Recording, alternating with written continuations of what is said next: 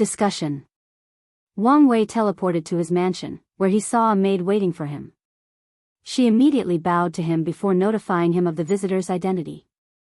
Wang Wei then frowned before entering the guest room. He saw a shave-headed monk sitting in the cross-legged position with a pot of tea and vegetable meal before him. Wang Wei walked to the table and waved his hand to make it disappear along with the drink and food. "Young Master Wei, I'm sorry for the late-night inconvenience," said Monk Wuji, not minding the latter's rudeness. "Monk, I don't care for your flowery words. State your purpose."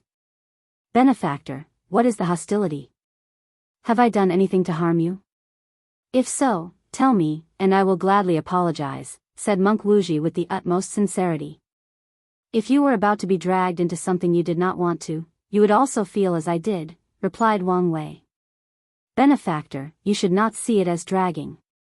Everyone is bound by their actions and decisions, so everyone must pay their karma." "You're right.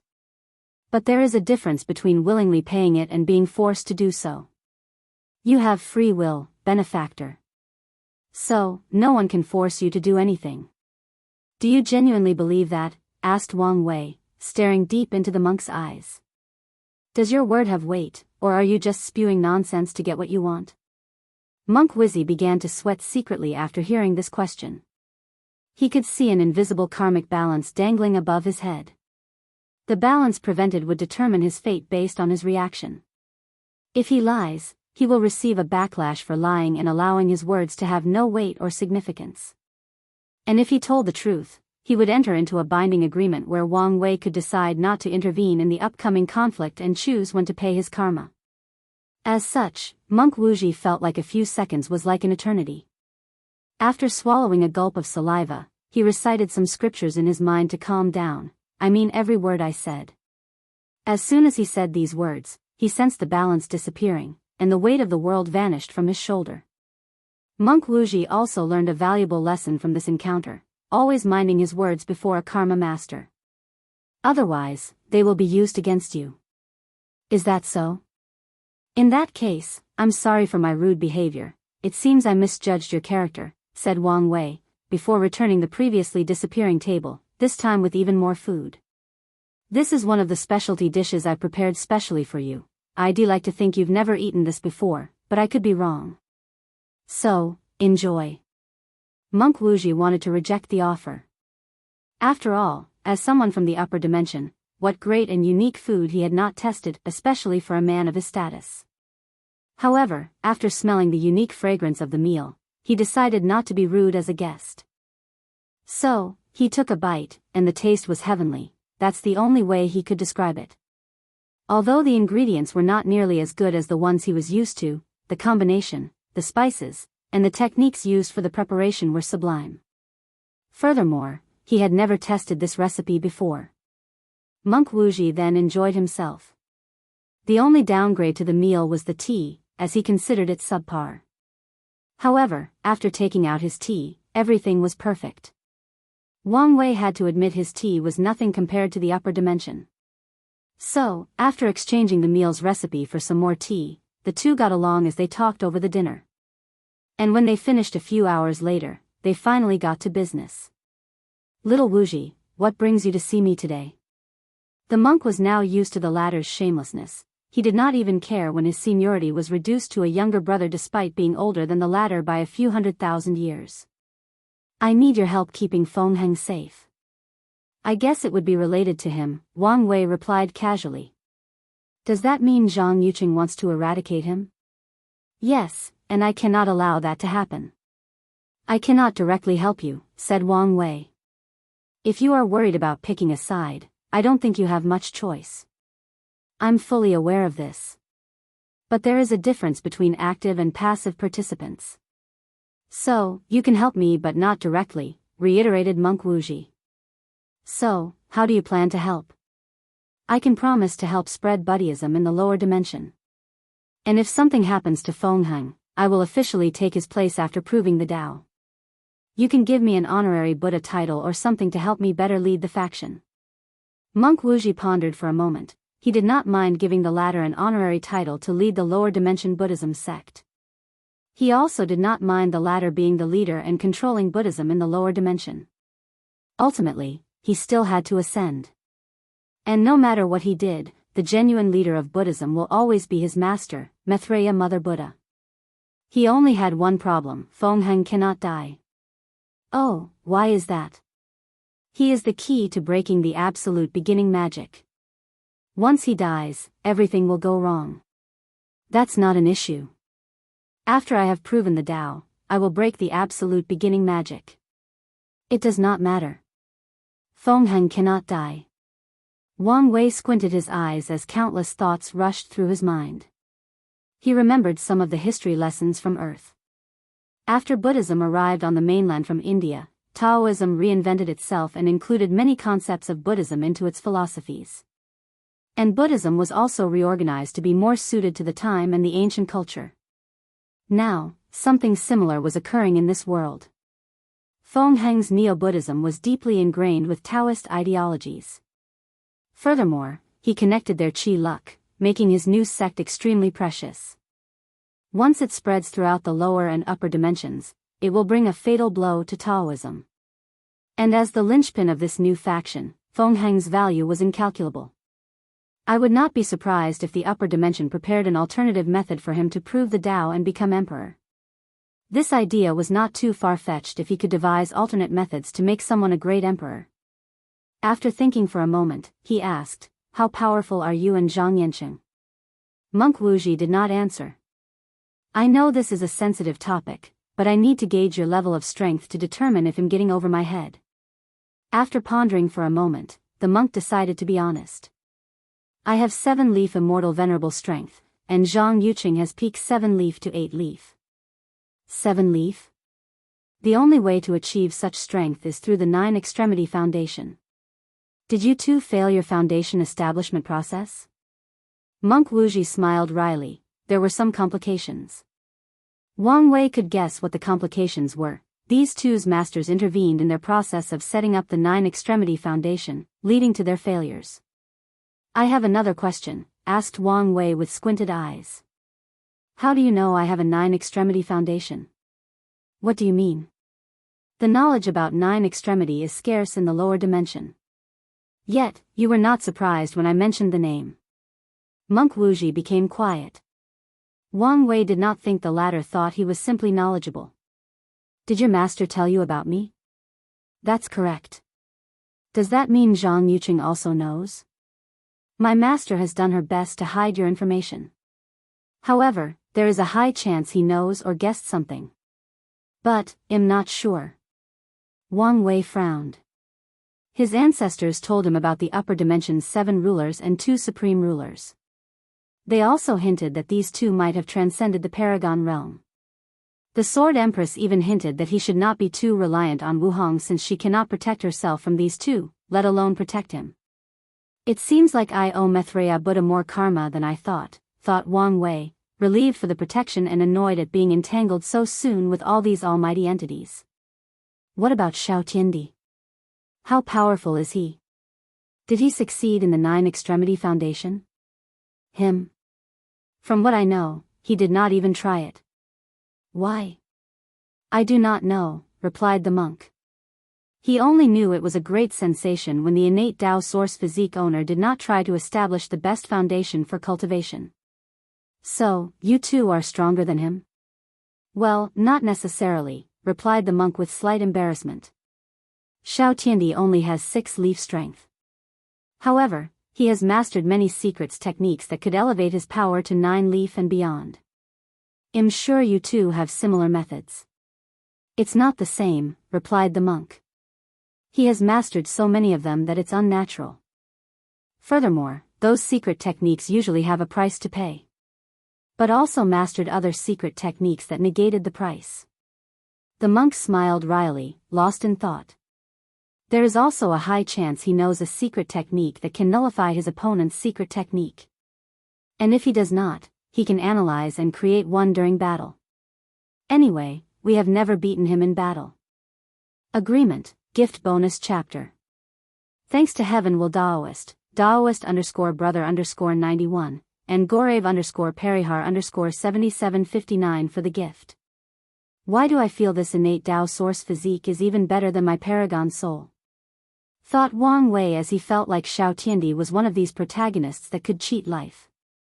They use reckless techniques that should kill them, but miraculously, they have another miraculous technique to negate the negative effect. Doesn't matter.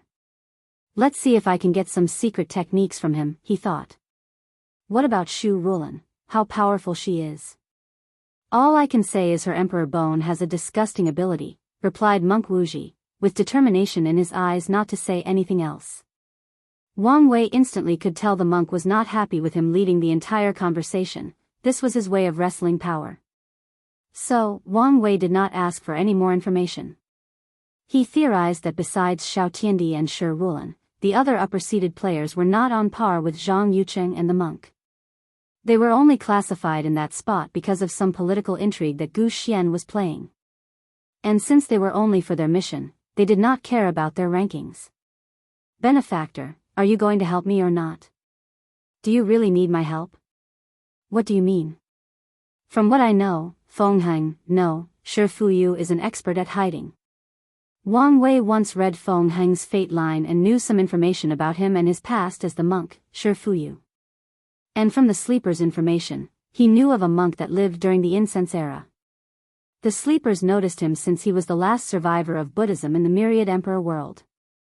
Of course, it did not help that the monk was sloppy in his early days when he tried to convert some talented individuals to Buddhism. Although the sleepers lost track of him after a certain period, it was still recorded that this monk was an expert at hiding.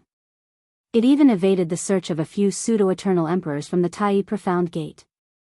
Do you think he can escape from our master's eyes? Asked Monk Wuji in response. And Wang Wei had to agree with the latter. These two's masters were one of the reasons he did not want to be so noticeable in their competition. What if their masters will descended and use their bodies during their confrontation? He will be directly under these people's eyes, which makes him uncomfortable. One last question, what will happen to Feng Heng's status in the Tai Profound Gate? Monk Wuji pondered for a moment before saying, in the best-case scenario, he will remain where he is from. If not, it will not affect the overall plan. Wang Wei squinted his eyes as he could analyze much information from those two sentences. Feng Heng had very likely already converted many upper echelons of the Tai Profound Gate into his Neo-Buddhism sect, including some immortal-level powerhouses. Secondly, Zhang Yucheng's master has not had access to the myriad emperor world for quite some time now. Otherwise, he would have long alerted the Tai Profound Gate and not let the situation reach such a late stage. Wang Wei took out a talisman he had made that contained his full strength. After seeing and sensing the power inside, Monk Wuzi's eyes lit up. He knew he could defeat Zhang Yucheng with that power. I will help you, but I have one condition. What is it? I want to study your 9 nirvana heart. Impossible, don't overreact, monk. Plus, it's not like it's going to hurt you. I refuse. Fine. But you're on your own. Once Feng Heng dies, I will take on his cause to pay my karma. You, said the monk before calming down. Then, he looked at Wang Wei with a sneer. You don't seem to have a grasp of the situation. Any heavenly chosen from the myriad emperor world is on a watch list to determine whether to immediately execute them after they ascend. The entire eternal ascension world has been blocked, preventing anything or anyone from entering and leaving. As for you, you are an anomaly. All the things you have achieved make you a glowing light in a dimly lit room. And your light has not been extinguished in advance because of my master. If one day she decides to no longer protect you, Empress will barely be able to save you from the other paragons in her current state. And if my master does not stop supreme unity, your only fate is destruction. You will leave your life only in despair. Is that supposed to scare me? Wang Wei calmly asked back. What you consider despair, for me, is at best an inconvenience and, worse, a problem I have to think a little longer to solve. As he said these words, his body instinctively released a terrifying pressure that made Monk Wuzi's heart shake. Maybe it's because you've lived under your master's protection for so long, idolizing her power. But you seem to forget that some cultivators, some people, would rather die than compromise their beliefs and ideologies. But let me remind you. I would rather die than become a pawn in whatever game your master is playing. Believe me when I say I have this level of conviction. Amitba, muttered the monk as a golden light shone on his body, seeming to calm him down. Then, he recited his sutra for half a minute. It seems my state of mind is not as calm and peaceful as I thought. I've built hidden arrogance deep inside my heart due to my status and background. This is a learning experience for me to become better enlightened. Monk Wuji closed his eyes as a peaceful aura emanated from his body. A few minutes later, he opened his eyes, full of wisdom. His previously agitated mood was gone, and he appeared more like a wise and enlightened monk. His state of mind was sublimated. Upon opening his eyes, the monk was now calmer. Benefactor, I'm sorry for the outburst. No, I'm the one who should apologize. You're a guest, and I should treat you as such. Mon Wuji shook his head and did not continue on the issue. Benefactor, why do you want to study my physique? You have to understand a person's physique is special to them. If someone else knew it too well, they could cause great harm. I'm aware of this, and I know my request was disrespectful. As you can guess, I wanted to create a longevity technique based on your physique to acquire 9 lives after proving the Tao. And I promised to share this technique with you, granting you an additional 9 lives. Wang Wei had this idea the moment he learned about longevity resources. He wanted to use his 9 incarnations to each grant him an additional life after proving the Tao. And if he could study Monk Wuji's physique, he would have a higher chance of success. That's not a bad idea, thought Monk Wuji. Before today, he had never thought about that since he knew he would have 9 lives the moment he proved the Tao. And these 9 lives would accompany him to the Paragon realm. And if he had an additional 9, even if they were only available in the Emperor realm, it would help him tremendously. I agree with your condition, said the monk after thinking for a moment. But, I have a condition of my own. Please. I want the Tao opening sect to help in the protection plan. What do you mean? I fear Zhang Yuqing will gather immortal tier powerhouses to kill Fengheng. Regrettably, our Buddhist sect does not have as much of an influence in the lower dimension. So, it is more difficult to gather immortals on our side. That's fine. But we can only prevent these immortals from intervening in your battle with Zhang Yuqing. We won't go out of our way to deal with your enemy for you. That's fine by me. Wang Wei nodded before signing the necessary binding contract. Then, he led the monk to a particular room in his mansion with a formation. You should have some powerful time treasure, right? The monk's lips trembled before taking out an hourglass-looking magic artifact. Wang Wei then sent him inside with the formation, gathering information for 500 years, while an instant passed outside. In a few seconds, the monk disappeared next to him before reappearing, and the aura on his body seemed stronger than before. Meanwhile, Wang Wei had a talisman in his hand with a bunch of information from scanning the monk's body and soul. Since our transaction is finished, there is nothing left to talk about. It was a pleasure to meet you, Monk Wuji, said Wang Wei before bowing slightly. The monk looked at him with a deep gaze. He was not stupid, and he could guess some things. His state of mind was sublimated, and in the short 500 years of retreat inside that formation, he discovered he understood deeper about the essence of Buddhism and even had a few bold and new ideas. All of these changes resulted in his strength increase to the peak of 7 leaf, close to 8 leaf, the same as Zhang Yuqing. The pleasure was all mine, replied the monk with a bow before leaving the mansion. You've taken too great of a risk, said Wang Wucheng, who suddenly appeared. Calculated risks. If the ancestor did not tell me some information about the upper dimension situation, I would have used a less aggressive method. It's good you have thought things through properly. But, how about getting the sect involved in this battle? There is a high chance that Maitreya is why Supreme Unity has not hunted down our ancestors in limbo. So, we have already picked a side. Wang Wucheng sighed out loud. These things were beginning to be above his weight class. So, he left to gather other people to enter this mess. Alright, let's see if there were some actions in the middle of the night, muttered Wang Wei before activating the quantum arrays to spy on people. Heart of Hope. Monk Wuji used a talisman to become invisible before heading straight into Fengheng's mansion. With excitement, Feng opened the house's formation to receive the guest. He immediately bowed. Shi Fuyu, elder of the Zen Heart Monastery, has seen Monk Wuji. I know the Zen Heart Monastery. They have cultivated many great Buddhas, replied Monk Wuji before returning the bow. In the eternal ascension world, the title of Buddha is not given to anyone, nor is it given to someone based on their strength and cultivation. At least, those two are not the main criteria. A monk must deeply understand scriptures, contribute significantly to Buddhism, and have many merits. Finally, they have to have their own doctrine and debate it before a group of Buddhas before the title is granted to them. Otherwise, a person can only have the honorary Buddha title and not the real thing. Does the Zen Heart Monastery still exist in the upper dimension? Hurriedly asked Feng. Yes. And not just it, but all the factions destroyed by that devil absolute beginning. Good. I thought I was alone, I thought our inheritance was gone, muttered Shi Fuyu, with tears in the corner of his eyes. Monk Wuji sighed before patting his shoulder. I know you've been through a lot. But things will be all right from now on.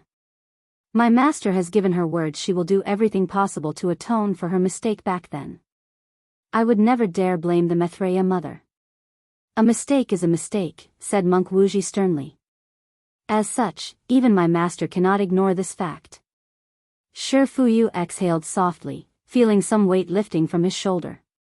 He felt the burden he had carried for millions of years was worth it after hearing these reassuring words. At least his pain and suffering were acknowledged. I'm sorry for my rudeness, said Shi Fuyu as he realized he was still at the entrance, which was very rude. Come in, I'll serve tea. No need, I'm in a hurry. In that case, Reverend Wuji, what brings you to see me? Asked Shi Fuyu. My master sent a few things for you, replied Monk Wuji before giving him a space ring. These are some of the lost inheritance from back then, along with a few more from the upper dimension. There are also better methods to purify incense and prevent the same problem from occurring again. Shi Fuyu's eyes lit up as these were the things he needed. He feared Buddhism to repeat its mistake, resulting in another annihilation. My master said you have little to no chance at winning this generation's heaven will battle. Shi Fuyu frowned. Is it because of Wang Wei? If nothing unexpected occurs, it will be between him and Di Tian. Tao Buddhism's Qi luck is connected to the myriad emperor world. So, it would be ideal to prove the Tao there. If I prove the Tao in other world communities, I might not be able to eradicate the absolute beginning magic completely. My master is aware of this, replied the monk, taking out a scroll and handing it over. You can participate in the final battle if you want. But, if all fails, this is your way out. Shi Fuyu looked at the scroll's title, Merit Proving Tao Method. He quickly skimmed through it, his eyes becoming brighter with each page he read. Thank you. No need for formality. All you need is inside the space ring, added Monk Wuji. My master said Wang Wei will be a great ally, so try not to become enemies with him. Shi Fuyu raised his brow. I know you want Buddhism to rule the upcoming era. But that's not possible. We already had our turn, so we must wait a while again to maintain the universe's balance. But, haven't we paid enough?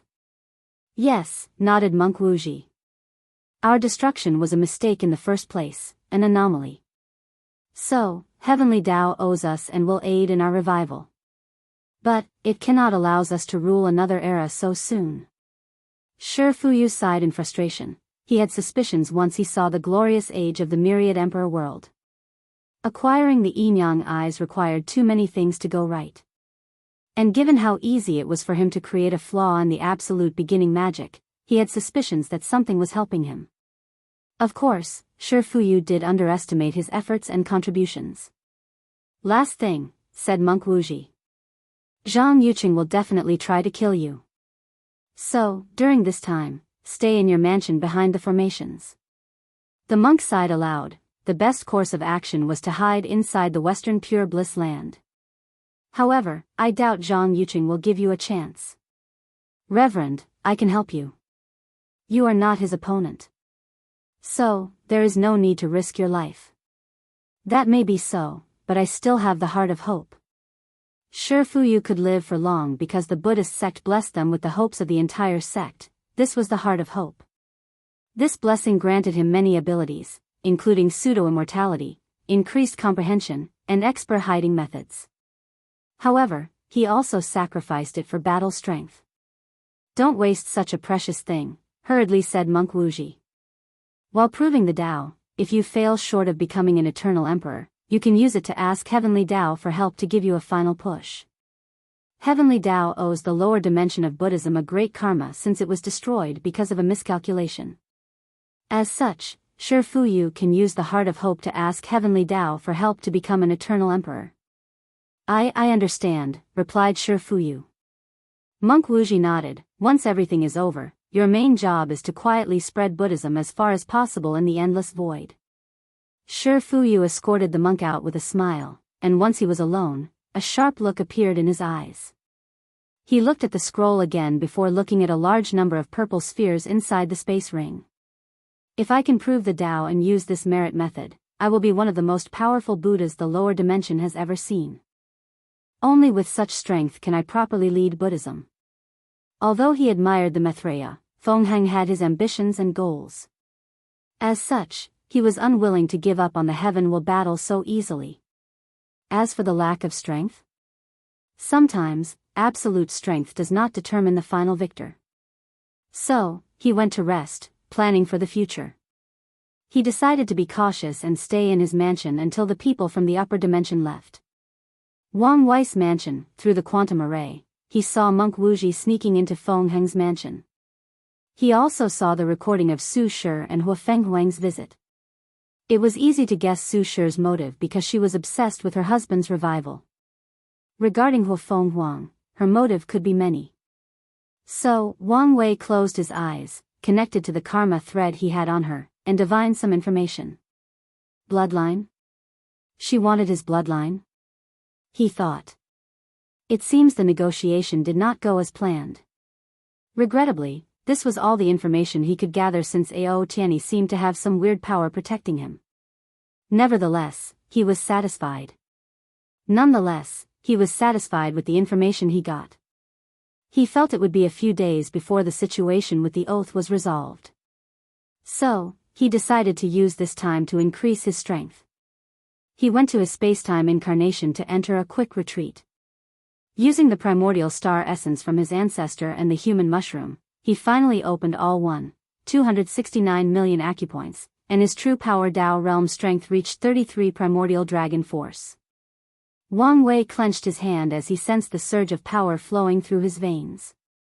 According to his calculations, he had 6-leaf immortal venerable strength if he used all his might, including domain and soul. And with the previous flaw in his Tao heart removed, he was in peak shape, ready for any challenge. After exiting his retreat, he received information that the trial would resume in 2 days. So, he checked on his other incarnations. Nothing much changed in such a short time. However, the Fate incarnation finally created the method for establishing the spiritual foundation/Fate Palace. And the other incarnations have already begun to create their Fate Palaces. They also began exchanging the materials that tempered their bodies with chaos ones. According to his calculations, Wang Wei believed after the final fusion with his fleshly body, he would have the strength of 5 root Tao ancestors with 99% grand Tao source, the very pinnacle of Tao ancestors. Then, he will use science and technology to reach the 10th extremity. As for how to achieve that, he had some ideas. He would use the Emperor's blood and a unique spirit race. In the heavenly abode world, he found a stone bathed in Emperor's blood during his battle with Di Tian. Over the years, the stone gave birth to a spirit race born from Emperor's blood. Wang Wei has been nurturing the spirit race since he believed it could be helpful later. And after hearing his ancestors preach, he believed it could be used for him to reach the 10th extremity. 2 days later, Wang Wei flew to the trial's gathering place. Midway to his fly, he suddenly stopped before teleporting somewhere. Boom! He punched with all his strength, not holding back in the slightest.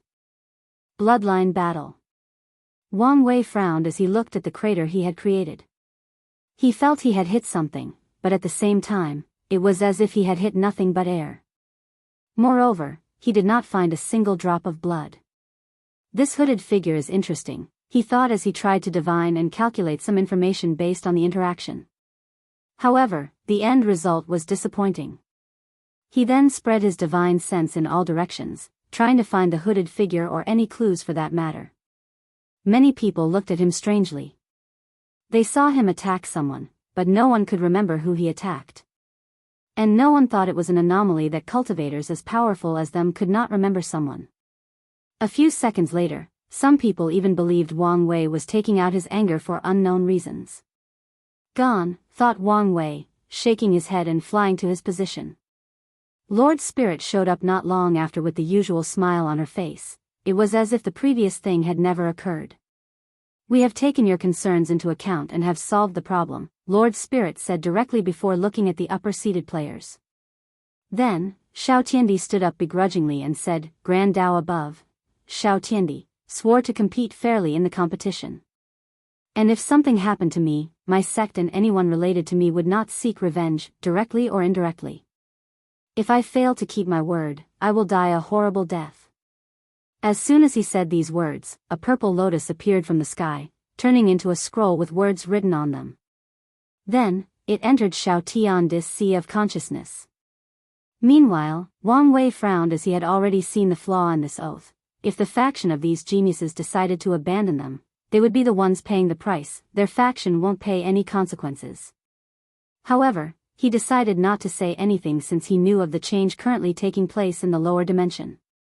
As long as these factions could not readily interfere with him, everything else did not matter. Wang Wei then looked at Tong Ruobing, who was looking at him. He knew she also detected the loophole and wondered if I would do anything about it. So, he only smiled mysteriously, knowing she would probably overthink his action. After Xiao Tanai swore their oath, others did the same, including Monk Wuji and Zhang Yucheng. And none of them were happy about the situation. A few even gave Wang Wei dirty looks, but he did not care.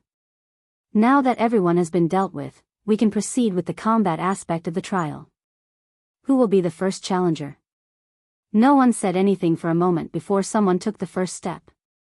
"Oh, Lady Hua." "Excellent. Who do you want to challenge?" Lord Spirit said.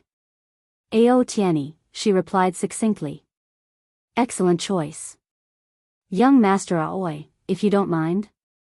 Instead of replying, Ao Tianyi frowned. "Why can she challenge me? She's not even a seated player." "Those are the rules of the trial. So, please accept the challenge." Ao Tianyi smacked his lips before flying in the air, and Wu Fenghuang followed him, staring at him from a distance of a dozen meters. She wanted his bloodline and would do anything to acquire it, even using force. Of course, Wu Fenghuang had her confidence. Although she performed mediocre during the entire trial, she had a valid reason. All 5 of her sacred beast bloodlines were not perfectly fused yet. And each time she perfected a fusion, she would receive some form of nourishment and drastically increase her strength. Now, she perfected all 5 bloodlines, bringing her power to another level. However, she could feel that the dragon bloodline was not on par with the others, affecting the balance. So, she wanted to fix the issue as soon as possible. "Let's test things first," Wu Fenghuang thought before rushing toward her opponent and punching him. Ao Tianyi sneered as he returned the attack. When would he ever fear clashing head-on with people as a primordial dragon, born with a mighty fleshly body? Boom! The air shook due to the sheer force of these two fists clashing. The clouds scattered, and if it were not for the powerful formation of the trial space, everything would have shaken, and even the space would have been destroyed. After the first few punches, the two seem equal in power. This fact seemed to wound Ao Tianyi's pride. So, he increased his strength and punched harder. Bang! Wu Fenghuang exploded into a pool of blood with one attack, making Ao Tianyi sneer even deeper. All primordial dragons with above-average talent can reach the strength of one primordial dragon force in the 3rd layer of the true power Dao realm, without much effort. With his talent, he never had to temper his body, and he reached one primordial dragon force simply by maturing after a few million years. Then, after his father encouraged him to cultivate the clan's body refining method, he now had 10 primordial dragon force. A brilliant flame appeared on the position where Huafenghuang died, and her perfectly intact body reappeared. This dragon's body is more powerful than I anticipated, she thought. She thought she would have the advantage with her 22,000 dragon elephant force power. Unfortunately, her opponent had the power of the third realm. Nevertheless, she accomplished her objective by gazing at the opponent's fleshly body and defensive capabilities. She waved her hand to manifest a pure white saber, her bloodline artifact. The fifth stage of the primordial system is called the Bloodline Awakened Realm. And in this stage, the ancient cultivators can condense bloodline artifacts similar to proving Dao artifacts. Huafenghuang looked at her white tiger saber, an intense killing intent emanated from her body. The law of killing emanated from her body before slashing. An enormous red moon-shaped slash rushed toward Ao Tianyi at a speed faster than light. Immediately, the proud dragon felt a sense of danger, but his pride would not allow him to evade. So, lightning appeared all over his body to form armor. Slash! Ao Tianyi frowned as he rapidly analyzed what had occurred. The attack passed through his armor before leaving a wound a few centimeters deep. His scale skin did not protect him. His thunder armor should have worked. And even if it failed, his skin, which was a slightly weaker version of his scale, should have blocked the attack. Dao of killing. She killed my thunder, rendering it useless, before doing the same and killing my defense. You will pay for leaving a mark on my body, said Ao Tianyi before transforming into an enormous purple dragon that covered the sky for kilometers in diameter, despite coiling itself. An ancient and noble aura emanated from his body before opening his mouth to gather a large sphere of purple thunder. Innate law, thought Huafenghuang with a severe look. She knew her opponent had gotten serious and could not afford to make any mistakes. Chaos Thunder Bomb. Ao Tianyi spewed out the purple sphere at an unimaginable speed. Huafenghuang acted swiftly by slashing her saber, killing the Chaos Thunder. Regrettably, she only reduced its size to a fourth of its original. Boom! The thunder ball exploded, generating a power akin to destruction, a power that could return things to chaos. Another bloodline artifact appeared before Huafenghuang in the shape of a turtle shell with a snake design on its back. The shell generated a black and white shield that protected. After the explosion, a hole could be seen in the shield, and half of Huafenghuang's body was now gone. Nevertheless, a bright red flame appeared on her body, regenerating the missing parts. Ao Tianyi's dragon face looked intently at his opponent. He remembered how annoying it was to battle true phoenixes with immortal flames. As long as they had access to energy, both of their own or between heaven and earth, they could regenerate infinitely. He opened his mouth to fire another Chaos Thunder Bomb, and Huafenghuang disappeared in a burst of flame. Through flame teleportation, she appeared on the dragon's back. However, the latter seemed to have anticipated this move as trees instantly sprouted from his back. The branches immediately went to capture Huafenghuang, who tried to evade. Unfortunately, on tree branch caught her foot. She immediately felt she could not teleport, and the tree absorbed her vitality. Furthermore, it also seemed to be rapidly sealing her regeneration abilities. Huafenghuang did not panic. Instead, she generated an intense flame. According to 5 elements generating theory, wood fuels fire. So, she wanted to use the trees to fuel her fire and destroy them. Unfortunately, she quickly learned that they were not ordinary wood as her immortal flame only burned small parts, having little to no effect. Meanwhile, Ao Tianyi was not surprised. His wood attribute was the yellow qi wood. The yellow qi tree was one of the first trees in existence, capable of holding and nourishing all things in existence. With his unique yellow qi wood innate law that had a special, he could do many things with the tree. Huafenghuang's mind worked rapidly, knowing she needed a powerful attack to escape this situation. So, she acted decisively. 3 paths of law. Water-fire polarity. An enormous blue and red ball appeared before Huafenghuang before fusing, not into the color purple, but a half-blue and red sphere. Then, the dichromatic globe headed straight for the yellow chi tree. The orb contained the power of ice and fire infinitely altering between each other, creating the ultimate grinding machine, a machine capable of grinding any world to dust. As such, the tree branches only lasted for a moment before Huang regained her freedom. However, her attack also did not stop as it headed for Aotiani's scale. The dragon's purple scale shone brilliantly as it resisted the cutting power of the sphere. Huang acted swiftly as she swung her saber, killing Aotiani's defensive capability. Crack! Many cracks appeared on his dragon's scale.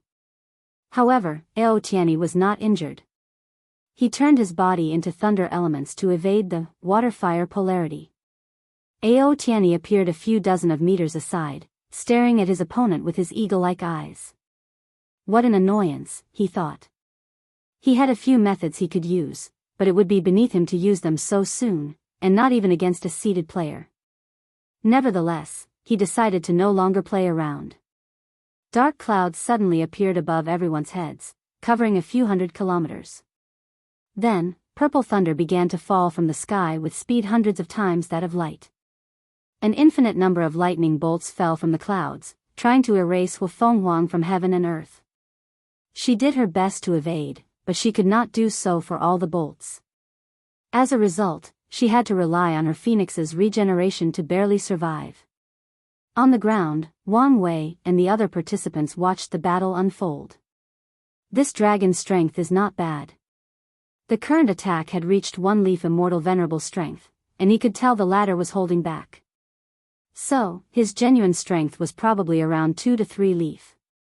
She's also holding back in hiding, thought Wang Wei as he looked at Huang. Her bloodline might have evolved to the point of giving birth to innate laws. Wang Wei squinted his eyes as some idea popped into his mind. He sensed the innate law Aotiani used and could sense an unknown and mysterious power. It was more of a will. Innate laws, primordial laws, and grand Tao source, the 3 paths of laws. Wang Wei remembered the information he knew from his ancestors. The grand Tao source is the origin of all laws or Taos in the chaos universe, and it is the highest form of power. As the name implies, the grand Tao source is the root or origin of all laws, concepts, or rules that make up the entire universe. By controlling it, great emperors have no restraint wherever they go, whether it is primordial chaos or any chaos worlds. And by the time they become paragons, the level of control over these concepts reaches unimaginable. A cultivator has to become the sole controller of whatever Tao he cultivates, granting powerful authority. For example, a peak paragon who controls 100% of fire Tao can stripe the power of a paragon with only 99% control. And if the 99% paragon wants to reach the peak of the paragon realm, they have 2 options. Firstly, fight the peak paragon and remove their imprint in the fire Tao, replacing their opponent. Of course, it would be best if they were lucky and no one had this position. The second option is to make their Tao unique, for example, Yin fire, flower fire, sun fire, etc. In this situation, the peak fire paragon could only reduce the 99% fire paragon strength and not completely remove their control. With a unique Tao, the 99% fire paragon would essentially create a new grand Tao source of Yin fire or flower fire. At the beginning of the chaos universe, there were only 3,800 grand Tao sources, consistent with the 3,800 primary Taos. But, with the rise of cultivators, an infinite number of new sources appeared, blooming the universe into prosperity. Nevertheless, the paragons who controlled primary Taos had a vital position in the entire universe, so many people fought for their spot. As the controller of the root of all laws, emperors should be the most powerful and noble beings in existence, thought Wang Wei. However, the universe placed restrictions on them for balance. The power of order flashed in his eyes as he entered a state of enlightenment. Innate lifeforms follow the heavenly Tao path. Heavenly Tao boosted their innate laws. This is the reason many of them were on par with great emperors. However, as soon as an innate life form enters primordial chaos, they lose that boost. The same goes for fiend gods. They follow the primordial Tao path, and their primordial laws are boosted by primordial chaos itself. If they leave, their laws are also weakened. Great emperors follow the Grand Tao path, comprehending the source and not being affected by the environment. Another way for the universe to maintain balance is to grant fiend gods and innate demon gods stronger fleshly bodies, allowing them to compete with the Grand Tao path. As Wang Wei entered this deep state of enlightenment, he could see how the chaos universe developed when after its birth. He could see how these three paths were distinct, mutually exclusive. However, as time passed, life and the universe began to merge and evolve. Innate demon gods and fiend gods proved the Tao and walked the Grand Tao path, while emperors began to temper their bodies to be on par with these blessed races. Under normal circumstances, these three paths should be a pyramid.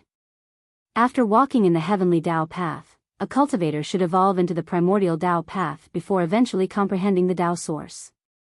However, the heaven will created a shortcut that allowed cultivators to skip all the other paths. Its existence is a form of disorder. Yin-yang, balance, disorder, and order. The heaven will's existence allowed for the rapid development of the universe's inhabitants without grave consequences. And the habitants' development benefits the universe, creating a positive change and development cycle. The Choice universe's strict order, rulers, and balance make one wonder if its creation was artificial or natural, thought Wang Wei as he ended his enlightenment. He felt his mind clear as he sublimated his spirit. Although his strength did not improve much, Wang Wei did not mind. Order and disorder laws had many benefits since they allowed him to understand the universe and its operation better. And every time he does so, it becomes easier for him to divine or calculates information, easier to see and comprehend laws. It becomes easier to achieve his goal of attaining absolute freedom. Wang Wei could also feel that understanding the chaos universe would benefit him greatly in the future. Wang Wei sensed something and looked opposite him when he saw Xiao Tiandi looking at him with one eye. Interesting. He covered his enlightenment to not alert anyone, but the opponent detected something, even though Chu Luo right next to him did not do so. The innate grand source physique, the ultimate physique of the Grand Tao path. Wang Wei glanced at him before looking back at the fight.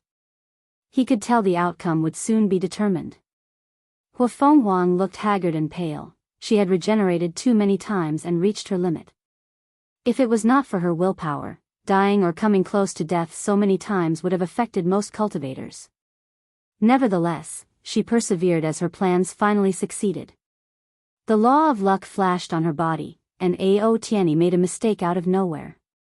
His control of thunder laws caused a small backlash to his body and injured him. Huafeng Huang acted swiftly as she used her slaughter law, directly linking to Ao Tianyi's heart. Swish! An enormous beating heart appeared before her. Without hesitation, she took a void-breaking talisman and disappeared from the trial. "My heart," roared the dragon, his anger uncontrollable. He turned back to his human form with two horns, except he had a gaping hole in his chest. Without hesitation, he took a few pills from his space ring to swallow them. In an instant, the gaping hole disappeared, and his heart regenerated. However, the dragon was furious beyond describable words. His first instinct was to call his Tao protector to go after Huafeng Huang, but he remembered his oath. So, he decided to go after her himself. However, he remembered his father's words on the importance of this task. Ao Tianyi's face then twisted in strange ways for the next few seconds. He wanted to get his revenge, but he also knew what to prioritize. Ultimately, he controlled himself to focus on his task. He looked at the seated players with red eyes. Then, he glanced at Lord Spirit. "Since she ran away, is this considered my victory?" "That's correct. Can I challenge people now?" "If you wish." "Second seat, I challenge you." Wang Wei smiled. "Little dragon, are you sure you want to make this mistake? Don't waste my time, and watch your tongue when speaking to me." He. "As you wish. Anyway, I also want a dragon heart." Domain's power. Wang Wei flew to the sky, looking oddly at Ao Tianyi. "What's with the look? I feel pity for what is about to happen to you. You could have lived your entire life without suffering as much as you will today." "You." "Enough nonsense," said the prideful dragon. He did not waste time and immediately transformed into his original shape. Meanwhile, Wang Wei instantly deployed his domain, assuming control of the surrounding. Then, he received a divine hint and used his mother's darkness power to isolate the sight of everyone watching this battle. He even installed many formations inside the domain to prevent other forms of spying. As such, the participants on the ground can only see a massive sphere of darkness covering thousands of kilometers in the sky. Many people with secret techniques tried their best to see if they could see through the darkness. Unfortunately, even Xiao Tiandi could not see anything inside. Of course, he also did not try much. After his first attempt failed, he gave up using other methods. As for Ao Tianyi, he frowned after sensing he was in a domain. He immediately used the technique of law oscillation to make his innate laws vibrate and resonate with the surrounding, effectively rendering domains useless to him. Regrettably, Ao Tianyi soon discovered his method was useless. His technique did not even weaken the effect of the domain. Interesting, muttered Wang Wei. He had never seen this technique before. He wondered if it was unique to the upper dimension or if some other cultivation system that did not have domains also had it. Most people will use domain to combat domain or use brute force to break them. Maybe the primordial system had such a method, but it was lost to history, rapidly thought Wang Wei. Meanwhile, Ao Tianyi sensed it was his opportunity when the enemy was distracted to attack.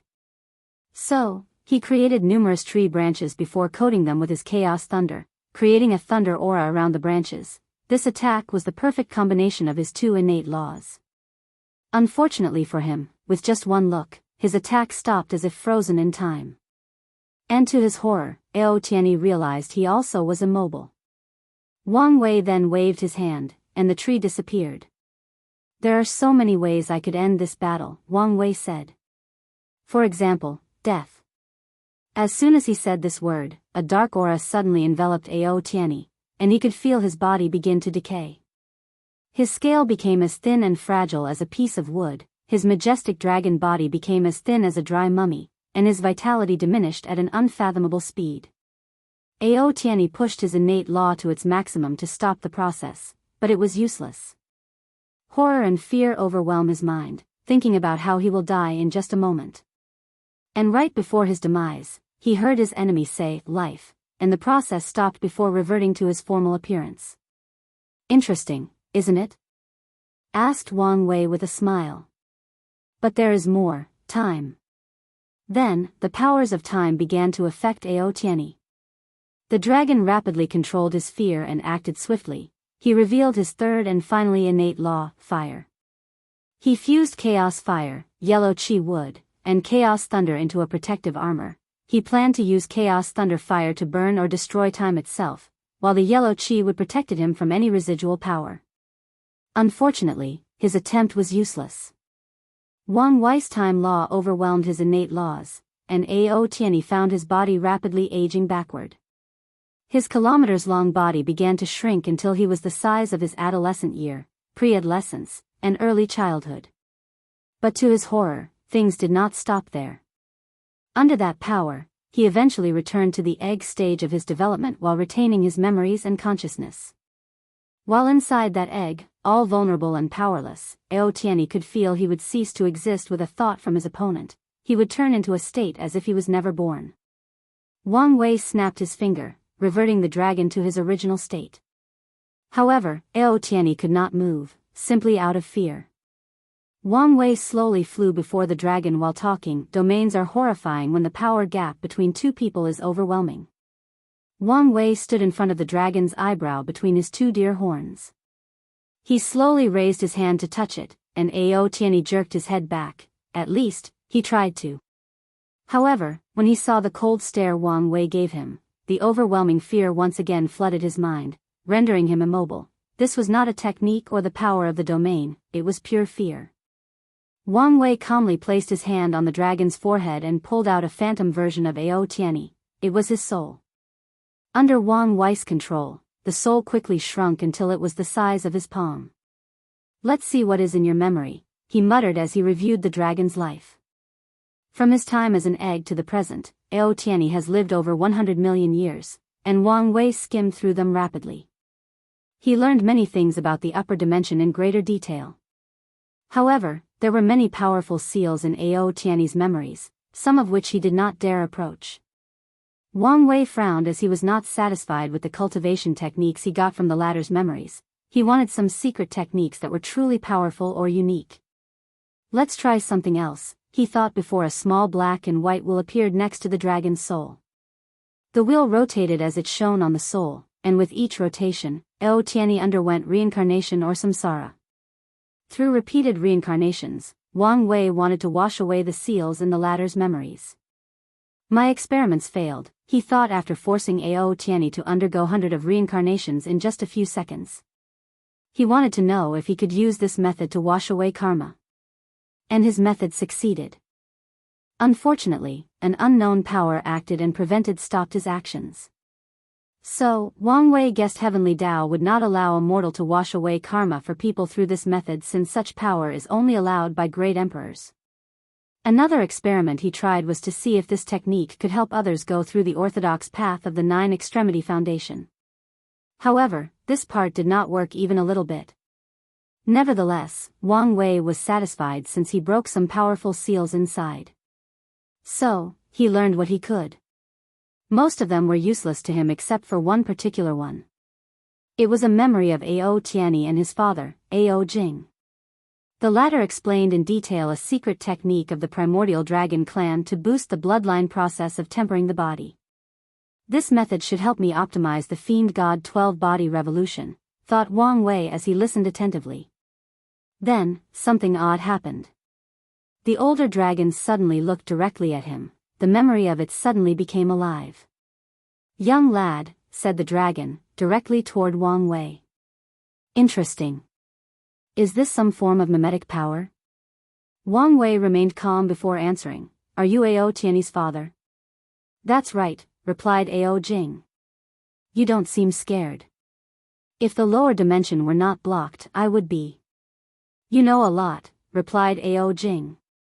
"I won't stay for long. All I have to say is don't kill my son. You can make him suffer, but don't kill him." "That's very unexpected." Wang Wei really did not expect these words to come out from Ao Tianyi's father. "My son's cultivation journey has been too smooth, it's about time he suffered some major setbacks." "No problem. But how far do you want me to go?" "You can break his Tao heart, but don't completely annihilate it." "No problem," said Wang Wei. "You're a good father." "I try my best," said Ao Jing. Raising a son alone was hard without his mother. But he tried his best. "All right, I'm leaving," said the older dragon before disappearing, and Wang Wei was kicked out from Ao Tianyi's sea of consciousness. "This should be a lesson to me. I should not so easily try to search the souls of these geniuses from the upper dimension," muttered Wang Wei before looking at Ao Tianyi's soul. "Now, what should I do with you? Let's begin by wiping your memories." Since he knew these upper-seated players wanted to observe the lower-dimension geniuses and learn about their capabilities, he could not allow Ao Tianyi to remember everything that occurred during the battle. So, he erased the latter's memories, including the trace he used samsara on his soul. He even placed a method on the latter's soul in case someone tried to use the power of time to see Ao Tianyi's past memories. He used counter-divination methods and counter-yang calculations, then sealed and removed all traces that he had modified the latter's memories. Of course, he left the trace of searching through Ao Tianyi's soul since his father already knew. Well, all these methods might be useless against some of these powerful cultivators, muttered Wang Wei as he realized a problem. Then, he shrugged as there was nothing he could do about that. It was now too late, and there was nothing he could do to fix this problem. After all, no matter how clever he was powerless before the might and method of a paragon. In that case, let's just leave it to luck. Wang Wei knew he was a lucky individual, so it was not a problem to rely on it. Furthermore, even if it did not work, the only consequence was his existence would be known to the 7 parasites sooner than later. So, he placed Ao Tianyi's soul back into his body. I should probably give them some information as a misdirection. It could help with the situation.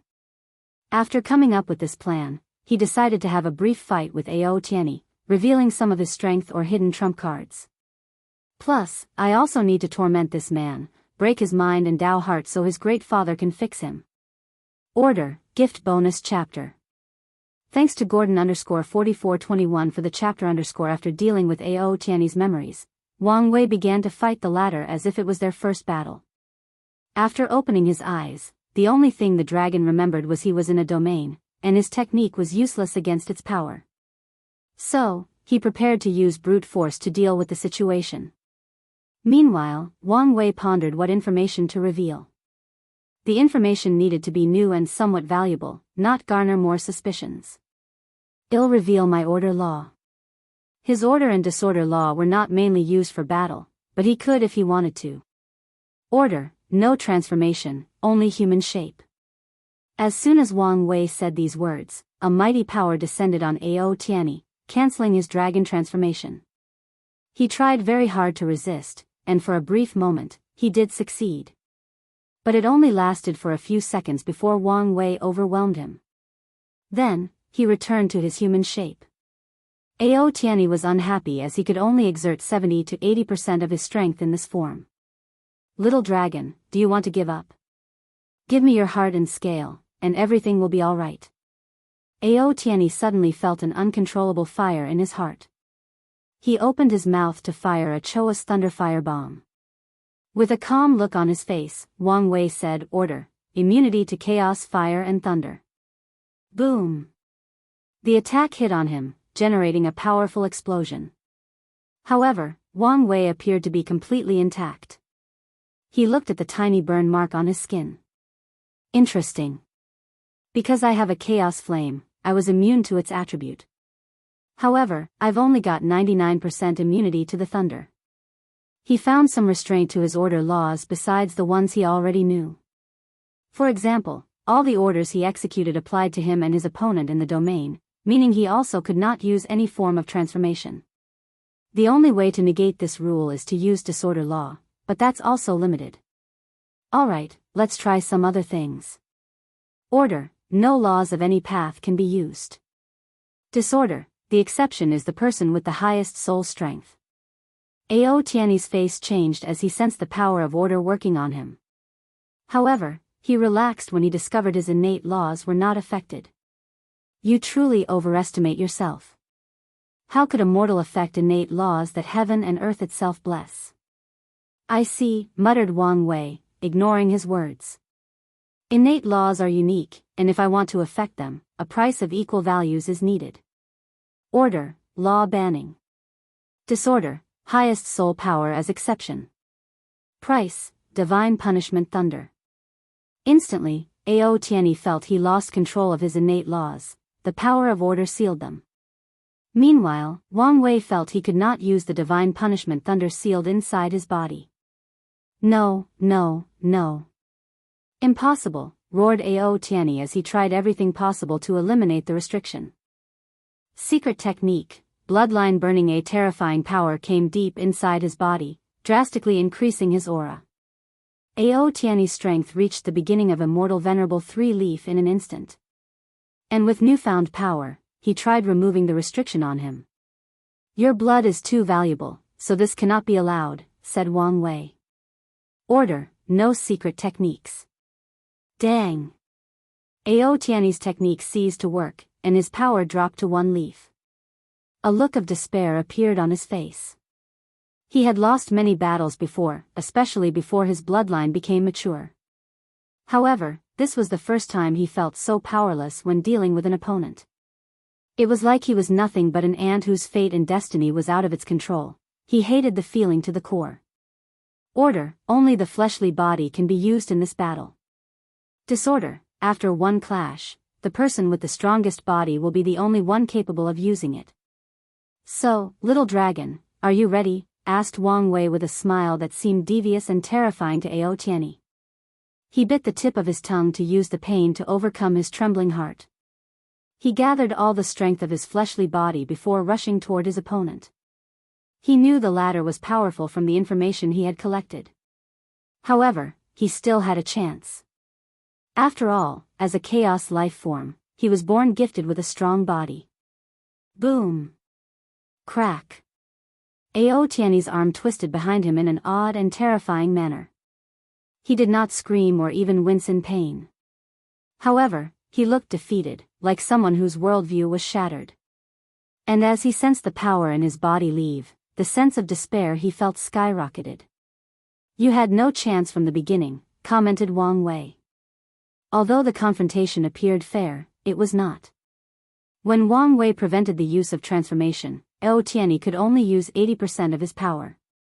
The argument could be made that he was also at a loss since he could not use the ancient desolate transformation. However, his transformation boosted his strength, while the dragon form was Ao Tiany's natural body. Labeling it as a transformation was a technical loophole. Wang Wei knew these techniques, rules, or restraints of order law were the advantage of this law. If used correctly, he can make the environment benefit him while weakening his opponent. Of course, once he meets an opponent on equal ground as him, the power of order would not be as absolute. But he had already thought of other ways to use it. For example, applying the order rules only to himself and not involved. For example, he would allow his domain to only work on him, use order to boost his attacks or spells and do a bunch of other things. It could even be used as a defensive measure. Wang Wei looked Ao Tiany directly in the eyes. "How does it feel to be as helpless as a mortal? I could crush you as easily as an ant in your current state." "Shut up," yelled Ao Tiany. "Don't worry, I'll make sure you will never forget this day." Don't. My father will not let you get away with this. Have you forgotten the oath you took?" Ao Tiany's face became pale. He also remembered that his father could not descend into the lower dimension to save him. "Do you remember what I said I would do the first time we met?" By now, Ao Tiany's face had lost all colors. "Your scale, heart, muscle, blood, and flesh are precious. And I want them all," Wang Wei said calmly in a soft voice. "Now, I cannot kill you, so I will need some help to help you regenerate the body parts I'm going to take. Do you understand what I'm getting at?" Ao Tiany looked at him with a blank look on his face, not capable of answering. Wang Wei secretly shook his head. This genius state of mind was worse than he anticipated. Although he has been using intimidation and his soul power to elicit fear into him, he did not expect him to crumble so easily. "Let me be more direct. I do not want to use my resources to heal you. So, hand over your space ring. Do not make me use drastic measures to get it myself." Ao Tiany then subconsciously handed his space ring, even deactivating the seal to allow Wang Wei to access the contents inside. Then, Wang Wei did as he said. He took the dragon's scale, muscles, heart, bones, blood, and a big piece of his flesh to cook later. During the process, Ao Tiany was alive and felt everything. Wang Wei wanted to use the pills inside the latter's space ring to help regenerate these body parts. However, he quickly discovered he had never seen any of these pills before and decided to keep them for himself to study. So, he used the ones he had instead. As for the reassure inside, he did not take them because he could sense some powerful marks on them. They most likely belonged to the primordial dragon race in the upper dimension. He did not want to complicate the situation by forcing the dragon race to abandon Ao Tiany as they tried to regain their precious treasure. Finally, Wang Wei looked at Ao Tiany with a look of horror and despair. The man looked like he had experienced indescribable horrors. Maybe I went too far, thought Wang Wei as he checked Ao Tiany's body. His Dao heart is not completely broken, so his father should be able to fix him. So, he patted the latter's shoulder. "Don't blame me. Blame your father. Although he saved your life, he also placed you in this situation." Wang Wei had no regret in putting Ao Jing under the bus. However, he doubted Ao Tiany could help him in his state. "The information I revealed should be enough to show my status as an overlord but not too much to be suspicious. Hopefully." Then, he closed his domain along with the power of darkness, returning to the trial area. The participants could immediately see who the winner was after seeing Ao Tiany's dazed look. And when they saw the anguish in the latter's eyes, they wondered what terrible thing had happened to him. They gave Wang Wei odd looks, but he ignored them. All Wang Wei cared about was how much destiny he acquired after defeating Ao Tiany. The amount was quite large compared to when he defeated Heaven Chosen from the lower dimension. He did not know whether this was normal or a result of the recent changes in the lower dimension. Sword will clash. Wang Wei flew to his seat while ignoring the weird gaze of everybody else. However, as soon as he sat down, Tong Ruobing asked him, "You didn't really take his scale, blood, muscle, and heart, did you?" She remembered the conversation on the first day. And based on what she knew about Wang Wei, it would not be below him to do so. "You sly wench, don't accuse me of doing such horrible things," replied Wang Wei with righteousness. "He's only like that because I placed on some powerful illusion." Tong Ruobing sneered. She watched the fight he had with Ji Song and how he essentially cooked the latter in a fit of rage. As such, he would never underestimate this man's cruelty. His behavior of hiding his fight is weird, she thought. Could it be he did not want others to know what he did to the dragon, or is there another reason he wants to hide? Tong Ruobing decided to wait and observe. Although she wanted to test her strength in comparison to these upper-seated players and acquire some destiny and luck in the process, she also did not want to drag her faction into some conflict beyond their means. And since she had already detected the loophole in the Tao Oath, Tong Ruobing wanted to be more careful. Maybe, this trial's inheritance was not worth all the effort. Anyways, during this trial, she has benefited greatly. Her soul mutated, allowing her to use the power of the origin talisman better. Immortal child Shi Qian was fidgeting inside despite her calm exterior. She did not have the guts to fight any of these geniuses, even with the oath. Her parents were only two loose cultivators lucky enough to be blessed by a great emperor and achieve immortality. Although she appeared noble due to her birth, her background was the worst among all the people present. With her dad's death, her background was further reduced. Maybe, I should finally join a sect. Her parents have always been proud of the idea of cultivating a mighty loose cultivator emperor. So, she never joined any factions despite always being hunted. Shi Qian had her pride as a loose cultivator. However, after seeing the participants, she understood the benefit of a powerful faction. It was not just about resources but protection and guidance. If she were from a renowned emperor lineage, her mother would not always have to hide and run. No, there is no need for a faction.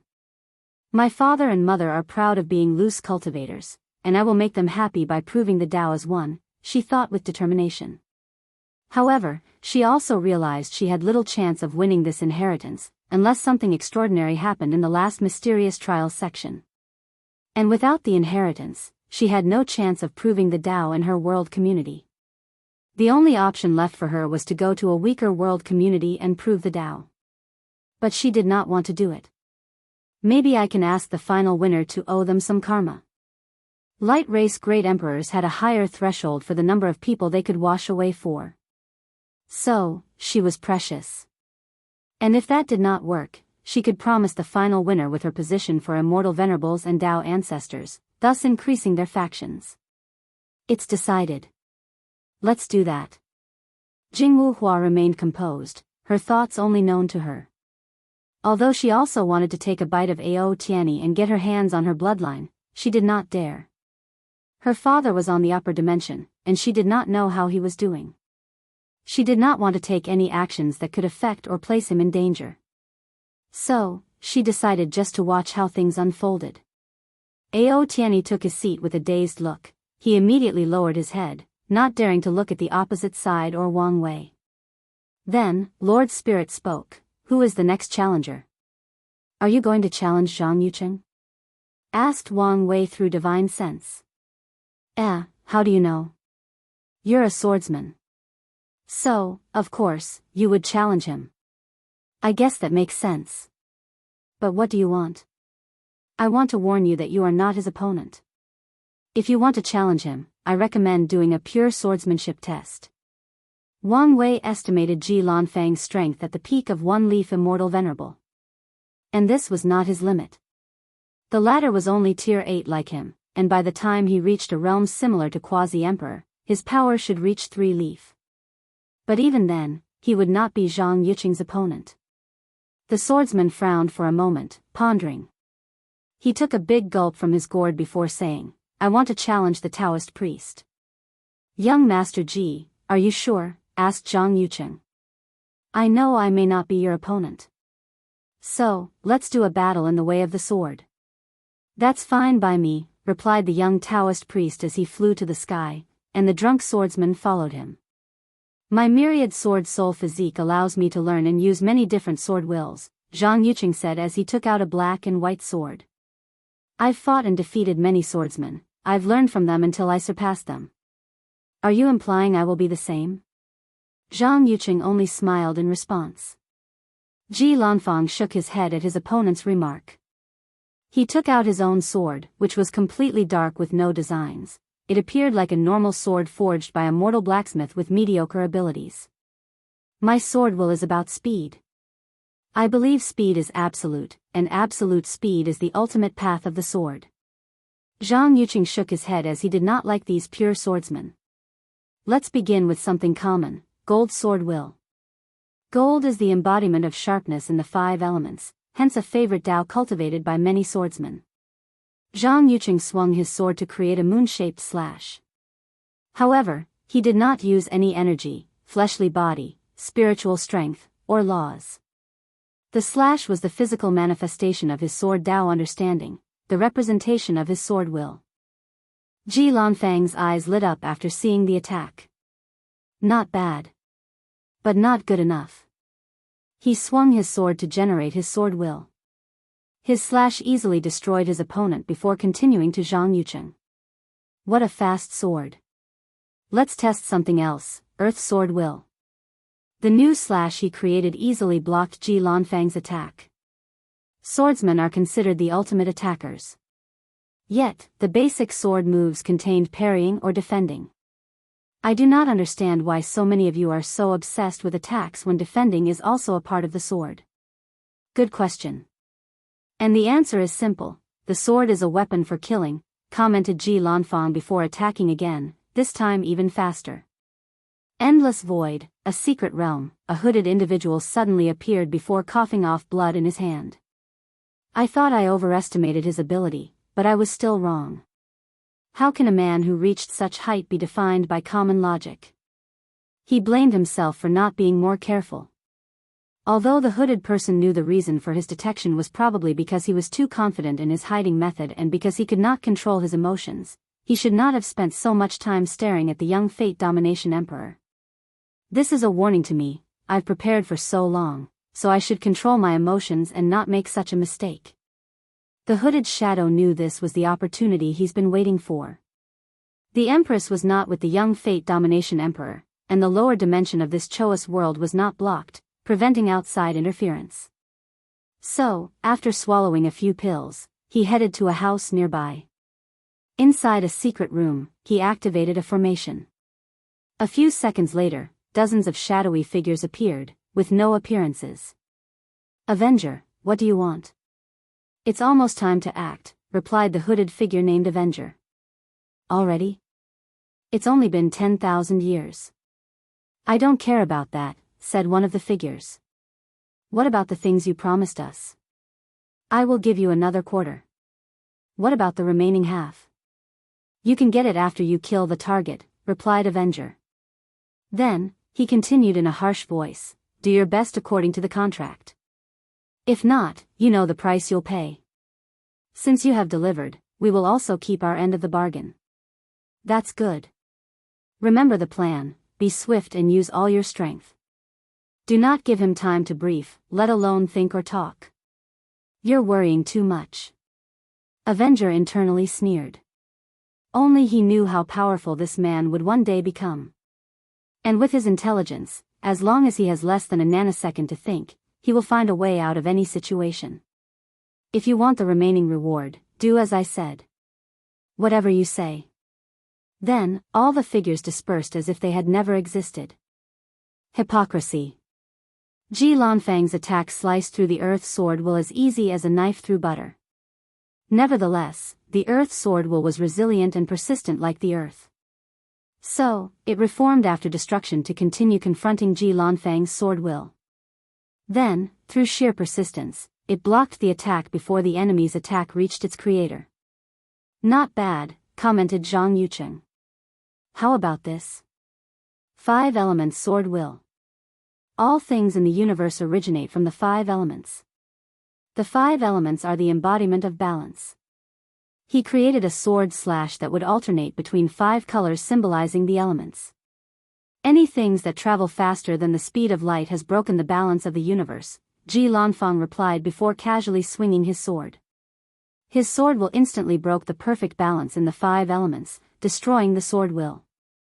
Zhang Yuqing frowned before waving his sword to create a black and white protective film before him.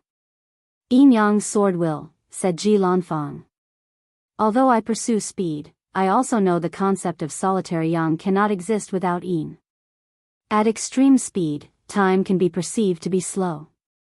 Ji Lanfang stabbed his sword, creating a sword will that alternated between speed and slowness. When the stab touched the yin-yang protective shield, it also broke the balance of yin and yang before heading toward Zhang Yuqing. The young Taoist priest squinted his eyes before using a blood-red slash to cancel Ji Lanfang's sword will. Then, he became serious as he knew this battle would not be as easy as he thought. Try this slaughter sword will. Zhang Yuqing created a second blood-red slash. And when everyone laid eyes on it, they could see a vision of a young swordsman who spent his entire life on the battlefield. The young swordsman killed and killed to temper his swordsmanship. It did not matter whether it was humans, demons, gods, or devils. Everyone and everything felt at his sword, including his friends and family. The only thing the swordsman cared about was tempering his slaughter sword will. The number of lives in his hand was simply incalculable. At some point, he did not care to calculate. A fast sword could prevent slaughter and save lives, said Ji Lanfang. His attack then created a vision of another swordsman in blue. The swordsman appeared before the slaughterer swordsman and cut off his head before he began his mass killing. So, his attack once again defeated Zhang Yuqing's sword will. How annoying, thought the young priest before his sword exuded a weird fluctuation and stopped the opponent's attack. I met a swordsman who believed that the sword was not the best tool for cutting, said Zhang Yuqing with a composed face. He believed space was the ultimate cutting tool. Try his space-cutting sword will. As he swung his sword, he bent the space around in the form of a moon-shaped slash. This attack could cut off anything as it was literally separating the space of anything it touched into 2. The speed of my swords has transcended time and space, Ji Lanfang said casually. With a swing of his sword, he easily cut the space-cutting sword will. And his attack also did not stop on its track. But then, something unexpected occurred. A white slash came from Zhang Yuqing, and before Ji Lanfang could react, he had a slash scar on his chest. He calmly looked at the wound on his chest. Although it appeared as if he had lost, he knew it was not the truth. His opponent used his power despite the agreement of their confrontation only with skill. Fellow Taoist, I'm sorry. It was a mistake on my part, hurriedly said Zhang Yuqing with a sincere tone. No, you did it on purpose, commented Ji Lanfang calmly. Excuse me? Sword will not lie. You could not accept your defeat, so you use your power, he continued. I can sense the impurity in your sword will. This was not a mistake but a calculated move. Fellow Taoist, please do not slander my name. You will never be a real swordsman if you are so closed-minded, Ji Lanfang commented while looking directly into Zhang Yuqing's eyes. Then, he calmly flew back to his seat and drank his alcohol. Meanwhile, all eyes were on Zhang Yuqing, with most people being judgmental. Nothing is worse than a cultivator who cannot keep his word in a friendly competition. TCHP. All these upper dimension geniuses have been a disappointment so far. One is prideful beyond reason, and the other is small-minded and cannot accept defeat. Everyone heard these words because of the previously quiet atmosphere. So, everyone looked toward the speaker. It was one of the participants whose results could only be described as subpar during the trial. And the person had a shocked look on his face after saying these things, and he became horrified when he felt all the gazes on him. He reached his breaking when he sensed the fury emanating from Zhang Yuqing's body. Without hesitation, he took a jade talisman and crushed it. He disappeared from the trial space. Zhang Yuqing tried extremely hard to control the veins popping on his forehead. While maintaining his pure Taoist demeanor, he flew back to his seat. It seems that Zhang Yuqing's reputation might not be good in the upper dimension, thought Wang Wei. He did not see any surprise from the others after Ji Lanfang's accusations. Meanwhile, Monk Wuji shook his head in agreement. From A.O. Tianyi's memories, Wang Wei knew there were some nasty rumors about Zhang Yuqing. However, the two barely interacted since the eternal ascension was vast beyond words could describe. The winner of this battle is Ji Lanfang, declared Lord Spirit with a calm tone. Zhang Yuqing, who quickly returned to his pure and gentle facade, cupped his hand and bowed to Lord Spirit. This is how things should be. He then looked at Ji Lanfang and also bowed. Fellow Taoist, I'm sorry for my mistake. It was a genuine mistake. I am also sorry you feel this way about me. I would never do such a thing. Ji Lanfang took another sip of his drink. The sword does not lie. He then closed his eyes to focus on healing his injury. Zhang Yuqing smiled, not minding the latter's response. What a hypocrite, thought Wang Wei. Although there was nothing wrong with the latter's facial expression, he could see the emotions emanating from his body using some of Su Ya's techniques. They were the rage, hatred, annoyance, and the desire to kill. Wang Wei turned his head to look at Tong Ruobing, who was staring at him. What is it? Have you become enamored with me? Well, I can tell you don't have a single chance. Not only because I'm a faithful man but because my wife is more beautiful, talented, powerful, has a better personality, and is richer and sexier than you. Tong Ruobing rolled her eyes and stopped looking at him. She only stared because she thought he was responsible for the actions of the participants who previously spoke. She thought he placed some spiritual hints on him and wanted to see if she could gather some information based on his facial expression, reaction, and body language. Who is the next challenger? Lord Spirit asked. I am, replied Shi Shangyan as she stood up. After discussing with the patriarch, she first decided to watch things fold out. However, she also wanted to test the strength of these lower dimension geniuses to determine her next step. And who are you challenging? Young Lady Tong, replied Shi Shangyan. She wanted to test the level of the myriad emperor world's heaven chosens and decide whether to prove the Tao there or go somewhere else. Based on her observation, Tong Ruobing was on the upper echelons in terms of strength but was not at the pinnacle.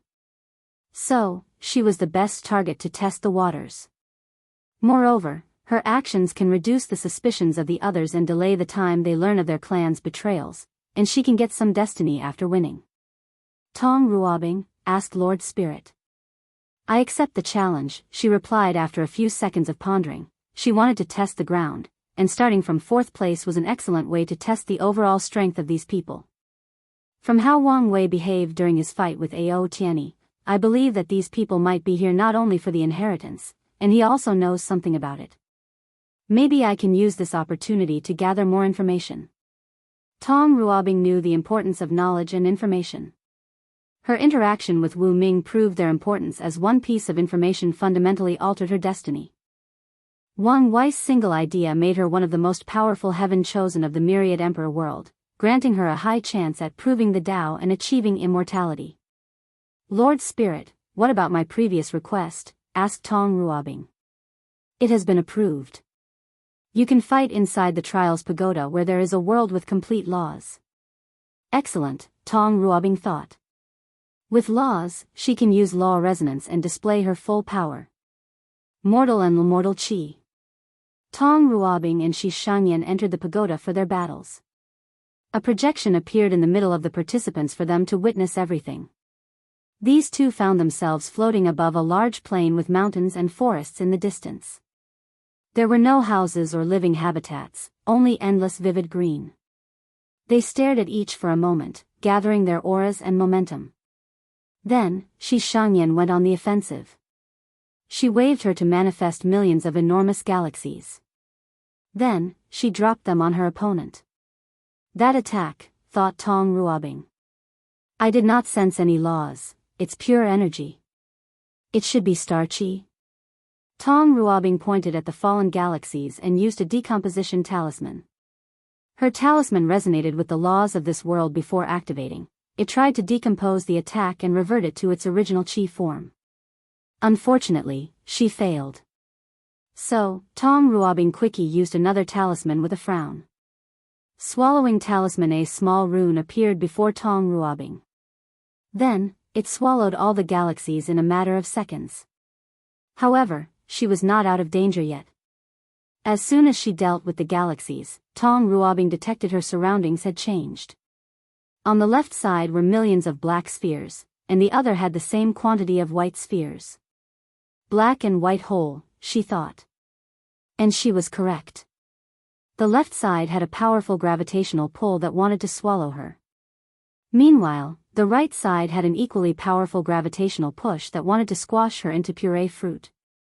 As the person caught in the middle, the feeling of constantly being pushed and pulled by a powerful force was a nightmare. So, Tong Ruobing acted swiftly. Gravity-canceling talisman. She used an instant talisman to cancel the gravitational power of both black and white holes. However, she also went on the offensive. Energy-suppressing talisman. Tong Ruobing noticed the enemy only used pure chi/energy attacks. And all her spells were abnormally powerful. As such, she concluded that there was a 70% chance she was a pure energy cultivator. It would make sense, given Shi Shangyan's identity as a celestial race. Of course, there is also the 20% chance she hid her law power as a trump card.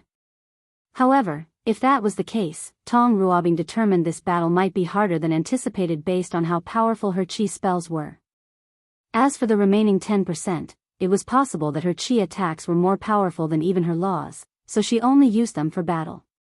Although this conclusion appeared logical, there were some truths behind it.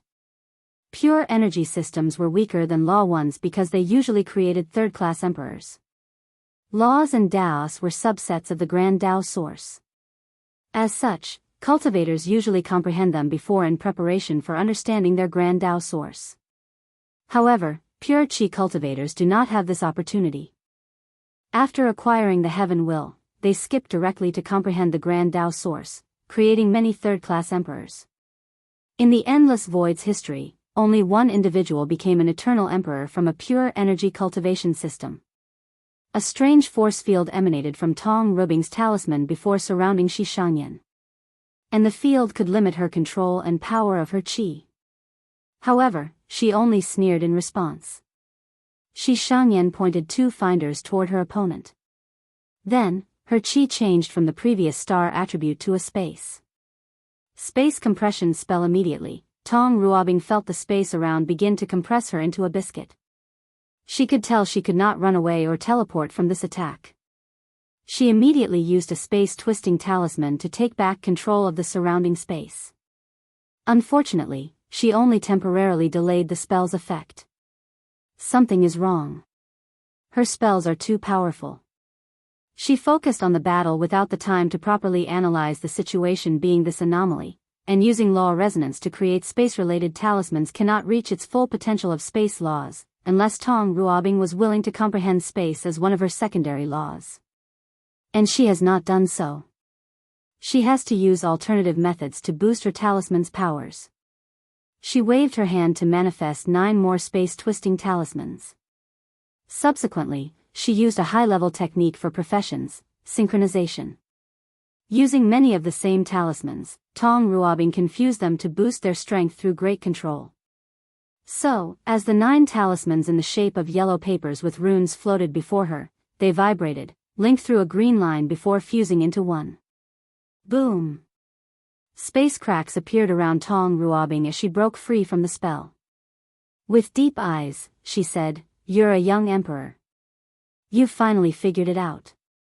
Your ability seems to amplify your chi-based spells by a large margin. Moreover, you can deploy your pseudo-domain without being detected." Shi Shangyan smiled without explaining. When she was young, the clan's patriarch trained her severely, tempering her Dao heart with extreme methods. Previously, she thought it was because she was the next heir of the clan. But now, Shi Shangyan realized the clan has been preparing for the possible defection for many years. And they might even have predicted the current change long ago.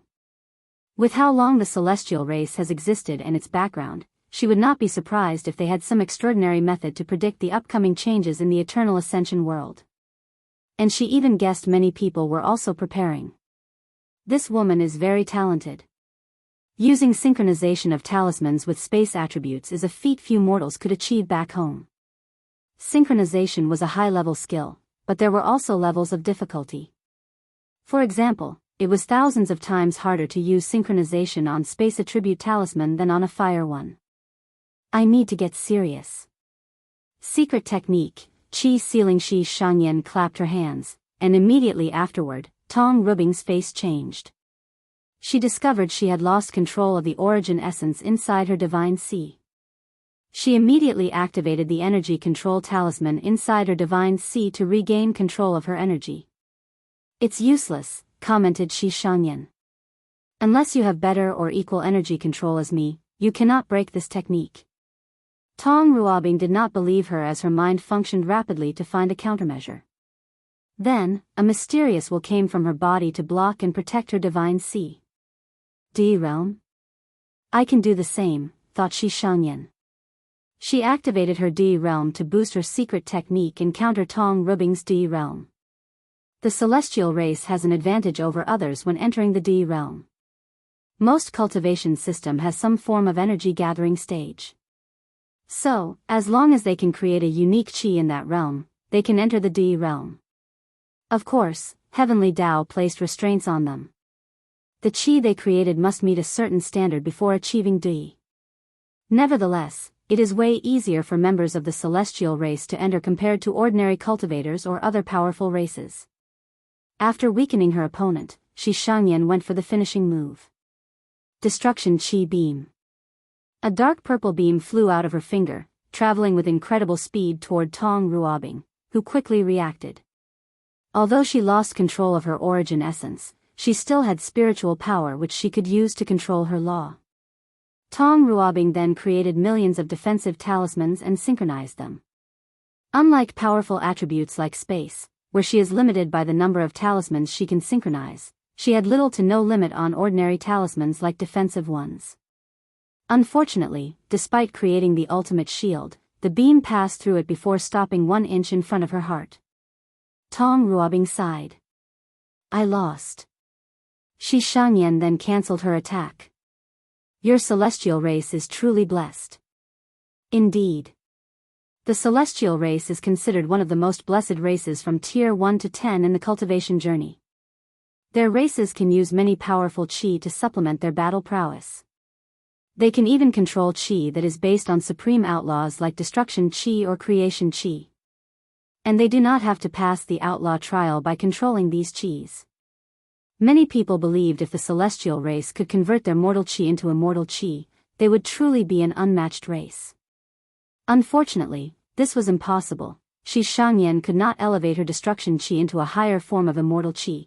She had to search for it in the source Qi space like everyone else. Some mortal Qi do not even have an immortal counterpart. As such, it will become useless after she proves the Tao. Additionally, if she did not prove the Tao and only cultivated destruction Qi, no laws, and tried to prove the Tao with destruction grand Tao source, she would have to undergo a terrible heavenly tribulation with a 9,999% chance of death. A few of her clans tried to use this loophole to control supreme or outlaw Taos, and they all died under the tribulation. Sovereign Tao. Wang Wei watched the battle and was not surprised by the outcome. According to his calculations, Shi Shangyan had a maximum of 2 leaf strength, slightly weaker than Ao Tianyi's maximum output of 3 leaf if he went all out, hence the reason she is 4th. As for Tong Ruobing, she has the potential to reach the same level of strength with her talisman rune body, but only untapped potential. Currently, she has not even reached the 1-leaf immortal venerable level. Maybe she could barely reach that realm's power through some harsh sacrifice. The celestial race is a blessed one, thought as he analyzed the strength Shi Shangyan displayed. He could also divine information about how they use Qi by watching her use the destruction Qi. They had many advantages from tier 1 to tier 10, especially in the Great Emperor realm. For example, if a celestial race only achieved first-class emperor, they could create heaven immortal Qi to grant them eternal emperor's battle prowess in tier 10. Shi Shangyan was the first to exit the pagoda, and with a calm demeanor, she took her seat. Despite her victory, she was not too happy as she could also sense Tong Rubing's potential. With such strength and potential, she is not even the best heaven chosen from the myriad emperor world. She then gazed at Wang Wei. She knew that a Tao overlord was a sign of intelligence and strength. Although people know overlord for their intelligence and luck, their strengths are nothing to ignore. The very reason heavenly Tao tested them was that their Taos were inherently too powerful. Let's see if I can gather more information before I make a decision. Tong Ruobing followed a few minutes after her. And as soon as she exited the pagoda, Mu Lei flew to her. Young Lady Tong, are you all right? Do you need any help? No need since I was not injured, she replied with a brilliant smile. But I do appreciate the offer. As long as you are okay. Tong Ruobing briefly chatted with Mu Lei before returning to her seat, waiting for the next competition. I need to increase my strength. I cannot rush my bond with the Origin Talisman. However, I can enter the Saint Realm as quickly as possible. With a domain, my strength should reach another level. Who is coming next? Asked Lord Spirit with a slightly raised voice, obviously elated by the battle prowess displayed so far. I want a challenge, said Shi Rulin. And my opponent is you. She declared as she pointed. I refused, replied Wang Wei. Why? She asked in a pampering manner as if she was wronged. I've been in the spotlight too much. Challenge someone else. As he said that, his head shook to point to Chu Luo next to him, while his face showed he was not doing anything. Fine, I challenge number 1 over there. You are not my opponent, Chu Luo said calmly. He, an arrogant one. Do you accept my challenge or not? Asked Shi Rulin. As you wish, said Chu Luo before flying to the sky. Wang Wei wanted to warn him not to reveal his 9-extremity foundation but stopped himself. Firstly, Chu Luo will most like not to listen to his warning, especially without any specific explanation. Secondly, if the latter revealed his foundation, it would benefit Wang Wei as the attention would no longer be on him. He did not want to reveal his 9-extremity foundation, so he's been careful since these people's arrival. The only problem is that Chu Luo and possibly Lord Spirit know of its existence after he used some of its power in his fight against Yi Tuizi. So, he could only hope those two would keep their mouths shut. After getting into position, the two began their battle. Chu Luo did not waste time as he went for a powerful attack. Sword of Fate, a gray sword appeared before him. Then, it rushed toward Shi Rulin with absolute speed. The sword had the power to annihilate fate, similar to Wang Wei's Fate Annihilation Fist. The 9-extremity foundation? Thought Shi Rulin as she sensed the horror of this attack. She knew she could not survive under an attack compared to a Tao ancestor.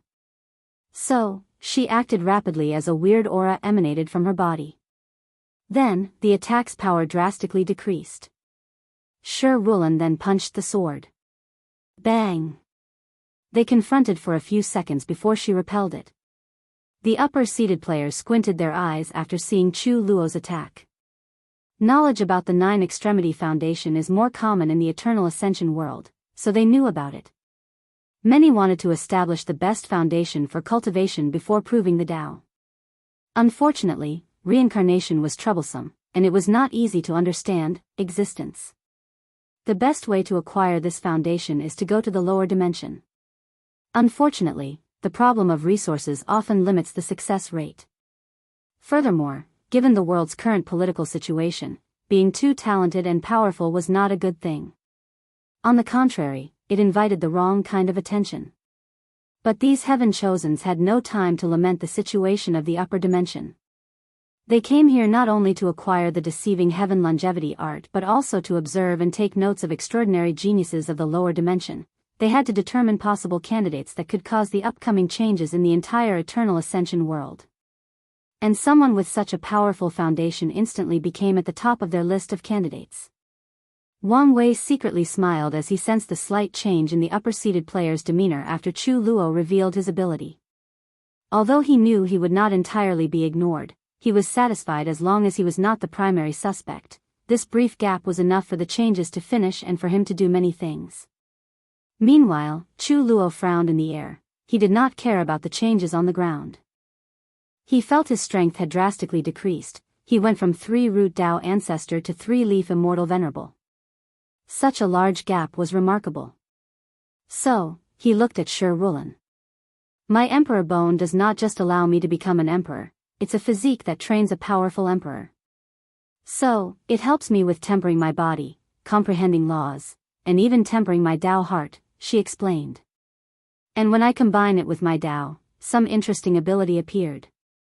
A large image appeared behind Shi Rulin. It was an enormous image of her sitting on a throne, looking at myriad things in existence with disdain.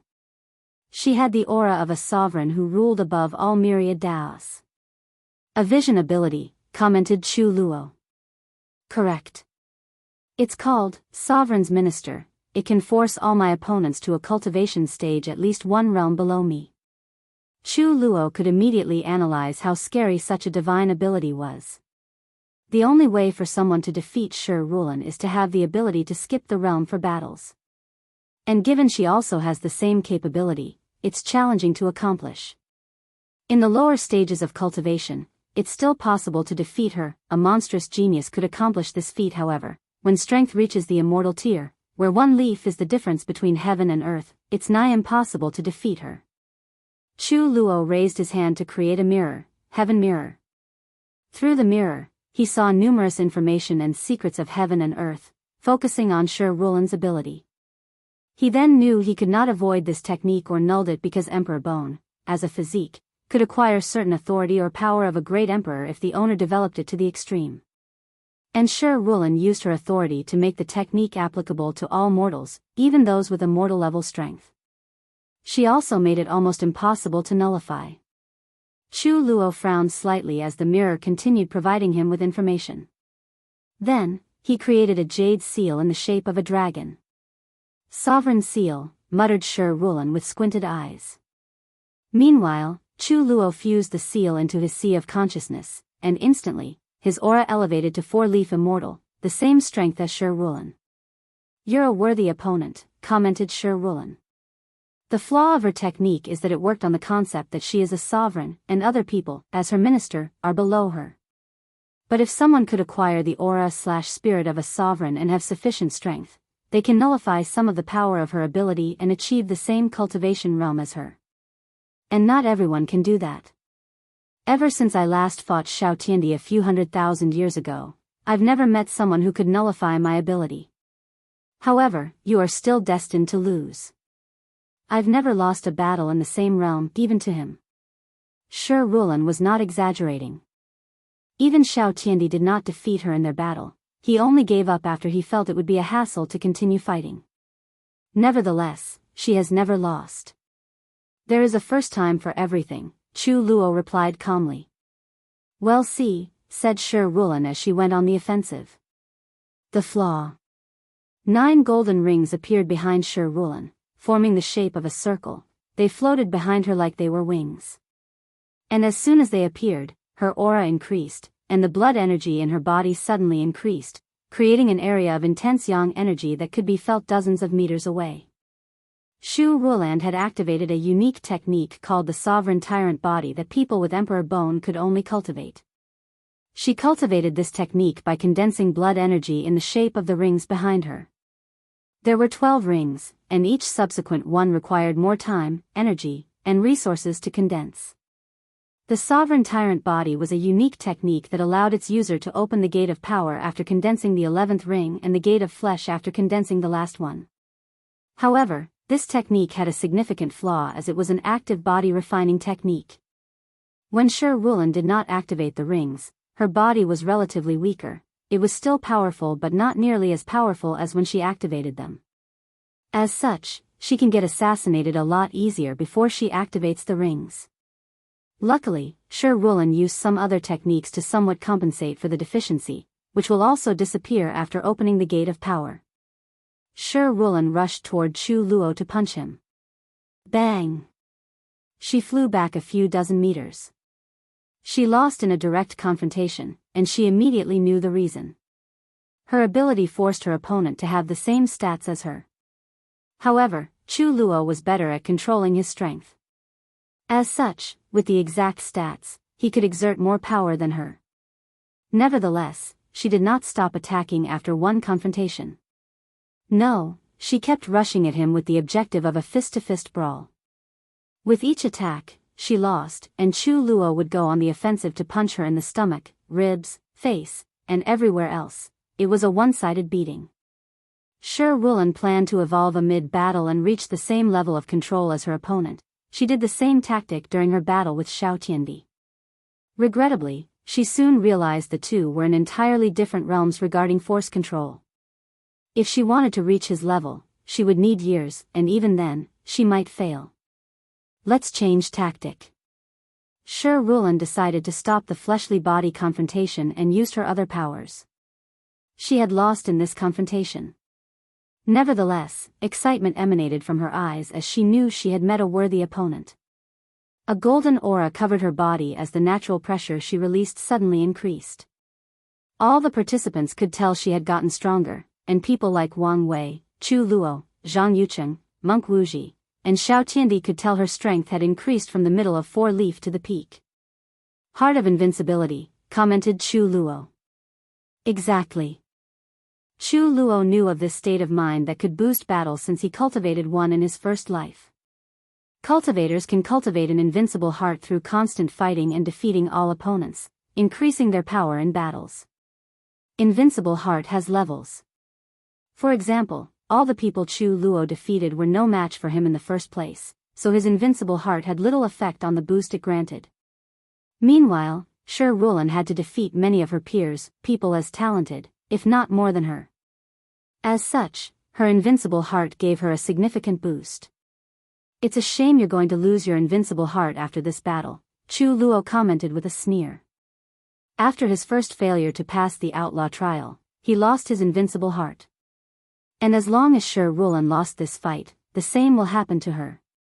We will see, replied Shi Rulan with a big grin. Then, golden flames appeared on her body before she punched. Sovereign flame, the golden flame engulfed half of the sky. However, Chu Luo remained calm. He waved his hand to manifest a cauldron.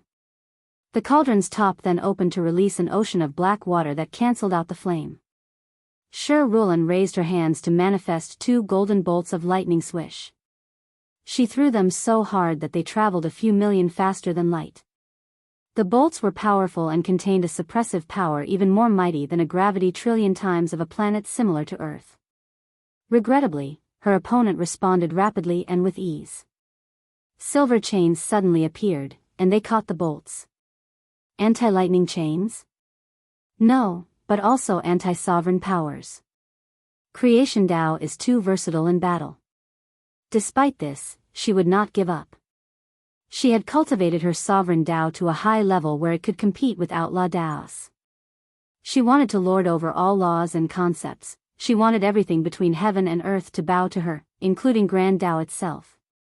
With an unwavering fighting intent, Shi Rulan rushed toward her opponent. When she was closed, she controlled her law to use one of her most potent spells. The court's corruption. Chu Luo's face changed as he wanted to react and move out of the way. It was too late. A sword with dragon designs on the hill manifested in Shi Rulan's hand, and she slashed him. Chu Luo crossed his arm to defend himself, but the attack's potency sent him crashing to the ground, destroying many buildings. He only took a few seconds to get back up, but he still had a scar across his arms and small parts of his chest. His white robe was tainted by blood. With a serious look, he watched Shi Rulan in the sky. Corruption. Her attack momentarily corrupted my laws, rendering them useless for a brief moment.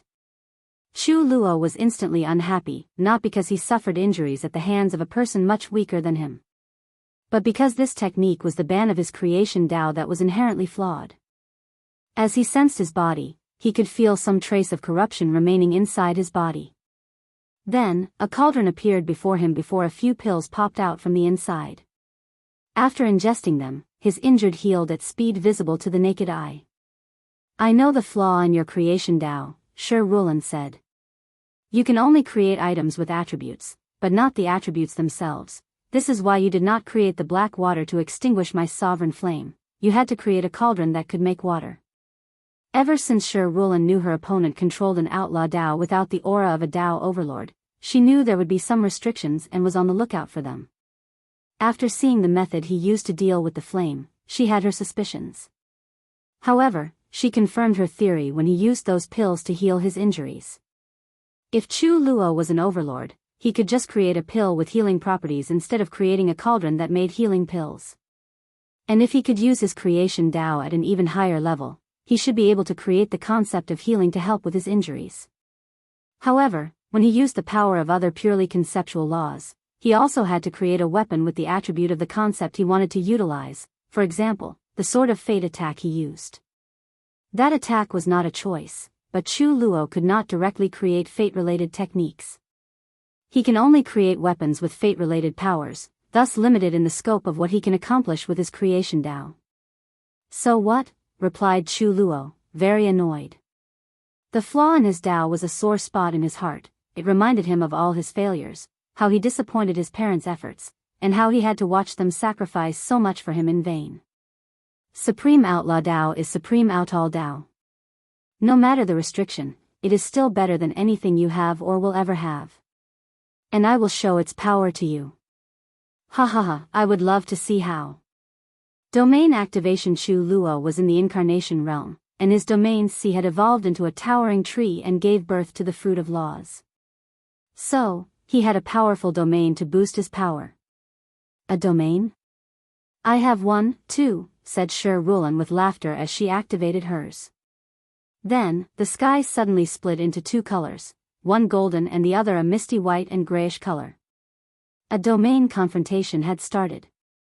The participants watched with great attention, except for Xiao Tiandi, who only watched with half his eyes closed. Wang Wei also paid great attention since there was some benefit to gather. Empyrean had the power of creation, at the very least, life creation. And to reach that realm, great emperors did not require an understanding of creation Dao beforehand. However, knowledge on the subject drastically increased the success rate of becoming an Empyrean. So, he wanted to use this opportunity to learn something from Chu Luo and prepare his path to becoming an Empyrean. D stages. The participants could see two spheres wrestling in the sky, one white-gray and the other golden. Their clashes sent powerful shockwaves throughout the entire small world where the trial took place, forcing everyone to generate shields to protect themselves. On each side of a sphere, Chu Luo and Shi Rulan looked at each other. The clash of their domains was to determine who had absolute control over the environment and whose domain would give the most significant boosts. At first, the two spheres appeared equal, but after a few minutes of confrontation, the white area began to overwhelm the others. Shi Rulan gritted her teeth as she mobilized her spiritual strength, qi, and law to help sustain her domain. Unfortunately, since Chu Luo outclassed her in the law department, his domain was the victor. As such, he took over 3/4 of the sky and left the rest for Shi Rulan to barely defend herself. Creation domain, myriad Dao blade work. Chu Luo waved his hand, and millions of swords appeared in his domain. They were many swords with different attributes: flame sword, thunder sword, sword of death, sword of time, sword of karma, etc. He created each sword with a different attribute before dropping them on his opponent. Shi Rulan's face changed as she reacted. Dragon protection, countless dragons appeared in her domain, covering her. Unfortunately, the swords destroyed anything that stood in their way. Some dragons were burned, some aged and died, and some underwent samsara. They died in diverse ways, but they all still died. So, Shi Rulan acted to increase her power. Myriad race protection, she summoned not only dragons but races like phoenixes, rocks, and other demonic races. Pyush! A sword pierced her shoulder before igniting into a red flame. She could even sense the flame was using her karmic sin as fuel. Shi Rulan hurriedly used the technique, Sovereign's Pride. As a sovereign, she would never apologize for her actions, no matter how atrocious. Her pride transcended karma. As a sovereign, karma did not affect her. Shi Rulan created this technique to deal with karma-based attacks. The flame extinguished, and she mobilized her blood energy to heal the damage. At the same time, she also focused on the swords that seemed infinite. World's protection as a ruler above the mundane and extraordinary, all sentient beings worshipped and strive to protect her, as such, it is their duty to protect her. A glass bead the size of a football field appeared in Sher Rulan's domain. It was an entire world at least the size of a few billion galaxies. The glass bead blocked 90% of the upcoming swords while Sher Rulan punched the others with her fleshly body. Then, she went on the offensive. Boom! Sovereign's fury, with one punch, a terrifying pressure emanated from her. Then, the golden side of domains suddenly turned darker as clouds manifested before dropping lightning bolts on Chu Luo. It was as if the heavens itself was angry and wanted to punish. A sovereign's fury eclipses the heaven, thought Chu Luo before sneering. He waved his hand to create a round shield with a black tortoise engraving. The shield then released a force field that protected its creator and the domain. Chu Luo then created another sword, a space-time sword. The sword pierced the marble, creating cracks before exploding. Although it appeared as if it was just an ordinary marble destroyed, the participants could see an entire world in shambles. The sword generated a powerful wave of space-time energy that tore apart the entire world inside the marble. Then, the sword headed toward Sher Rulan, who tried to evade. In her domain, Sher Rulan is a god and can bend reality at will. So, she should be able to teleport anywhere her domain touched.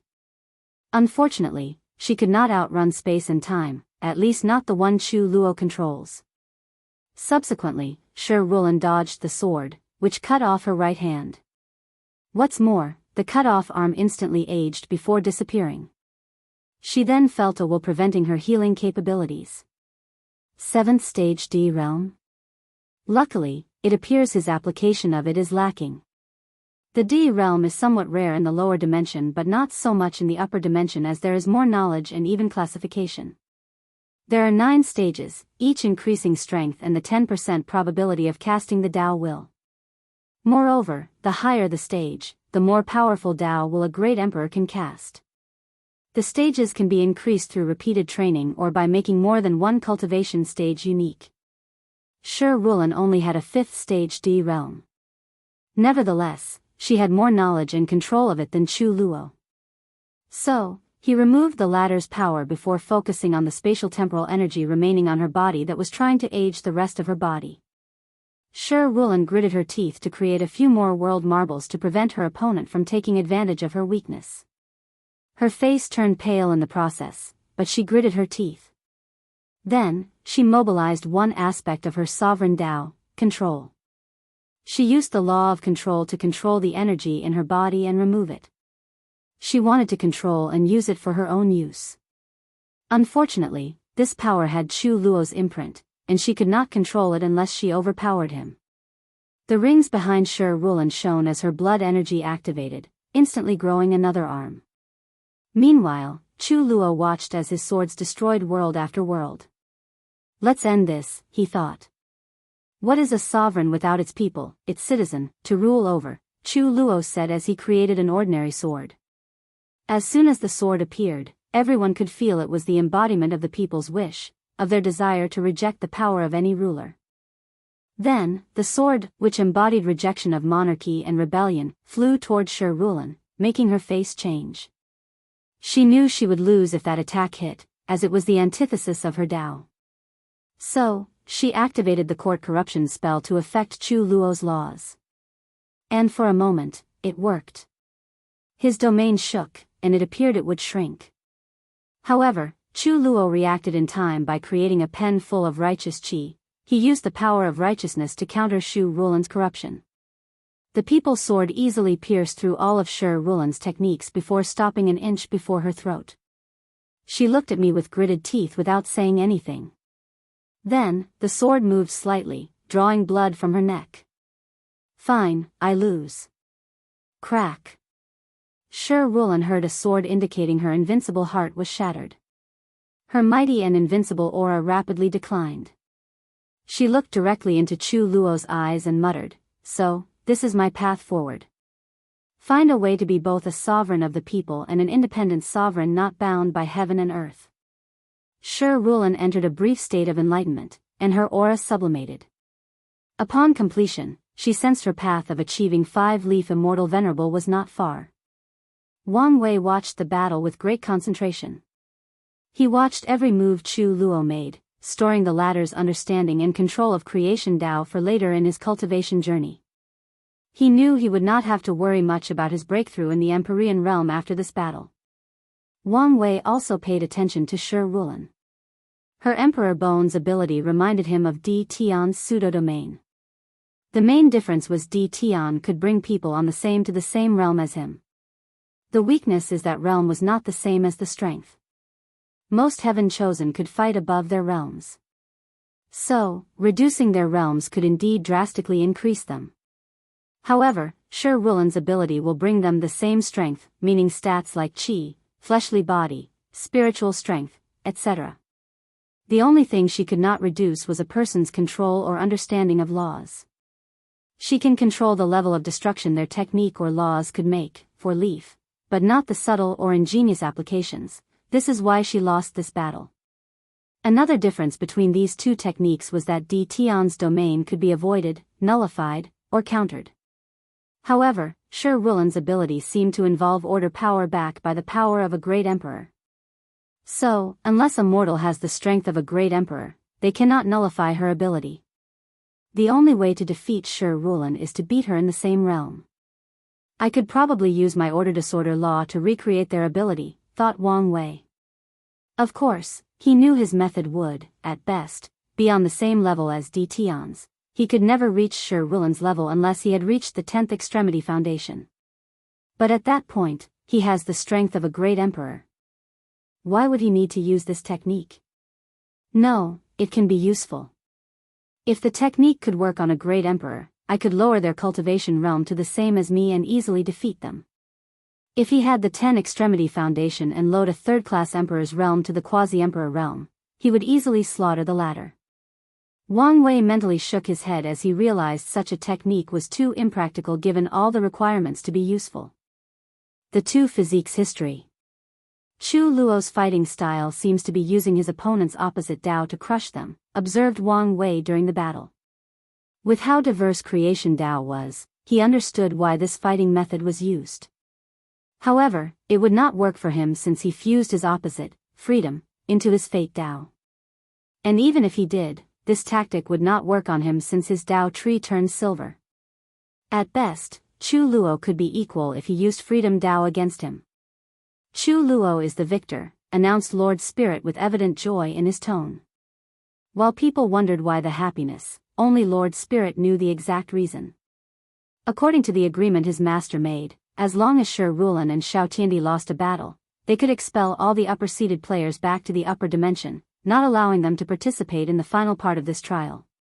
Now, one of the two was defeated.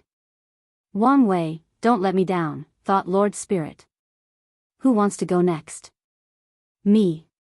Everyone looked up to see Shi Rulan was the one who answered. Lady Shi, you want to challenge again? Yes, and this time, I'm challenging Wang Wei. I refuse, said Wang Wei immediately. Why? Are you looking down on me? No, it's because your ability is too disgusting. Shi Rulan's lips twitched. This was not the first time someone had said that about her ability. Fine, you don't have to fight me. But show me how you would deal with my ability. What method you would use to have the same cultivation realm as me. Shi Rulan felt that Wang Wei should have a method similar to Chu Luo that would allow him to keep the same strength as her, and she wanted to know. Meanwhile, Wang Wei pondered for a moment before agreeing.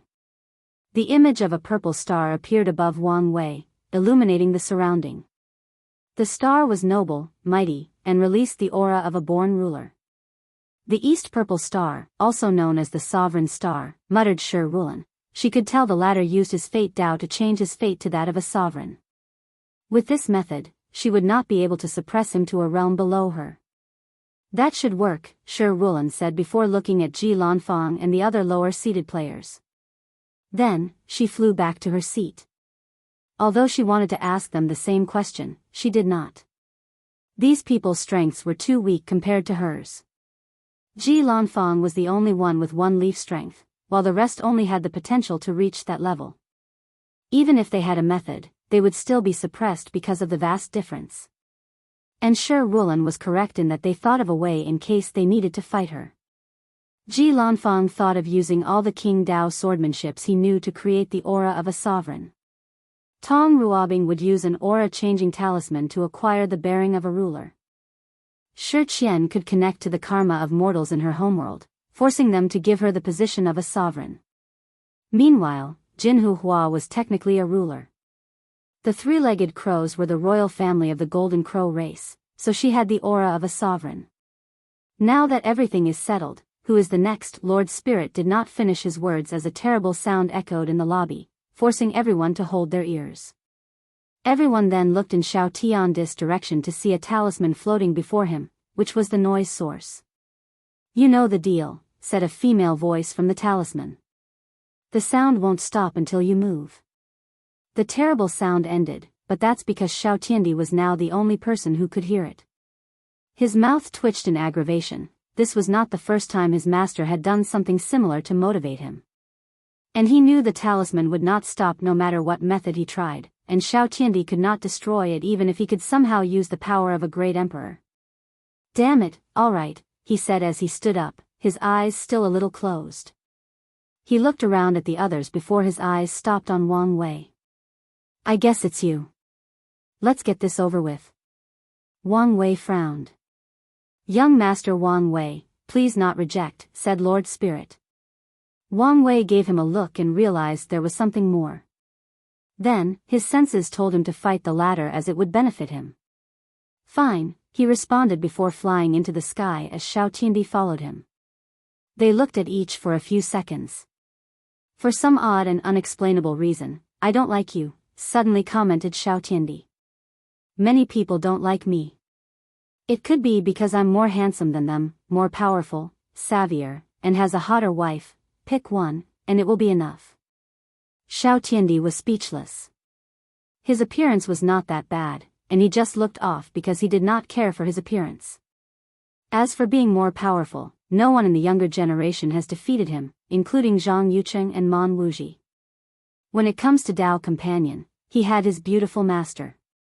Although they were not together, he firmly believed it was only a matter of time. The only thing he could give the latter was savvy since he is an overlord, but as a person born with the innate Dao source physique, he did not think he would lose in the savvy department. "No, it's not these reasons. I just don't like you for some reason." "Well, honestly, I feel the same," replied Wang Wei, who knew the reason for their dislikes. The innate Dao source physique and innate paragon soul are often called destined enemies. Long ago, Xiao Tiandis' physique was considered the best for cultivation. However, that was until innate paragon souls appeared, which was both an acquired and innate physique. Some people can be born with an innate paragon soul, or a paragon could use countless paragon-level resources similar to world essence to nourish an unborn child in the womb. However, few people do these since these resources are precious even to paragons, and using them on an unborn child is a waste. Another reason is the high level of success. More often than not, the child will be unable to properly absorb these resources and fail to elevate their newborn soul to that level. And there is also a chance of overpowering the child's soul, causing irreparable damage. Nevertheless, the first person to ever have an innate paragon soul got through acquired means, and his name was Paragon Red Dust. Red Dust was conceived in a time of the Eternal Ascension world when a man with the title of Truth Seeker reigned supreme. He was a boundless paragon with unmatched power. Truth Seeker Paragon lived in a relatively earlier era of the Eternal Ascension world, making him quite ancient, taking into account modern times. And his time, there were few paragons, let alone boundless. Nevertheless, he was still the most powerful of his peers, suppressing an entire era. As a result, the only thing Truth Seeker wanted was an opponent on par with him. And he feared this day would never come, until a pregnant woman approached him with a deal. The woman told him if he gave him the necessary resources, he could cultivate a child with an acquired talent on par with Truth Seeker's innate Dao source physique.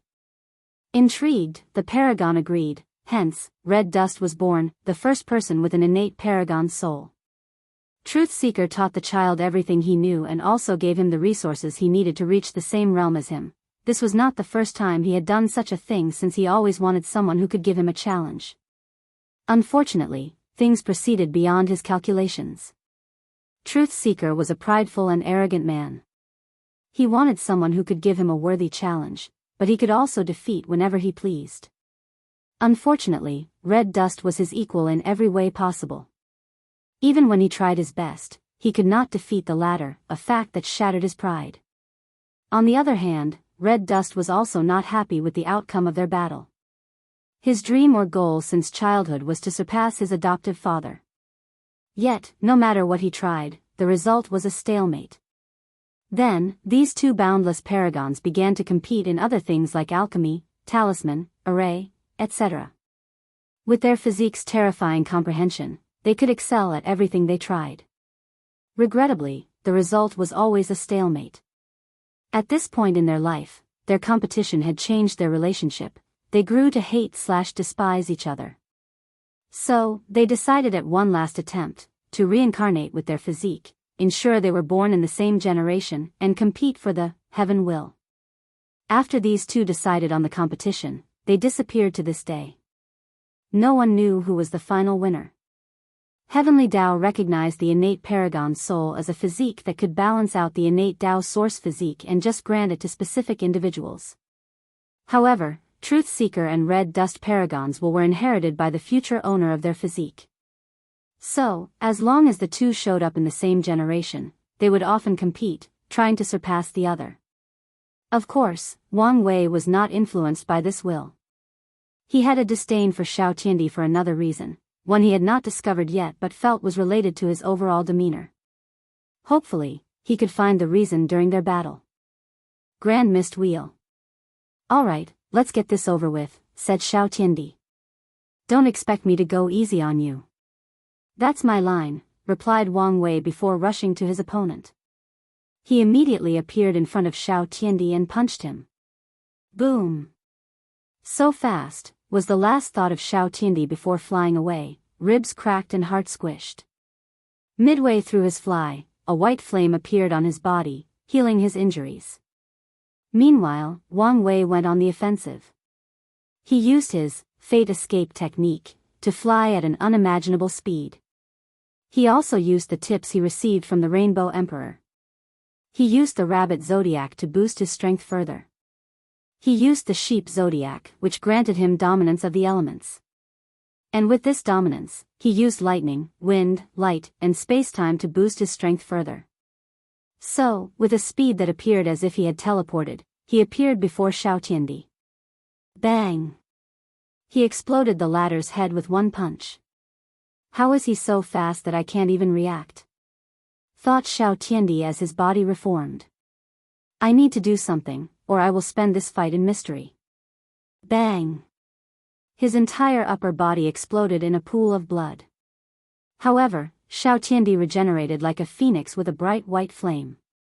This time, things were different, his aura drastically changed. It went up from the 6-leaf Immortal Venerable to 9-leaf, making Wang Wei frown. A secret technique? Thought Wang Wei as he analyzed his opponent.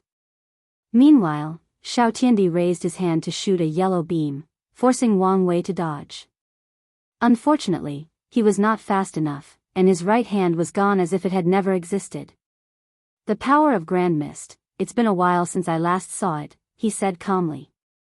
During the Heaven Chosen selection trial at the Academy, Lin Fan used Grand Mist in his battle against Suya. Grand Mist is considered one of the first powers or energy that existed at the beginning of the universe. It is a manifestation of chaos. So, it can return anything it touched back to chaos. Grand Mist is divided into Yin and Yang. The Yin side is referred to as Final Grand Mist and has the power of erasure. It returns things to their original state. Meanwhile, Yang Grand Mist is called Cosmos Grand Mist and is used to mold chaos into all matter. It molds chaos into all things in existence. Cultivators must condense a Grand Mist wheel in their sea of consciousness to enter the Empyrean realm. Through this wheel, they can control Cosmos Grand Mist to create life and other things. Many thoughts flashed in Wang Wei's mind as he looked at his missing arm. Then, a purple flame appeared on the missing arm, burning off the power of Grand Mist with the chaos flame in his heart. Xiao Tiandi did not give his opponent time to breathe. He turned his final grand mist into a sword that resembled a lightsaber. Then, he rushed toward Wang Wei to slash him. Oddly though, the opponent easily dodged his attack. With his 9-leaf immortal venerable strength, he should be able to overwhelm the latter with his sheer speed, just like he suffered previously. Swish! Swish! Swish! Xiao Tiandi swung his sword more than 1,000,000 times in less than a second. But not one of his attacks touched his opponent. So, he condensed the Grand Mist sword into a bomb, spreading its attack in a wide area. However, Wang Wei moved quickly out of the attack's range. Xiao Tiandi paused as he looked at Wang Wei. "You're using the Battle Maniac Paragon's ultimate evasion technique. So, you've noticed. I've read about it in books. I thought it was a legend. It is said after creating this method, he has never lost a battle in his life." "Well, it's true," Wang Wei replied. The ultimate evasion technique allowed him to synchronize his body to his opponent's aura, energy signature, spiritual strength, and laws. After the synchronization, his body will naturally evade all the opponent's attacks. No matter the attack, his body would move on its own to evade. It was as if it was allergic to everything about his opponent and would naturally avoid it. After creating and mastering this technique, Battle Maniac never lost a battle. It did not mean he was invincible, but he never suffered defeat. Of course, it was not only because of this technique. The flaw of this method is to use overwhelming speed to counter it. However, as a peak paragon, Battle Maniac was on the top echelon regarding speed in all the paragon in the universe. So, he never met someone who could overwhelm him with speed. Additionally, this technique had higher levels. For example, Wang Wei also synchronized with Xiao Tiandi's fate and karma to aid him in his evasion. For the level of this technique, he needed to have some fate or karmic connection with Xiao Tiandi, and he did. Xiao Tiandi's master was Su Junyao. The woman Wang Wei had a love-fate connection besides Wu Hong. Wang Wei had to sigh at how wonderful fate could be. Is it a coincidence that he met him now? Most likely, no.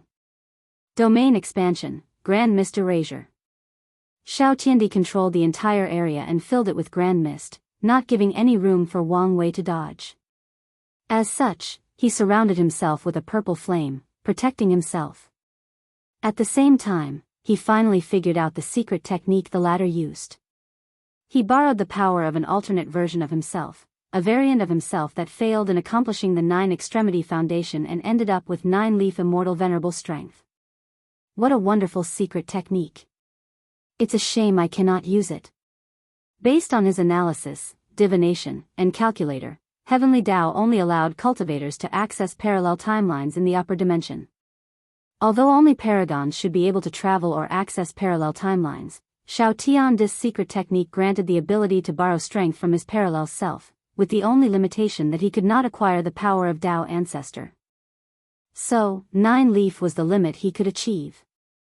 Xiao Tiandi observed his opponent with a frown, rapidly calculating the best attack mode. Secret technique, Rock Infinite Speed. 2 large energy wings appeared behind him, while the phantom of a bird or fish manifested behind him. It was the image of a rock.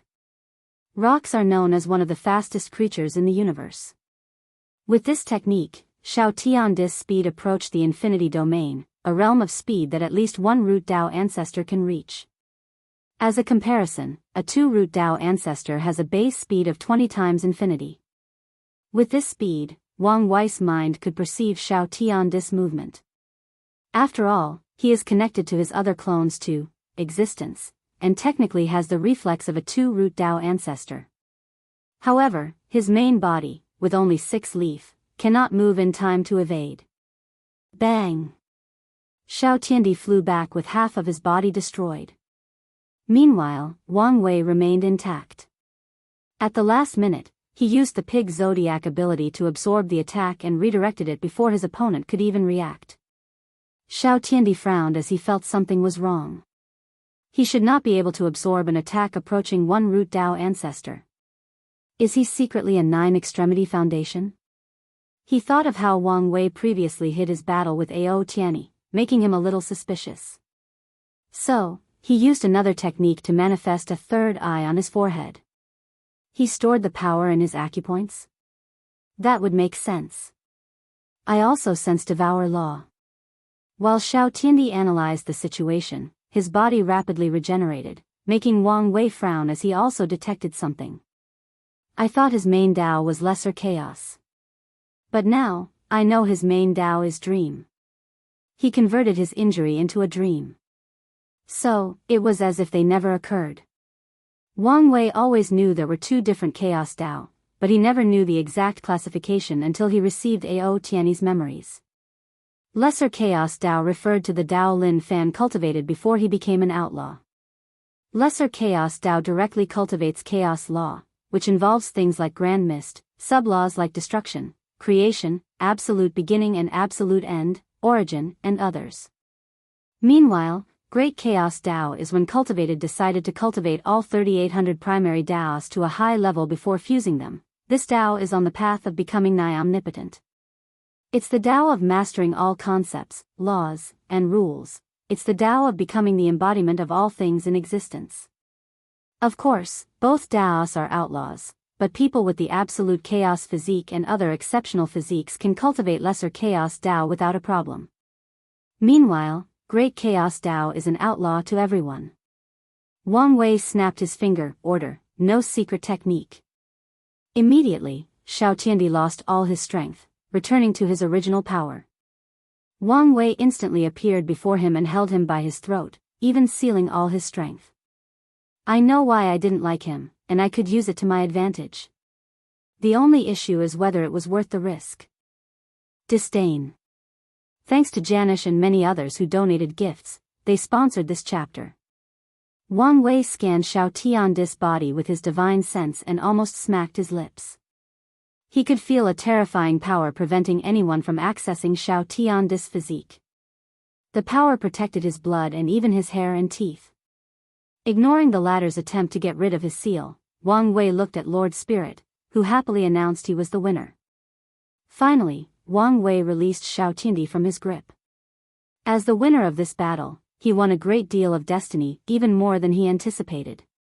Furthermore, Wang Wei could feel that a vision was about to appear due to his innate paragon soul defeating the innate Dao source physique. He quickly calculated that it was one of the reasons he acquired so much destiny from Xiao Tiandi. Nevertheless, this was unimportant since he did not want the vision to appear as it could reveal his soul. So, he quickly denied its appearance. He could sense some odd gaze from Lord Spirit, but he did not look back or explain anything. Instead, he looked directly into Xiao Tiandi's eyes and said, I know why I dislike you. You reek of laziness and depression. Despite having supposedly the greatest talent for cultivation, your willpower is so weak that it's pitiful. You know nothing about me, roared Xiao Tiandi. So, don't act as if you do. I don't need to know anything about you to know you seem to have given up. Shut up, he roared again, this time even louder as his voice echoed throughout the entire miniature world. Do you know what I've been through? Do you know how much I suffer, how much pressure I'm under? Xiao Tiandi replied with clenched hands. Before I started cultivating, life was beautiful. I was born with the most remarkable talent under heaven and earth, making everyone in my family proud and looking forward to my future. I was lucky to meet my master, who cared for and protected me. She was the only one who saw the real me, not the Xiao Tiandi with the innate Dao source physique. However, everything changed when I began my cultivation journey and learned about the world. My talent was not a gift, it was a curse. Every time I made progress, every time I made an achievement, every time my reputation soared, I could feel it, the gaze of the 2 suns and 7 moons. And it was not a friendly gaze. They saw me as nothing but a nuisance, a problem that had to be dealt with eventually. They saw me as an eventual threat to their reign. So, in response, you made yourself smaller to not get their attention? You wasted your potential by wailing in self-pity, cursing at unfair the world was, asked Wang with a sneer and great disdain. He finally understood why Xiao Tiandi did not even attempt the 9-extremity foundation or even try cultivating an outlaw Dao. Wang Wei guessed this was the excuse he used to not even enter the D realm since he could not sense its power on the ladder. I had no choice, quickly replied Xiao Tiandi, his voice raised to the point of roaring again. This was the only way to survive and protect me, my family, and my master. I had to look unthreatened to them. I had to waste my potential. Wang Wei looked down at the other upper-seated players. He could sense fear, frustration, and unwillingness in Shi Rulan and Shi Shangyan. Even Ao Tianyi, who managed to regain some bearing, felt some emotions similar to this. Meanwhile, Zhang Yuqing gloated despite his face looking peaceful and normal, and Monk Wuji lowered his head, showing shame and regret. I finally understand why the upper and lower dimension is separated, Wang Wei said calmly. In the endless void, there can only be 3,000 great emperors in each generation. Ans quintillion upon quintillion of races competes for these spots. And usually, only the best of the best gets to sit on the throne. Only the best have a chance at achieving eternity and escaping the shackles of death. Meanwhile, heaven wills is probably so common on the upper dimension that you treat it as an ordinary resource.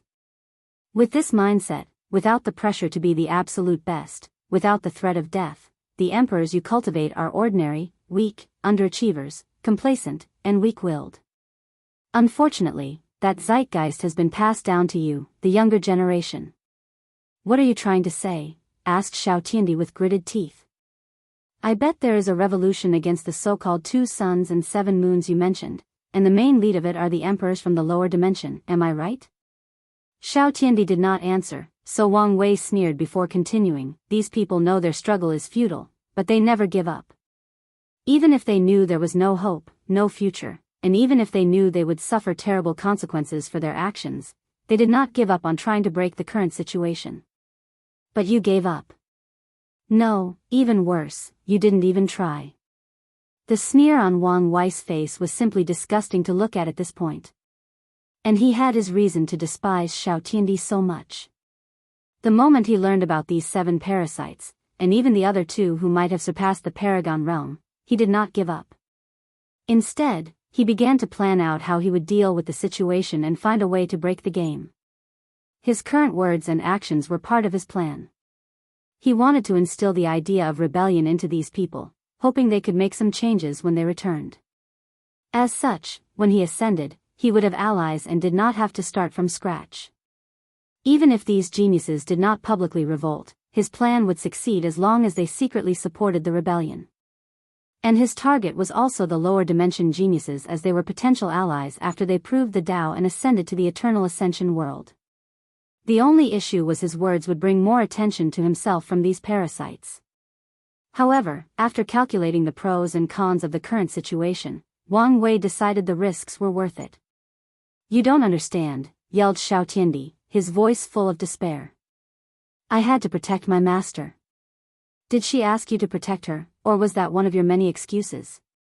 Su Jinyao was the most beautiful woman in the eternal ascension world.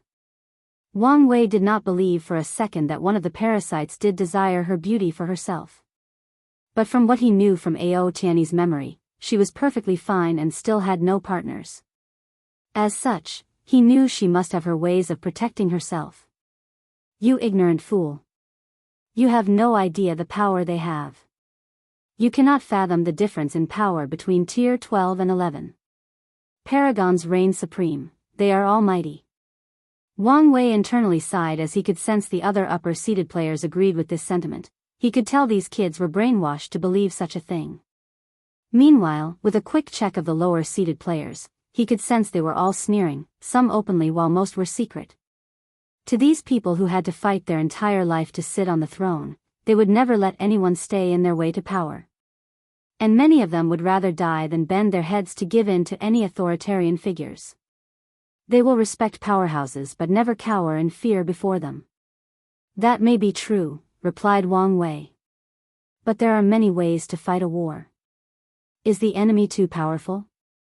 Okay, I'll hide and cultivate until I reach the same height as them. The solution is not working? Alright, I'll leave to search for allies that could deal with my enemy, even if this meant I could be inviting a wolf into the nest. Anything is better than just giving up and accepting my fate. You don't understand, Xiao Tiandi repeated non-stop. Wang Wei looked at him intensely, sensing the agitated mood he emitted. Whatever. I'm done wasting my breath with a weak-will individual like yourself. Wang Wei shook his head before sighing. The heavens is truly blind to give someone like you such a powerful physique, he said before flying back to his seat. Many people nodded in agreement with him. They could see despite how strong Xiao Tiandi was, he was a person with a terrible state of mind and a weak Dao heart. His current state was barely enough to bear the heaven will, and a tiny change could lead to him becoming a pseudo-emperor. Softly coughed Lord Spirit, trying to look as if he did not just hear things that would be considered blasphemy in the upper dimension. The combat aspect of the trial is officially finished. We will regroup a few days from now for the final competition. This Lord Spirit did not even care about points for the combat aspect of this trial. So, what are the criteria he is using to choose the final inheritor? Thought Wang Wei with squinted eyes. He then gazed at Zhang Yucheng, who was secretly fuming and trying his best to hide his intense killing desire.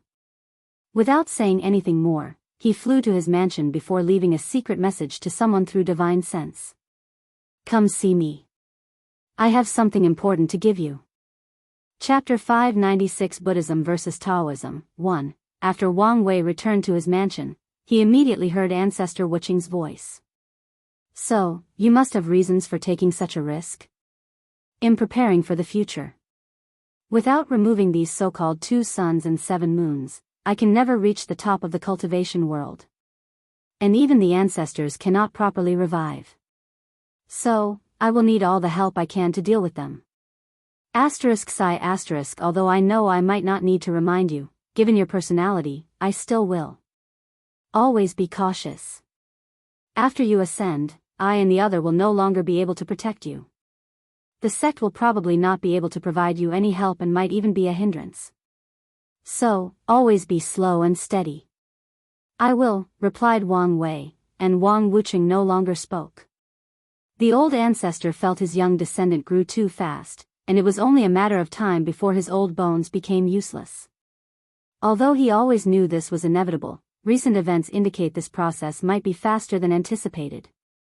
Meanwhile, Wang Wei observed Feng Heng's mansion for a few hours, trying to detect any signs of trouble. Luckily, until Monk Wuji showed up, nothing changed.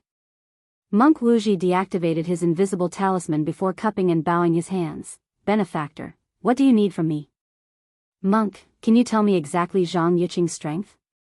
The last time you were vague. Monk Wuji frowned for a moment before answering. He is only the peak of 7 leaf. However, he can use a secret technique to generate a mysterious power from his 2 physiques, boosting his power to 8 leaf. Is that so? Wang Wei briefly pondered before taking out a booklet and handing it to him. See if this can help you rise in strength. Monk Wuji took the book labeled 7 Chakras, and scanned through it. And the more he read, the brighter his eyes were. This technique is similar to the concept of 5 inner wheels. However, it is more detailed, purer, and more powerful. Monk Wuji had access to all the Buddhist scriptures, so he remembered the school of thought based on the 5 inner wheels. Although they were not the most popular or influential in the Buddhist sect, they were generally decent. 5 inner wheel? I remember Buddhism only had 5 chakras back on earth before it was changed, while Hinduism, the creator of this system, had 7 chakras. I'm guessing this world also discovered some version of chakra, though Wang Wei. This technique should allow you to reach 8 leaf, so hurry because I don't think you have much time. You make a great point, benefactor, replied Monk Wuji before rushing out. And to Wang Wei's dismay, the monk entered one of the rooms inside his mansion instead of returning home. This chapter upload first at Novelbin. Net. If you want to read more chapters, please visit Novel Next. To experience faster update speed, Monk Wuji took out a formation plate from his space ring, allowing him to lay out a powerful array around the room instantly. Subsequently, he entered the time treasure he had to facilitate faster cultivation. As soon as he entered the treasure, he did not waste time opening his chakra. Unlike Wang Wei, who had to use the good fortune flame to open the chakra, Monk Wuji used the purest of Buddha power. And since the energy he used perfectly matched the concept of chakra, he benefited even more than Wang Wei did. After a few hundred years inside the time treasure, Monk Wuji opened his eyes. His pupil had entirely turned golden, and he radiated an aura of purity, benevolence, and nobility. His body shone with golden lights for a few minutes before he returned to normal. Peak 8 leaf strength. The increase was even greater than I anticipated, Monk Wuji muttered before looking at the artificial sky inside the treasure. Zhang Yucheng, you wait for me. The monk left his treasure before exiting the room and meeting Wang Wei again. It seems you succeeded. Thank you for everything, benefactor. No need. I'm just paying my karma. Be that as it may, you have helped me greatly and made a great contribution to Buddhism. Monk Wuji was not lying. The 7 chakra method will advance the 5 inner wheels faction by miles, possibly elevating them to one of the great factions of Buddhism. Wang Wei calmly accepted the latter's thanks. Although he did not invent the chakra method, he translated it to fit the laws of the eternal ascension world, which should give him some credit. Furthermore, he did not mind taking credit for someone else's work if it could help him pay some of his karma. Thus, he chatted briefly with the monk before overseeing him leave his mansion. Wang Wei was alone since Li Jun entered seclusion to use the talisman the battle-maniac emperor left for him. And since he had to observe the situation in case of any changes, he decided to cultivate a little. He first checked his acupoints. He had already created or opened all his artificial acupoints. The next step in refining his body was to condense the 1964th black holes. Regrettably, he could not do that now as he could sense a fleshly body tribulation was approaching. From the 3rd stage of the true power realm, body refiners have to undergo tribulations often, and it was Wang Wei's turn. And from what he learned from his ancestor, there will be a drastic increase in pain after he reaches the 4th stage. According to the ancient desolate paragon, the pain is so intense that most cultivators give up trying to open the gate of power. Additionally, since he decided to walk both the chi refiner and body tempering path, the pain he will suffer will be at least 100 times more than pure body refiners who focus on only opening the gate. The pain is the way Grand Tao used to balance how powerful body refiners were. Of course, Wang Wei did not mind the pain since his pain talent had already made him a masochist. This chapter upload first at Novelbin. Net it's begun? Thought Wang Wei as he opened his eyes. At that exact time, all the participants received a notice from Lord Spirit to stay inside their mansion and not interfere with the affairs of the upper dimension. Ancestor, how are the preparations? Everything went as you wished. We hired many immortal tier loose cultivators, and they should have no problem dealing with Zhang Yucheng's people. Wang Wei nodded his head. Although he promised Monk Wuji he would have his sect help him, he also did not want to directly use the powerhouses of the sect. He wanted plausible deniability, and by hiring other people to fight instead of his sect, he had a reasonable cause to do so. Of course, Wang Wei knew deniability might be pointless based on Zhang Yucheng's character. He could imagine that Supreme Unity was not the kind of person that cared for loopholes. Nevertheless, he wanted to be careful, just in case. His motto has always been to be highly cautious when dealing with these old monsters. Outside Feng Heng's mansion, 2 people floated in the sky, staring intensely at one another. Bald monk, you should know you are not my opponent. Stop this futile resistance. I am not the same me as I was yesterday. Zhang Yucheng shook his head. Why do you monks try so desperately to resist your fate? My master is now the heavens. Taoism's destiny is to reign supreme, so why not bow and accept the mandate of heaven? All things that rise must fall, replied Monk Wuji, his voice soft, soothing, and full of wisdom. Taoism had its era, Buddhism followed, and it should have been someone else's turn. This was the way to maintain the balance of heaven and earth. But your greed forced another era of Taoism. You have corrupted the way of heaven and earth and thus must pay the price. Blasphemy.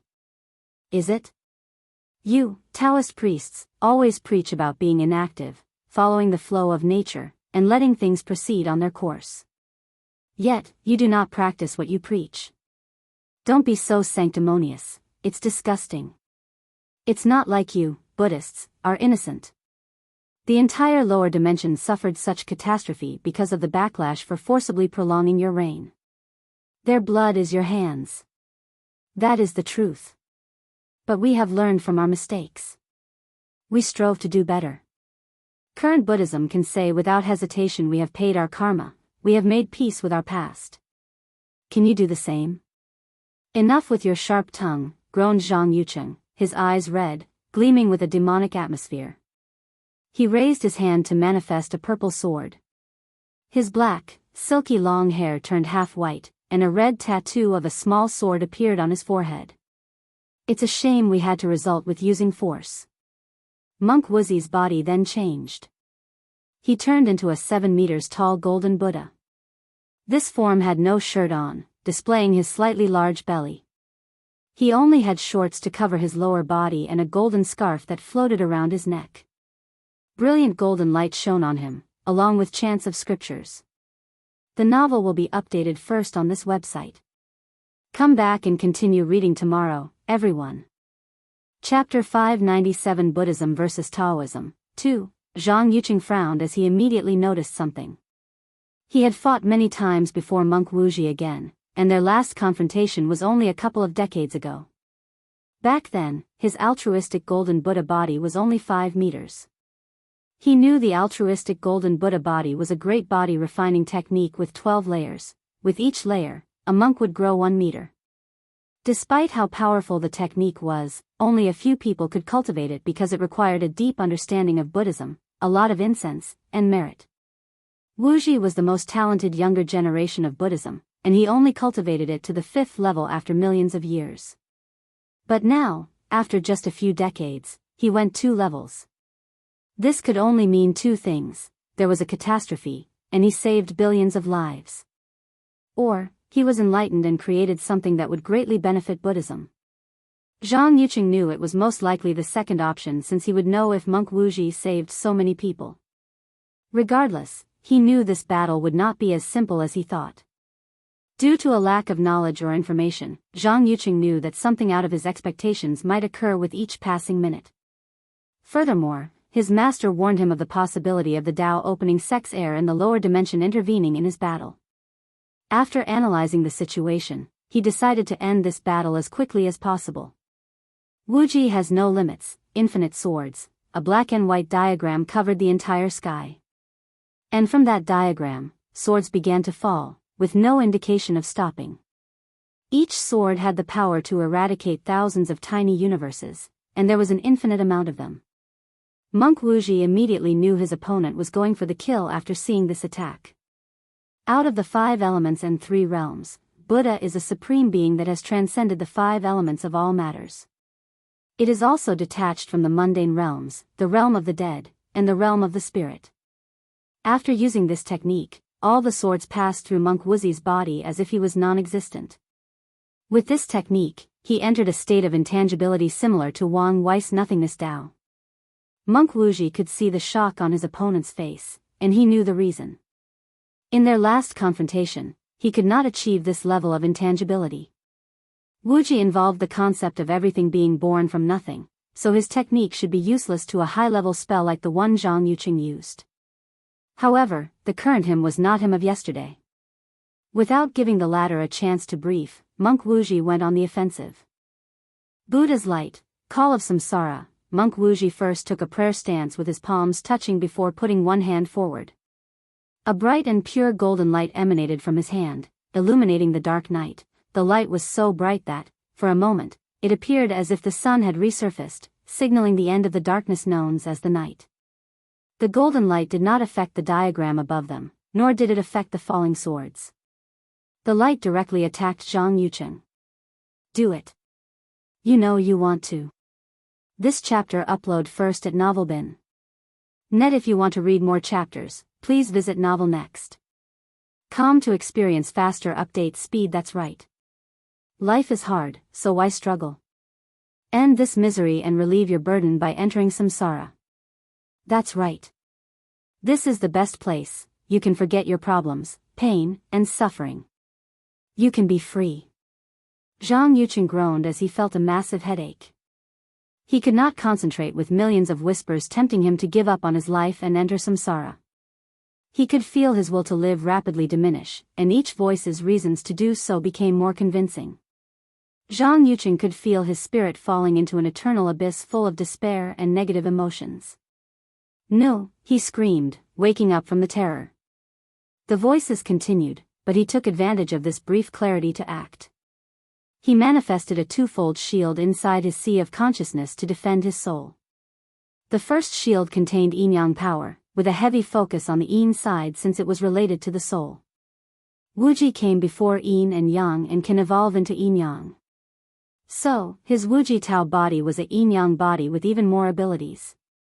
For the second layer of the shield, Zhang Yuqing condensed all the defensive and soul-related sword wills he knew. With these two levels of protection, he reduced the voices to the point where he could ignore them. But Monk Wuji would not let things proceed smoothly.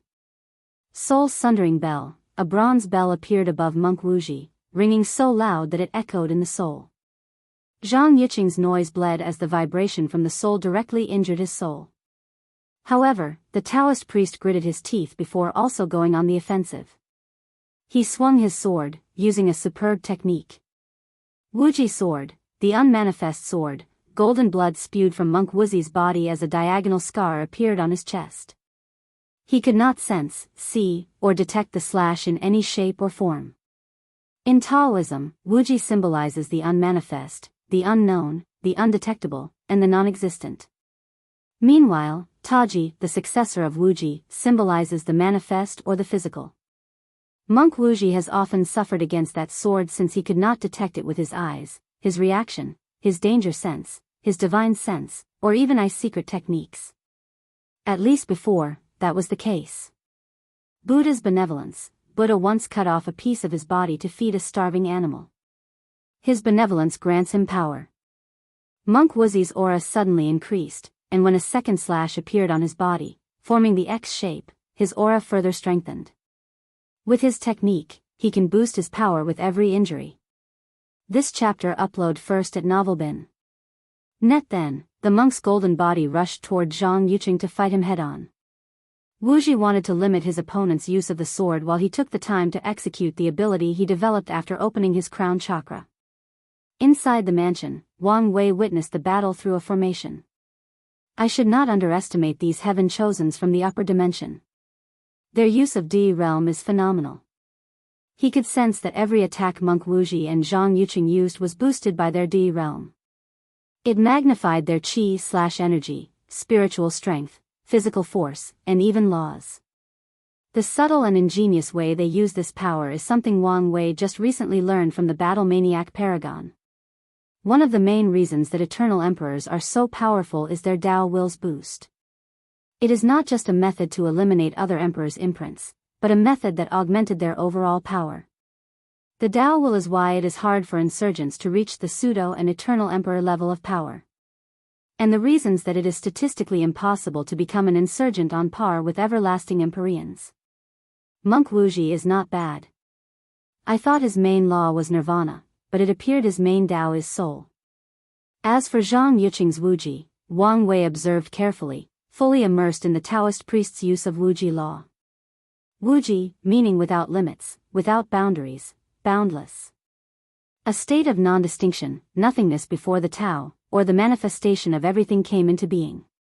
The laws of Wuji contain properties of nothingness. Its very definition of beings without limits, distinction, or boundaries can also apply to nothingness. Wang Wei opened his eyes, full of wisdom and containing the universe's fundamental truth. After this enlightenment, his body had subtle and unnoticeable changes. He raised his hand to manifest a mysterious power. He removed an immortal ore from his space ring to test that new power. The ore vanished as if it had changed from a state of existence to non-existence in a matter of nanoseconds. Is this the power of the void? For many years, he pondered how to enter the next stage of his Tabo Tao of nothingness. After many failures, he decided to wait until he proved the Tao to try again. But now, after comprehension of the correlation between Wuji and nothingness, he accessed the power of void beforehand. Of course, Wang Wei knew the transformation was not complete. He was still in the intangibility stage but now contained some powers of the void stage. Wang Wei took a moment to calculate something. I can reach the void stage in the Great Emperor realm, the emptiness stage, after becoming a paragon. But what about the true nothingness stage? His eyes lit up after figuring out some things. Although he knew his prediction might not be correct since he had yet to reach these realms and only knew some vague knowledge about them. Yet, he believed he had a high chance of being correct, so he looked forward to the future. Maybe there is a connection between perfection and nothingness, he muttered after suddenly having an idea. Is nothingness one of the few things that are considered perfect? Wang Wei shook his head as he felt he might be reaching. Then, he concentrated on the battle.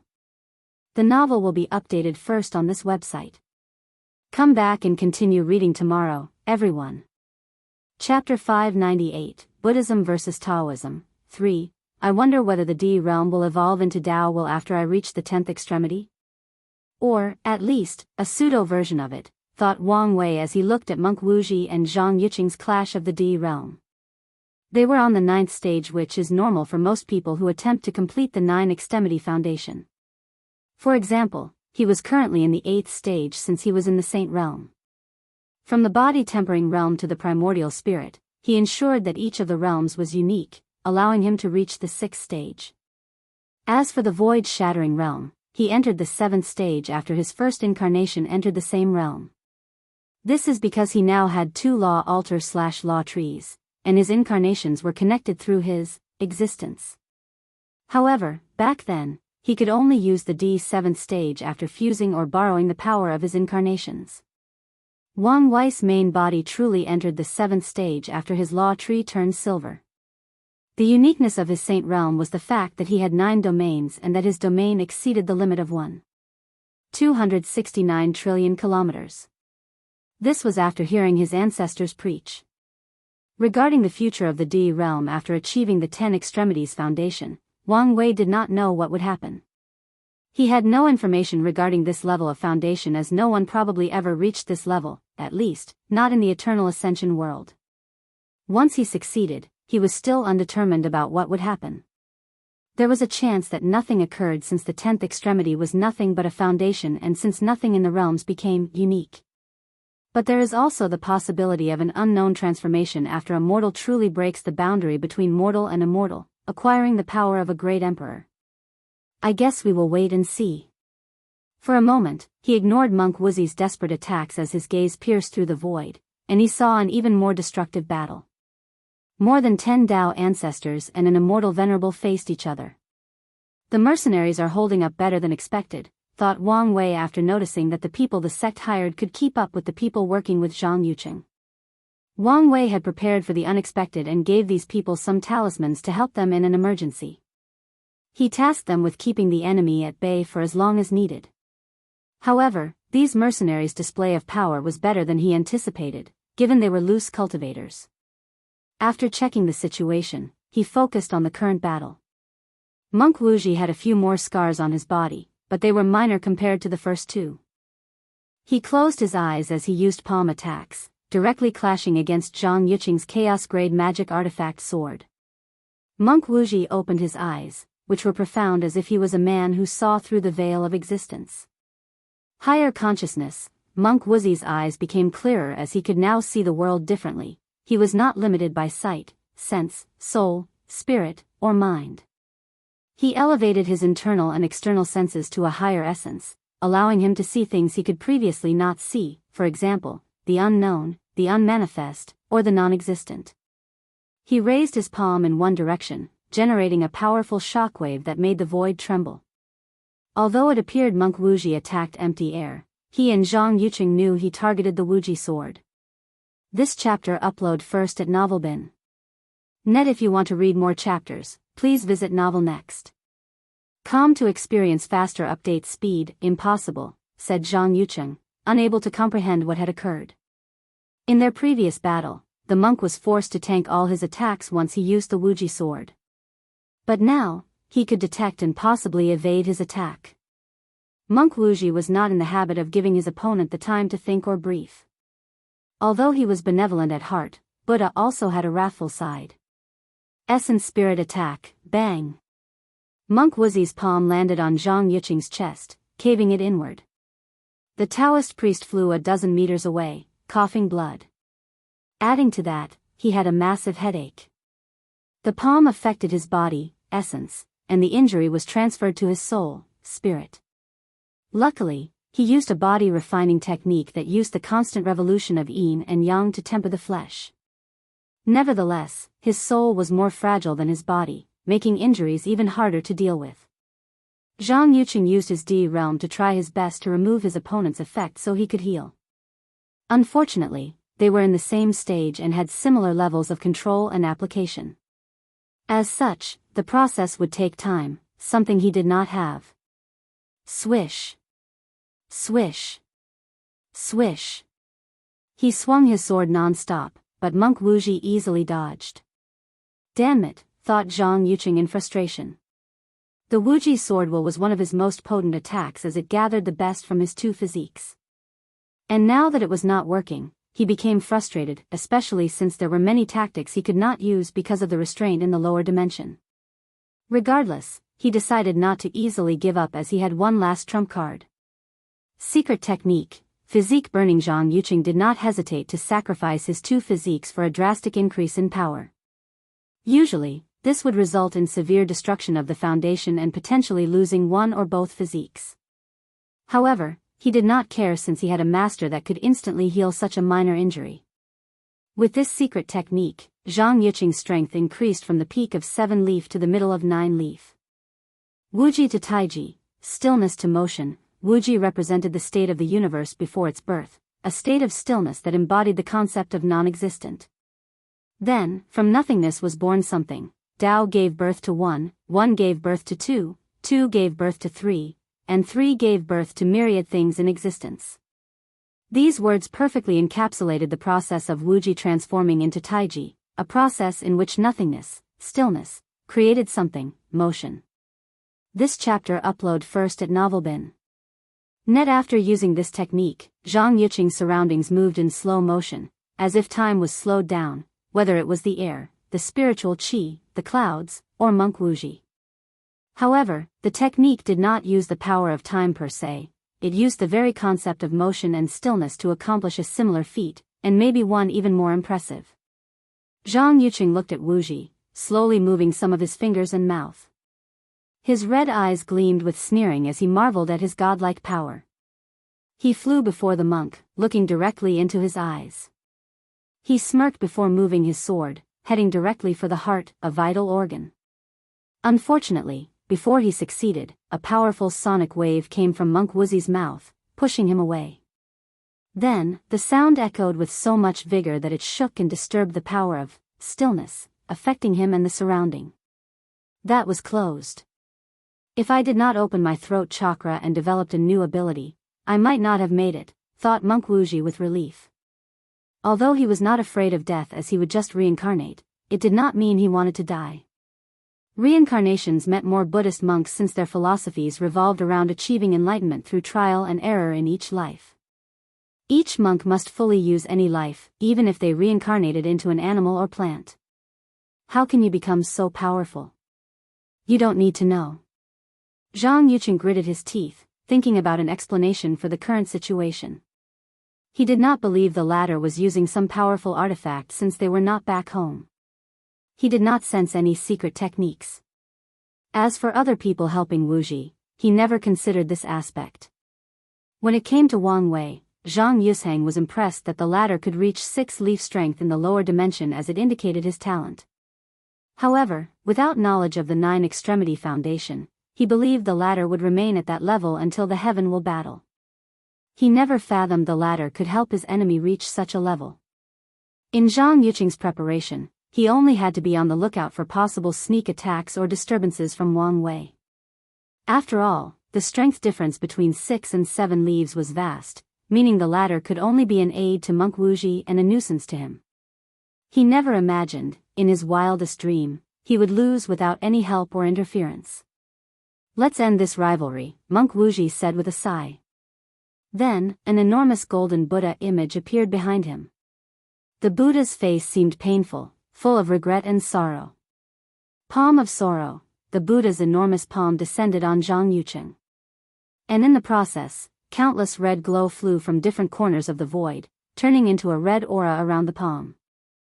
From the aura, Zhang Yuqing could sense an intense amount of regret, pain, sorrow, and hatred directed at him. He analyzed this technique and gathered the negative emotions of all the Buddhist monks killed by the absolute beginning emperor. I cannot survive this attack, thought Zhang Yuqing as he watched the descended palms, unable to move an inch. Master, save me. The novel will be updated first on this website. Come back and continue reading tomorrow, everyone. The Two Sons. Without hesitation, confusion, sadness, or even any emotions, for that matter, Monk Wuji dropped that palm. He did not know the final outcome, whether Zhang Yuqing would be saved, as it was common in their early confrontations once he had the advantage. Boom! With slight surprise, Monk Wuji watched as Zhang Yuqing's body exploded into billions of pieces, his soul and Tao disappearing. He looked at the falling blood with a daze, waiting for something to occur. But nothing did. For a moment, he wondered if he was wrong. Maybe, he could not sense anything. After all, the difference between himself and Zhang Yuqing's master was so vast that it was normal if he could not detect or even understand if he took action. However, Monk Wuji quickly denied this possibility. The other times Zhang Yuqing was saved, he sensed something. He knew it was because supreme unity was not being discreet. Nevertheless, he was aware. So, it's really over, he muttered, feeling somewhat lost. Although he despised Zhang Yuqing's hypocrisy and ideologies, the latter was also his rival for the past couple of million years. Wuji did not know how to feel about losing him in such a sad manner. He sighed to himself before looking down, checking on Feng Heng's manner. Then, he flew to his mansion without saying another word. He wanted to heal his injuries. All the participants watched this battle in shock. However, only Wang Wei and the upper-seated players knew the true struggle behind these two people. And when they saw Zhang Yuqing was not saved, they were momentarily shocked before concluding that this outcome made sense. And that realization brought even more terror to them. But then, they remembered Wang Wei's speech and felt ashamed of their thought. They gritted their teeth, thinking deeply about the future. Eternal Ascension World, 2 suns and 9 moons lorded over all myriad beings in this infinitely large world, and they symbolized absolute power. These stellar bodies should have been only symbols, but one of the suns housed a magnificent palace made entirely out of supreme chaos treasures, primordial, and paragon materials. Sitting cross-legged on valuable meditation cushions at the center of the room was an older man with long white hair and a well-trimmed beard. He had a purple robe laced with golden threads, black shoes, and a beautiful jade token hanging on his waist. The interesting thing about this cultivator was all his clothes shone brilliantly with the light of treasures, indicating that each piece was valuable enough for countless paragons to fight over. Supreme Unity opened his eyes, and there was no vast or mighty aura. He resembled an ordinary person. However, his eyes were off-putting to anyone who saw him because they lacked any emotions. It was like he was a piece of machine with only logic. Zhang Yuqing is dead? It doesn't matter. He has already served his purpose. Supreme Unity only accepted him as a disciple because he had 2 physiques. He wanted to create a special method to divide his existence into 2 separate but connected parts. The main part would be his previous self, and the second part would remain fused with heavenly Tao. Upon success, he would no longer be limited or influenced by heavenly Tao. Supreme Unity wanted to gather information and draw inspiration from individuals with 2 heavenly physiques. After getting the information he wanted, Zhang Yuqing was useless as a pawn. Heavenly Tao is drawing a lot of strength from all the paragons that have existed since the Eternal Ascension World's creation to reduce my control. If only Maitreya did not stop me, none of this would have happened. Of course, Supreme Unity knew the primary source of his trouble was the method he used to take a half-step into transcendence was fundamentally flawed. However, there was nothing he could now but take complete control of Heavenly Tao and swallow it. Once he succeeds, he will be free, have no restrictions, and can further pursue detachment. The situation is not looking good for me once Maitreya can receive faith from the lower dimension. She might be free before me. Supreme Unity frowned before closing his eyes to focus on regaining his lost power. Separating his existence was more complex than he imagined, and he also needed to stabilize things first, or his strength would be drastically reduced. As such, his best plan is to succeed before Maitreya or hope the other rulers can eradicate the people in limbo. There was a small town at the center of the eternal ascension world, full of mortals. These people lived happy and fulfilled lives, always with a joyous smiles on their faces. Despite knowing the existence of cultivators, no one in this village pursued power or immortality. The villagers were content. Not far from the village was a run-down temple with only one monk. It was a young woman dressed in plain female monk attire. She tied her hair in a bun, making her extraordinary beauty appear dull and unordinary. The monk was known for her benevolence, and the villagers enjoyed offering prayers to her temple or communicating with her. They always offered her to save money and build a bigger and better temple, but she refused, stating she was comfortable with how it was. Little did these villagers know that this woman, living in such dirt-poor and dilapidated temple, was the supreme leader of Buddhism, one of the two sons, Maitreya Buddha. After sensing Zhang Yucheng, Maitreya opened her eyes from meditation, and the power of infinite time flashed deep in them. Her gaze penetrated space and dimensions to look at her disciple in the lower dimension.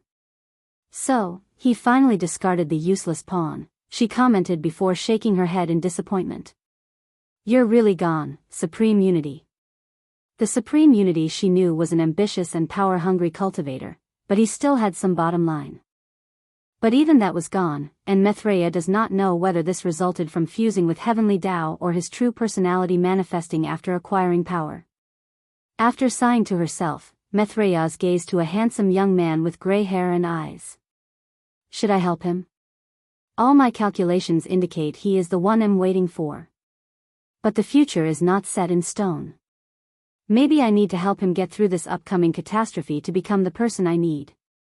She frowned as her eyes perused the infinite possibilities of the future.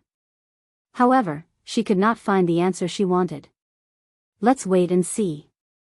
Then, she shifted her gaze to the Tao opening sect, her eyes ignoring all the emperor formation to gaze at Wu Hong, who was in retreat. Perfect foundation. If I had such a thing, it would make taking half steps so much easier. She shook her head before looking at someone else. This time, it was someone in the eternal ascension world. It was a woman that looked exactly like Wu Hong, except for a more supreme, strict, and noble aura. Wu Hong definitely did not create that clone. So, a future version of herself? But how come I cannot completely see through it? Is that a sign she found the path ahead and surpassed me? If that were the case, Maitreya would be happy, as this would mean she had hope for her path forward. However, things appeared too complicated for the moment. Your fated lover finally appeared, but with a clone. He, what an interesting love story. I cannot wait to see how it unfolds. Maitreya remembered conversations with Wu Hong about that unique love-fate line. Wu Hong tried to remove it, but the connection was too powerful, and it was one of her fate nexus, so the river of fate would not allow her to get rid of it so easily. Of course, as a powerful paragon, there were many ways to deal with fate nexus besides becoming a fateless. They could postpone the event indefinitely or control how it occurs. For example, Wu Hong could create a clone to meet her destined partner and have them fall in love before dispersing it. With this method, her fate of falling in love was accomplished, thus removing the fate nexus. And these two methods were just the most used. In the end, Maitreya convinced her to wait and see since maybe, the person destined to be with her was worth it. Love-fate lines were rare amongst immortal tier cultivators, and it is usually a sign that two people, among the entire chaos universe, were perfectly compatible. Do you want me to remove the blockade and allow you to enter primordial chaos?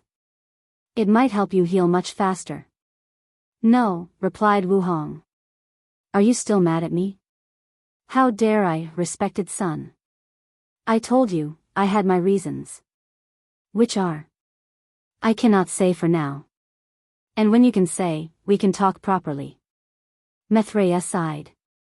She had her reasons for not only allowing these paragons to usurp power but also preventing the rise of others.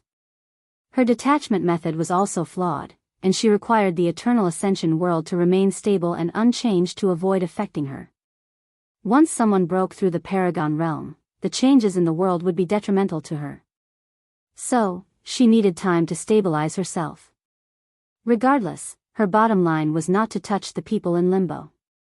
Now, things have gotten better, she does not have this much worry, but she also has to keep looking out for supreme unity. Maitreya smiled wryly before continuing her cultivation. Meanwhile, Wu Hong looked in her direction before also closing her eyes. She was not unreasonable and understood her friend had a reason for doing what she did. However, she also wanted an explanation before they could resume their relationship. I have 3 gift bonus chapters waiting to write. But you guys have to give me a few days before I begin releasing them. The 7 moons. So, that's what happened, said Su Junyao, her beautiful voice coming from the other side of the formation. She was not surprised by Zhang Yuqing's fate, as many people predicted this possible outcome. Master, I'm sorry. You don't have to blame yourself. Return home immediately, and I'll deal with the rulers. What about the inheritance? Forget about it for now. Maybe, I can take it from the final winner. If you give me a second chance, I'm willing to try harder. You don't have much time. The isolation of the lower dimension is almost done.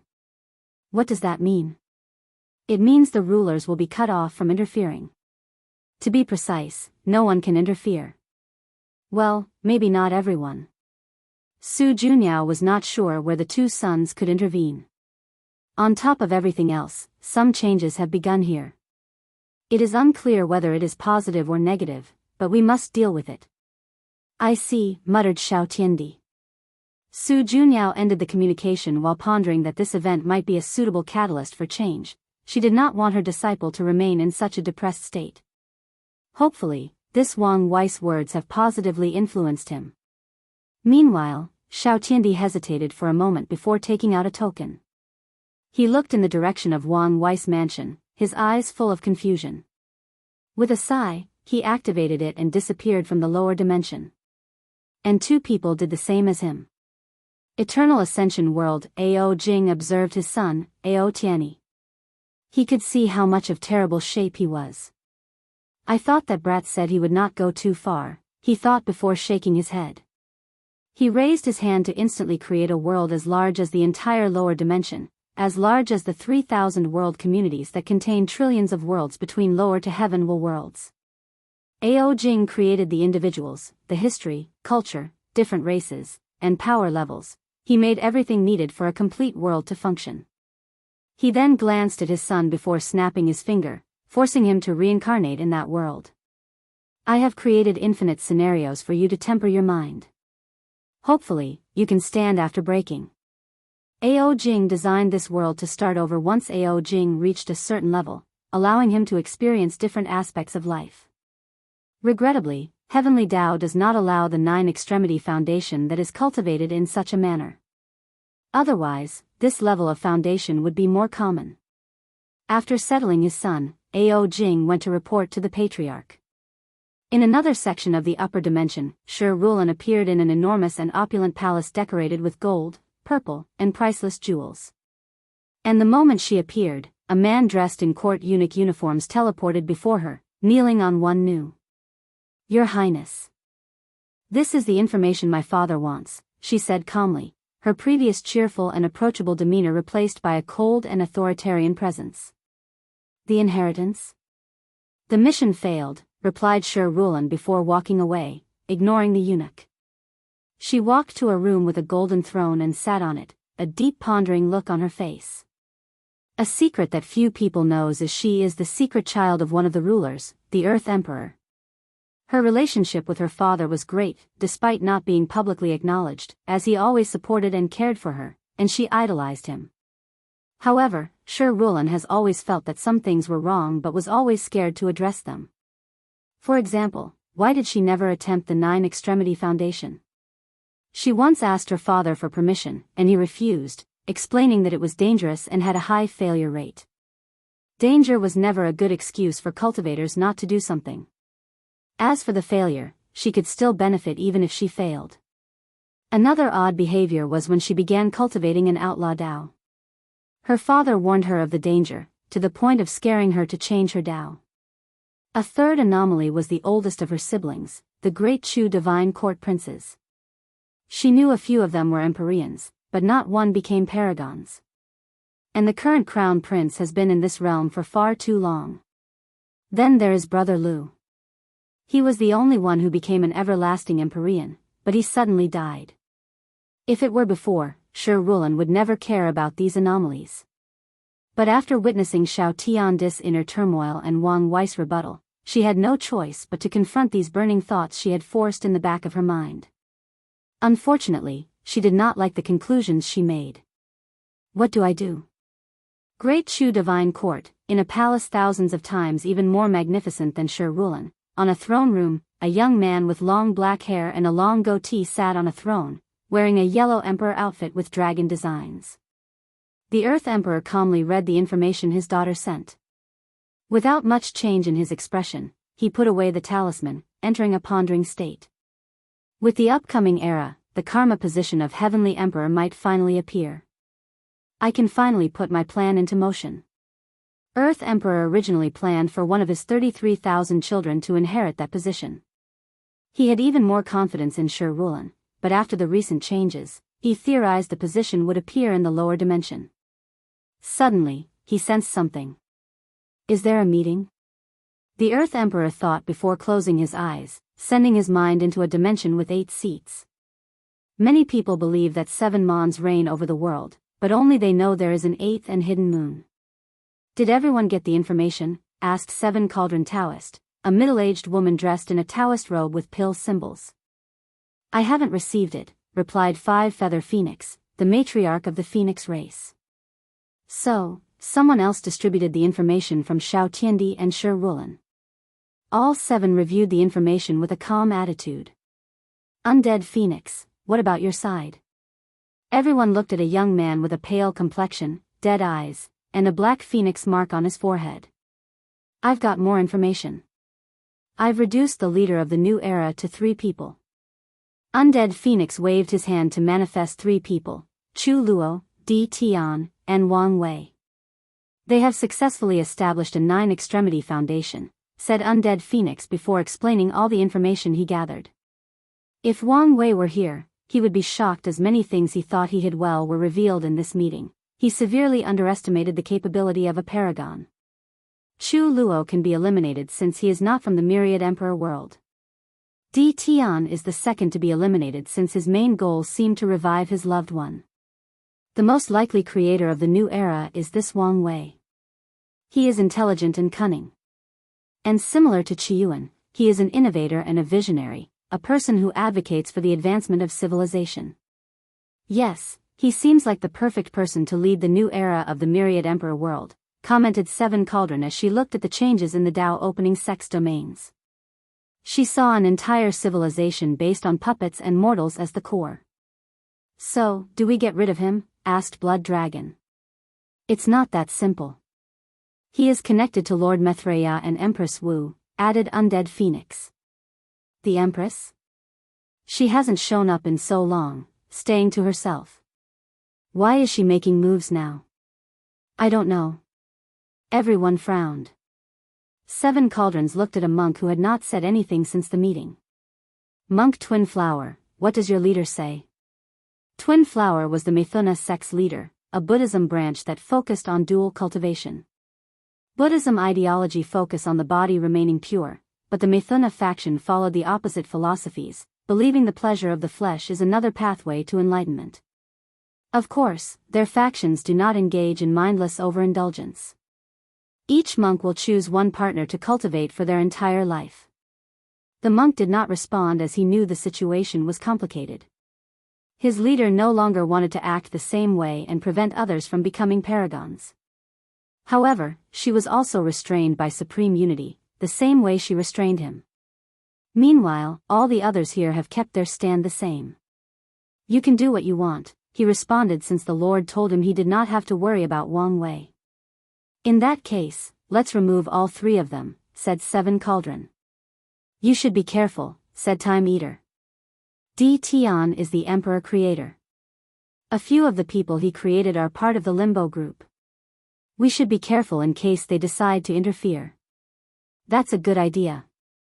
Disaster, you have not said a word since the meeting, asked Five Feather Phoenix, looking at an older man dressed in plain black.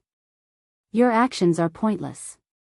Catastrophe is approaching us, and nothing you can do will stop what's coming. Everyone frowned. They knew Disaster Paragon was the kind of person who valued his life above everything else. He did not participate in the ultimate taboo because he foresaw his doom. He joined their group because it was the way to save his life. And now that he said these words, he must have detected something and even already planned how to survive. And given he was the hidden moon and was unknown to the world, it might be easier to do. Don't mind him. Although these people have great destinies, it does not change the fact they are weak. So, as long as we act fast and swift, they cannot escape their fate, said Time Eater. True, so the best plan is to send a projection and annihilate all of them before they can react, said Seven Cauldron. To be safe, let's all send a projection, said Earth Emperor. Agree. Agree. Since everyone agrees, let's discuss how to deal with Gu Xian and the traitors, especially the Celestial Clan, continued Seven Cauldron. Gu Xian is a rat. With his Tao and the lawless zone, searching for him is simply not feasible and not worth the effort, commented Undead Phoenix. He is not that important, anyways, added Five Feather Phoenix. And the same can be said about the Celestial Clan. With the recent changes, the Source Chi space has become even more dangerous even for us. So, is it worth it to chase after them? It is, said Time Eater. You know their background. If we don't nip them in the bud, it's only a matter of time before they give birth to a Paragon or Tier 12 insurgent. But, how do we search for them? We send people to look. And each of us will alternate personally looking for them, said Time Eaters. That could work. I'll take the first shift, said Seven Cauldron. Then, the group conversed a little more, discussing how they would execute all their plans. Bang! Suddenly, they all sensed something and frowned. They closed their eyes, and their mind immediately left the eternal ascension world, traveling the infinite distance that is primordial chaos. A few minutes later, all seven opened their eyes with a serious look unlike anything they had ever been, all because of the news they had received. The All-Seeing Temple, a place in primordial chaos known for predicting events that would affect the entire chaos universe. They even predicted the appearance of the ultimate taboo. The Paragons just received news the temple had just received a divination that would once again affect the entire universe. Although the prophecy would take some time to process fully, everyone knew a storm was coming. The Paragons then looked at Disaster, wondering whether the changes in their world were the prelude to something even more significant. The changes may also begin in the eternal ascension world. The Paragons suddenly thought of something, and they instinctively wanted to eliminate the three anomalies immediately. Boom! The world shook a little, and their faces changed. The lower dimension was blocked entirely, preventing them from accessing it.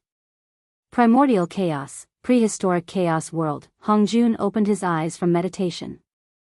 He looked in the direction of the all-seeing temple. So, the news finally got out. New era's destiny. Sure Rulan's mansion, she walked back and forth, thinking about her decision. After hearing Wang Wei's speech, she was convinced he was the one who would lead the new era. Now, she pondered whether to oppose, befriend, or become partners.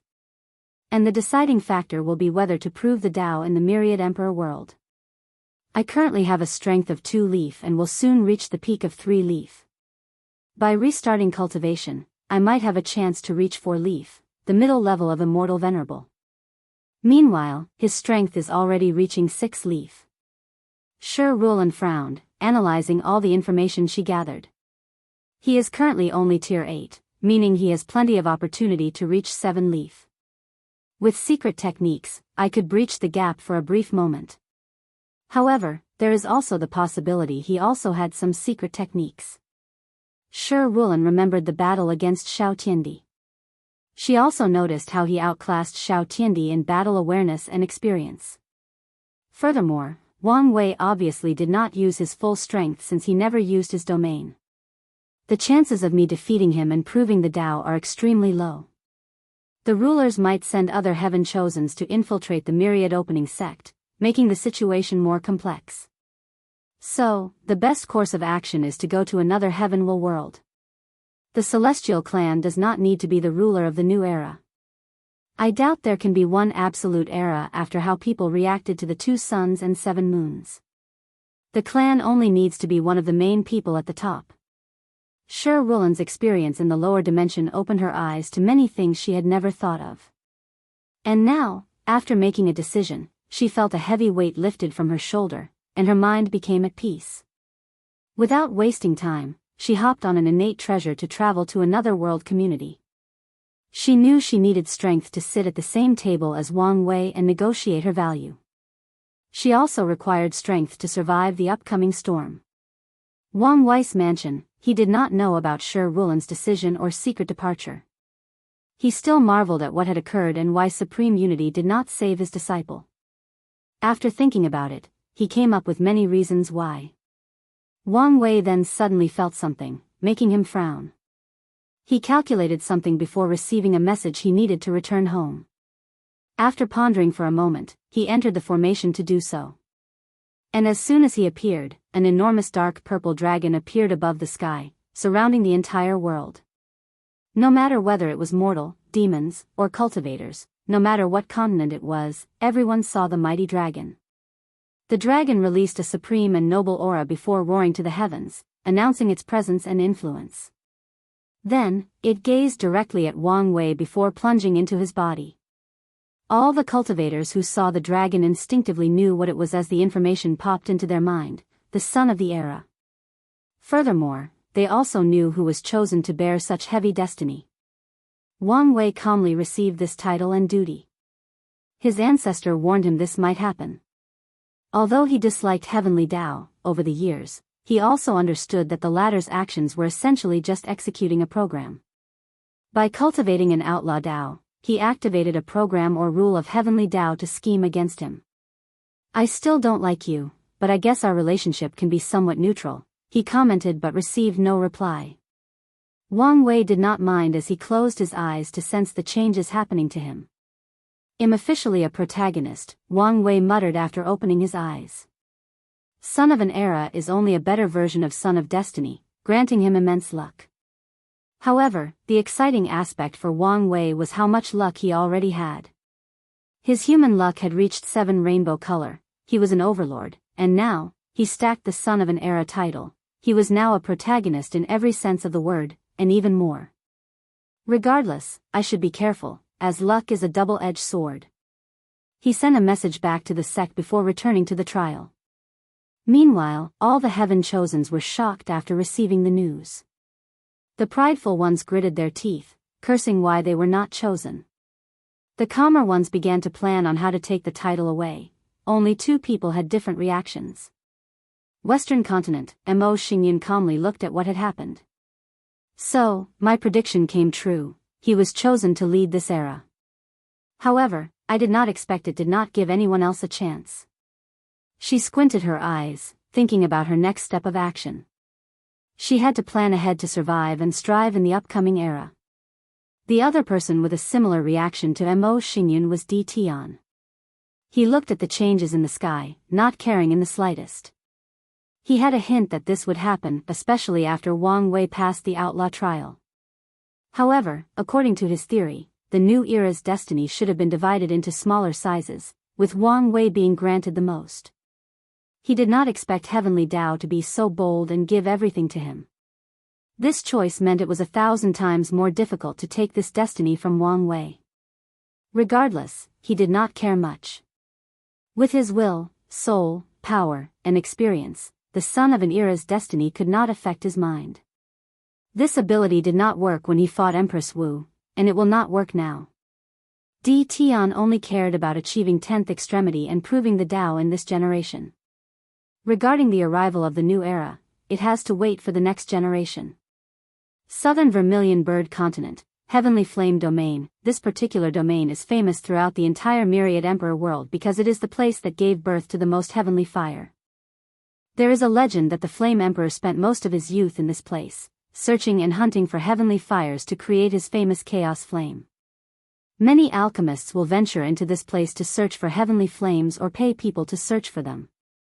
A few supreme sects allied and created a business helping people search for these flames. Emperor lineages did not compete with them because of how dangerous the place was and because it was less cost-efficient to pay them to do the dirty work. Deep in the domains, in a separate small world, there was a pool made of a dark and eerie blue flame. Bathing at the center of that flame was a handsome young man with an 8-pack for abs, a black flame mark in the middle of his brow, and a creepy vibe that was somewhat very attractive. The young man opened his eyes, and they were all black, with no pupil or iris. He slowly walked out of the pool as a dark red robe appeared on his body. His vision then penetrated the small world as he looked at the dragon. It appeared not long after losing contact with the master. This is not a coincidence. The young man frowned.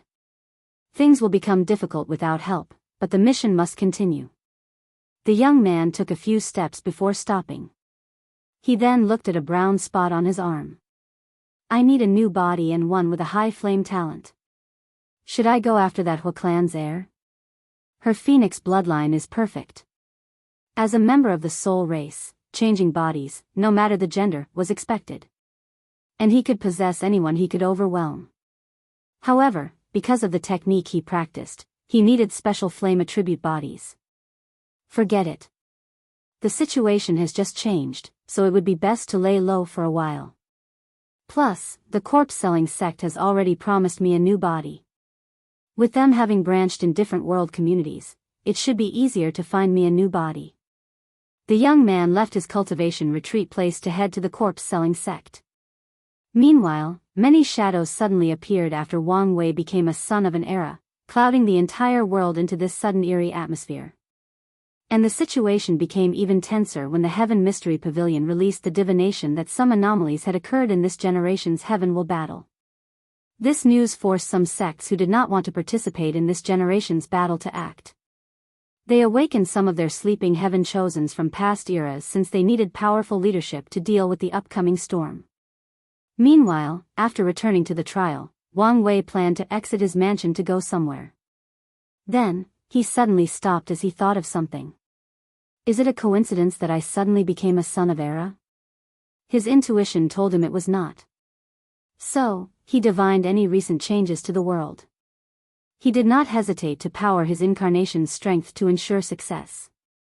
So, the lower dimension has been completely cut off. This sudden decision of Heavenly Tao was a calculated move with a purpose. Wang Wei thought about many possibilities, but he had no concrete proof for any of them. And he could not divine or calculate any other information. So, he gave up, labeling this information as important in his mind. Opportunist. Ha ha ha, a son of an era. Excellent, excellent, excellent news, said Wang Wuching as he magically appeared out of nowhere as he usually does, grinning from ear to ear. It's all right, replied Wang Wei nonchalantly. Why aren't you happier? Why should I? As a son of an era, unless something peculiar occurs, you are destined to become an eternal emperor. Without, I'm still destined to become one. It's not the same. Yes, it is. Wang Wuching shook his head. What about the fact you get to lead the new era? Without it, I would still lead the new era. To be honest, Heavenly Tao gave me the position because it knows I'm one of the few people who want to change the world for the better. If Heavenly Tao had to choose two people to lead the era based solely on ideology and the desire for change, only Wang Wei and Hua Fenghuang would be qualified as they are the only people with obvious ambitions of changing the world. However, Hua Fenghuang is too biased toward the ancient clan, and her method might do more harm than good. The title only made things official, added Wang Wei. You might not be happy, but I and the others are very excited. With this position and the spirit of the epoch, we don't have to worry about the 9 Emperor curse. I thought the curse was no longer a problem. It's not, but until the final battle, you never know. But with Heavenly Tao giving you all the destiny of the new era, we no longer have to worry about it trying to restrict us. That's fair, agreed Wang Wei. Then, he said goodbye to the ancestor before secretly exiting his mansion, heading straight to Feng Heng's mansion. He secretly announced his presence and waited outside. More than half an hour later, the formations opened. A maid led him to a room where Feng Heng waited for him with tea. Wang Wei unceremoniously sat before him, and Feng Heng poured tea for both of them. To what do I owe this visit, Sect Master Wang Wei? Wang Wei took a sip of the tea, and it was refreshing. Great tea. It would have been better without the poison. Excuse me? You're excused, replied Wang Wei as he savored the tea. It would not directly harm me but remain undetected in my body, rendering me weak or immobile at the right moment. I guess I should thank your benevolence for not wanting to kill me. Sect Master, these are severe accusations, especially without proof. Forget it. Anyways, this is the kind of tactic I would use. So, there is no point in blaming you. What Feng Heng did is similar to what he did during his beach party. Unfortunately, this tactic has become useless. Mon Xingyun seemed to have detected and removed the thread for all the people in her alliance, which included Sun Jiaolong, Huang Yuan, and Fang Lijuan. Zhen Baiyu's alternative personality also detected the thread and removed it. Su Yan appeared to have sealed herself, Zhang Xian was basically dead, Jian Wushang was crippled, and Wang Wei never placed any on Su Shi. The only person remaining is Hufeng Huang, and Wang Wei already divined she would remove the thread after fusing it with Ao Tianyi's bloodline. Wang Wei wanted to try the same tactic now that he was more powerful. However, after Chu Luo revealed his method during the first dinner, these people have always been on guard against him. I came to get something from you, said Wang Wei as he continued to drink the tea, not minding the poison in the slightest. I theorized that Monk Wuji must have given you an alternative method of proving the Tao. As partners who share a bond deeper than time and space, please share. An alternative method to prove the Tao? If such a thing existed, I would sacrifice anything to get my hands on it, Feng Heng replied calmly. Feng Heng, no, Shi Fuyu, I'll call you this since I feel it will make us a lot closer, said Wang Wei with a gentle smile, making the latter squint his eyes. You're a man who has lived for a long time and is full of experience. Now, ask yourself, can you survive from me at such a close distance? Do you think the little formations in this room are enough? Is that a threat? Shi Fuyu asked with a sneer. Confident, I see. Let me guess, you're very proud of your hiding capability. But, can you hide faster than I can kill you? Wang Wei did not release any aura, but the atmosphere became tense. Damn it, I've let my guard down, thought Shi Fuyu despite his face remaining calm. After surviving the previous catastrophe, and Monk Wuji hinting that Wang Wei was an ally, he lowered his guard and met him in person. Feng Heng's original plan was to scheme against the latter with a rare poison that was now extinct in modern times. So, although he was prepared in case something went wrong, he still made the mistake of showing up with his real body. I currently have peak 3-leaf immortal strength, far from his 6-leaf. Shi Fuyu checked his divine C, and he had a silver law tree similar to Wang Wei. After many years of comprehending the Tao, this was his achievement. Shi Fuyu has never revealed his full power because that would require him to use both Taoist and Buddhist techniques, and he could not risk exposure. Many thoughts flashed across his mind as he pondered what to do. He cursed Wang Wei in his mind as he did not expect the latter to act in such a two-faced manner, changing his position so swiftly. Feng Heng never expected to become friends with Wang Wei but expected some sort of cooperation after the information Monk Wuji revealed. Sigh, this is a lesson to me. The closer I am to success, the more careful I need to be. Without hesitation, he handed a book titled, Merit Proving Tao Method. Wang Wei took the book with a smile, knowing he was bluffing as he would never attack Feng Heng. According to his analysis, only Supreme Unity or someone sent by him can kill Feng Heng in the entire Eternal Ascension world. And he would never try to be on Maitreya Buddha's wrong side when he is so weak. Luckily, he took a gamble, and Shi Fuyu was unaware of his importance. Wang Wei briefly glanced at the book, and his eyes lit up. I was correct. The method I created for my mother is possible. Now that you have what you want, you can leave. Don't be so rude. I've come here for many purposes. Don't push it. Even a rabbit will fight back when pushed too far, said Feng Heng, a dangerous light in his eyes. I'm serious. I'm also here to negotiate. Negotiate what? Negotiate my share of merit and incense from Buddhism. What do you mean by this? Monk Wuji tasked me to help you spread Buddhism, and I want my share of the profit. Aren't you doing it to pay your karma? Yes. But it is not enough for me not to get a piece of the cake, especially since I've paid a great chunk by ensuring your safety. Plus, I'm a very valuable partner. Feng Heng frowned as he could deduct much information from this statement. He took a deep breath to calm down before asking, "Tell me how you are valuable. Let me analyze things for you. I can tell you that you have zero chance of proving the Tao in this generation through the heaven will battle. I'm sure this is why the monk gave you the alternative method." Feng Heng frowned but did not comment. Your only option is to gather enough merit and exchange enough merit for a heaven will through being the leader of Buddhism. Unfortunately, you cannot spread Buddhism in the myriad emperor world because of the Tai Profound Gate. So, your only option is our world community's lower realm or another world community's. Wang Wei took a sip of his tea, letting his words marinate for a few seconds. After this incident, I'm sure the Tai Profound Gate will suspect you, and your hands will be tied for a while dealing with that mess, meaning you won't have enough time to accomplish your mission. Plus, I can tell you the Tao opening sect has almost taken control of most of our world community's lower realm. There is no way for that to be true, commented Feng Heng, and Wang Wei waved his hand to manifest a map showing thousands of spheres. Immediately, Feng Heng's face changed as he could tell these were world coordinates of the myriad emperor world community. Then, Wang Wei continued, if you wait until someone proves the Tao to begin spreading Buddhism, I don't have to tell you the consequences. Feng Heng knew the consequences. Wang Wei waved his hand to show him another map, making Feng Heng squint his eyes. As you can see, the Demon Supremacy World Community.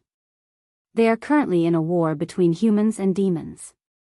With Buddhist monks having a natural restraint to demons, this is the perfect place to begin preaching and spreading. And since I have access to these worlds' coordinates, I want a share of the profit. Negotiations. You make it seem like I'm desperate and have no choice. I have options, rebutted Feng Heng. You do, nodded Wang Wei. The best option is to use the commerce hub and gain access to different world communities. However, do you think that these people will so readily give you access to their resources? Or do you think these world communities will not resist the invasion of a new force, especially one as powerful as a united Buddhism? Before their destruction, Buddhism existed across the endless void, but each world communities had separate but different factions.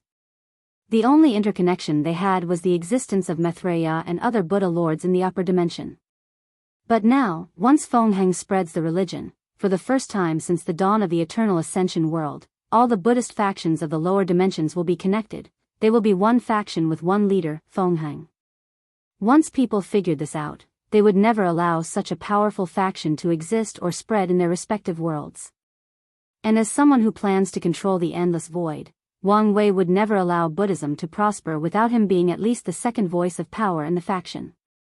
He needed to be able to restrain Feng Heng's power without using force while also taking advantage of this opportunity to grow exponentially.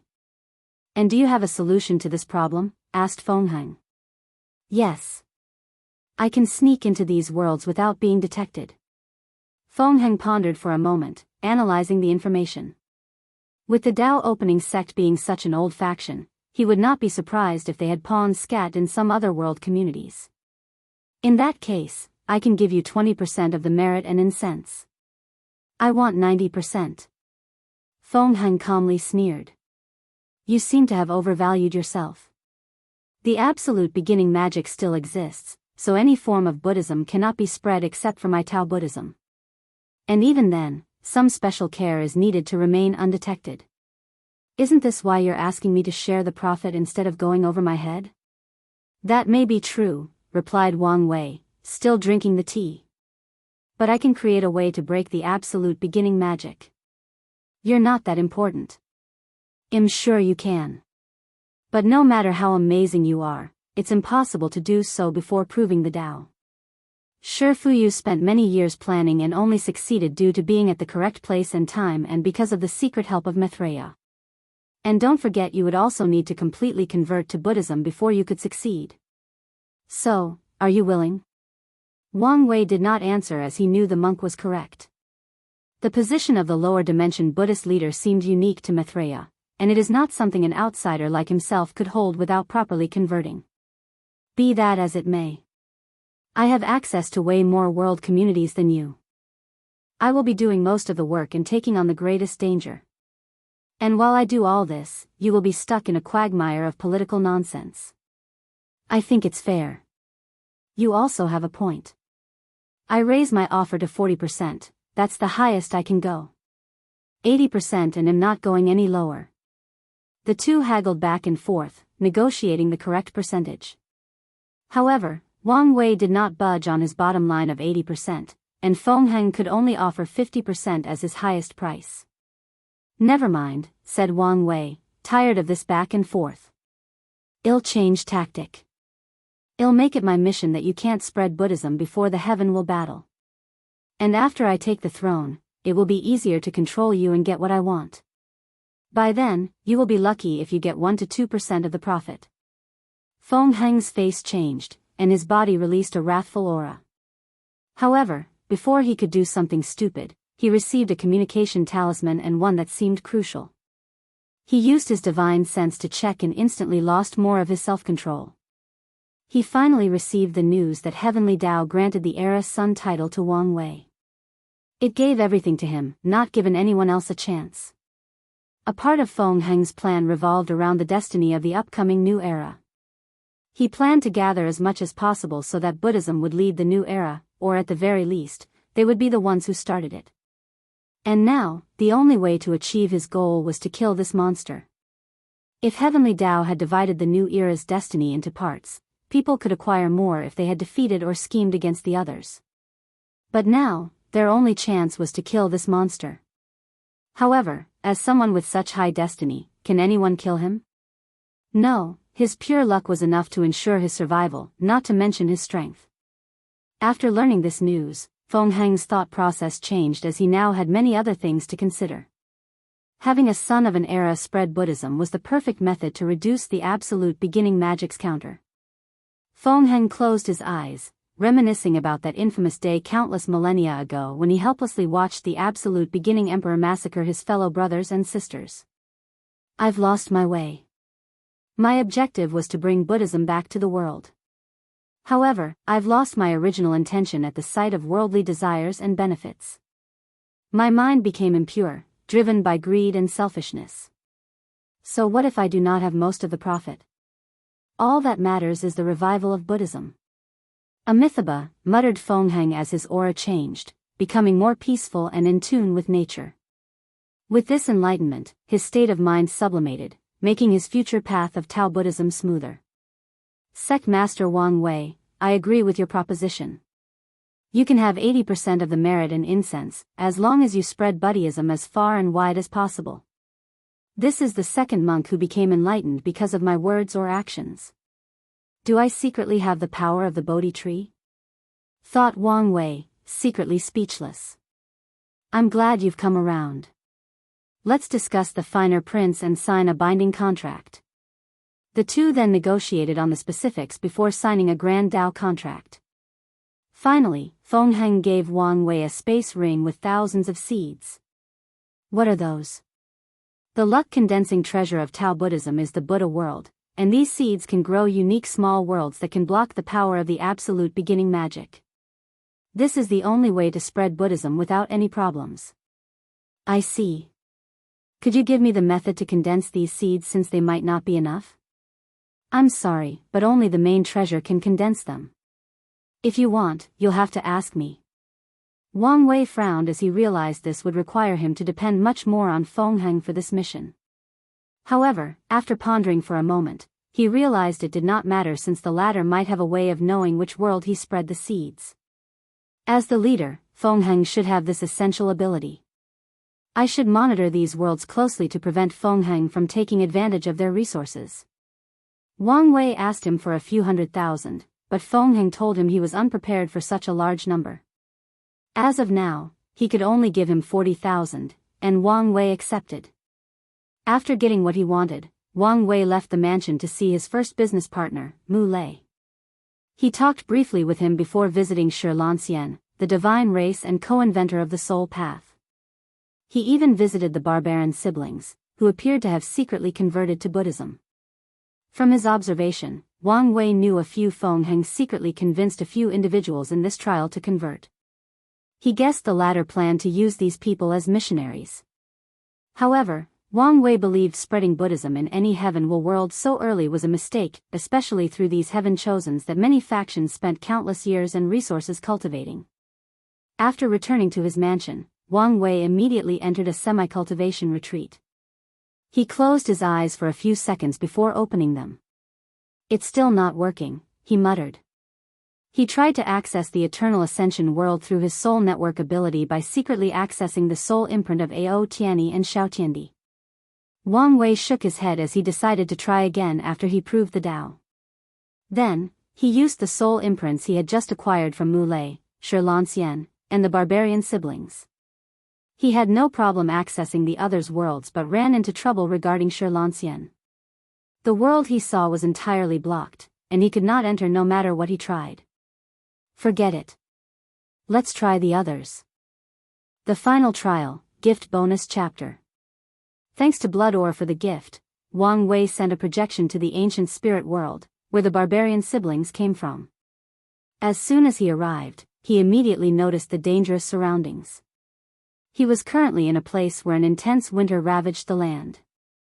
Not far from his position, Wang Wei saw a group of tall men, women, and children dressed in animal-made clothes. As they traveled eastward, the group led a herd of sheep, goats, cattle, and horses. Migration? Wang Wei used his divine sense to learn about these people's language and current situation from someone who appeared to be their leader. He learned this man was called Batu, and these mortals belonged to the Bata tribe, ruled by the monk dynasty. According to the custom of this world, only one person worthy enough can have the name of the tribe, symbolizing their status and strength. Every few years, the 3-year winter arrives in their region, and under the monk Khan, ruler of the monk dynasty, all tribes must migrate to an area more suitable for living. Wang Wei spread his divine sense to the surrounding area and learned many things. The ancient spirit world is ruled by the barbarian race, while other races are the minority. This world is not friendly to mortals as there are natural disasters all over the entire world. Things like winter that last dozens of years, heat waves that would turn the most luscious forest into deserts, non-stop rain for years, rainstorms, thunderstorms, tsunamis, and myriad other terrible natural disasters. The mortals have adapted to the world by becoming nomadic societies that constantly move from one region to another. Meanwhile, cultivators will live in these severe regions and use the environment to temper their bodies. As such, body refining is very prominent in this world. Additionally, teleportation across regions is very difficult and reserved for powerful sects because of the abnormal weather. Space resources or abilities are precious in this world since most cultivators cannot teleport in the ancient spirit world until they become supreme. The situation subsequently results in animals and the demon race becoming the main form of transportation. In this world, having a good horse or demon ride is something to brag about. Wang Wei's projection teleported far away, trying to gather more information about this world. The most powerful emperor lineages of this world had 12 great emperors, while the second had 11, and it was the one the siblings originated. So, the 12 emperor curse exists, thought Wang Wei as he analyzed the information. Based on the history, he could detect that this world once had a 9 emperor curse after the Setsun tribe cultivated their 9th emperor. Then, out of nowhere, the Kutulan tribe began to rise, producing their 9th emperor soon afterward. The Setsun tribe then cultivated their 10th emperor, and a few other tribes also cultivated their 9th emperor. The situation repeated itself after the Setsun tribe cultivated its 12th emperor. With the existence of the siblings, Wang Wei can predict that the Kutulan tribe will catch up in this generation, maintaining the balance that heavenly Tao desires. As for eternal emperors, the ancient spirit world had 4s, one from the Setsun and Kutulan tribe, the other from the most powerful human faction with 6 great emperors, and the last one was a loose cultivator. After getting the general situation of this world, Wang Wei checked the ancient spirit realm, a dimension where countless spirits resided. The spirits level varied from ordinary animals to innate demons and fallen emperors who have become spirits. As soon as he entered this realm, Wang Wei's projection frowned. He sensed a gaze that even brought tremendous pressure on him. I was detected. And to give me such a level of pressure, it must have the power of a great emperor. After pondering for a moment, he did not go snooping and left. He headed straight for the nearest great thousand world in that community to check things out. He discovered the custom and environment were similar to the ancient spirit world. The creatures in this place could also access the ancient spirit realm. Could the ancient spirit realm be the reason for the uncontrollable natural disaster? Thought Wang Wei for a moment before focusing on something else. This world community is perfect for preaching buddyism. Although the resources are abundant, the disparity between mortals and cultivators is two extremes. Cultivators use the environment to their benefit, while mortals have to constantly migrate, losing countless lives in the process. If there were a faction willing to help and support them, the amount of incense gathered would be astronomical. However, Wang Wei was worried about the ancient spirit realm as he felt something was wrong with that place. It could become a stumbling block in his plan. Let's try, but do it slowly. After making a decision, Wang Wei sent a projection to the star beast world. After spreading his divine sense, a slight surprise appeared on his face as he appeared outside of the atmosphere. A planet? He looked in the distance, and he saw many more planets. He teleported over there. There were many races, including humans, demons, spirit races, barbarians, and many more. He saw planets the size of Earth, some as big as stars, and he even saw many bigger than thousands of galaxies. However, most of those appeared to be artificially created. In one particular planet that was extremely vast, Wang Wei could tell it was the body of a cultivator.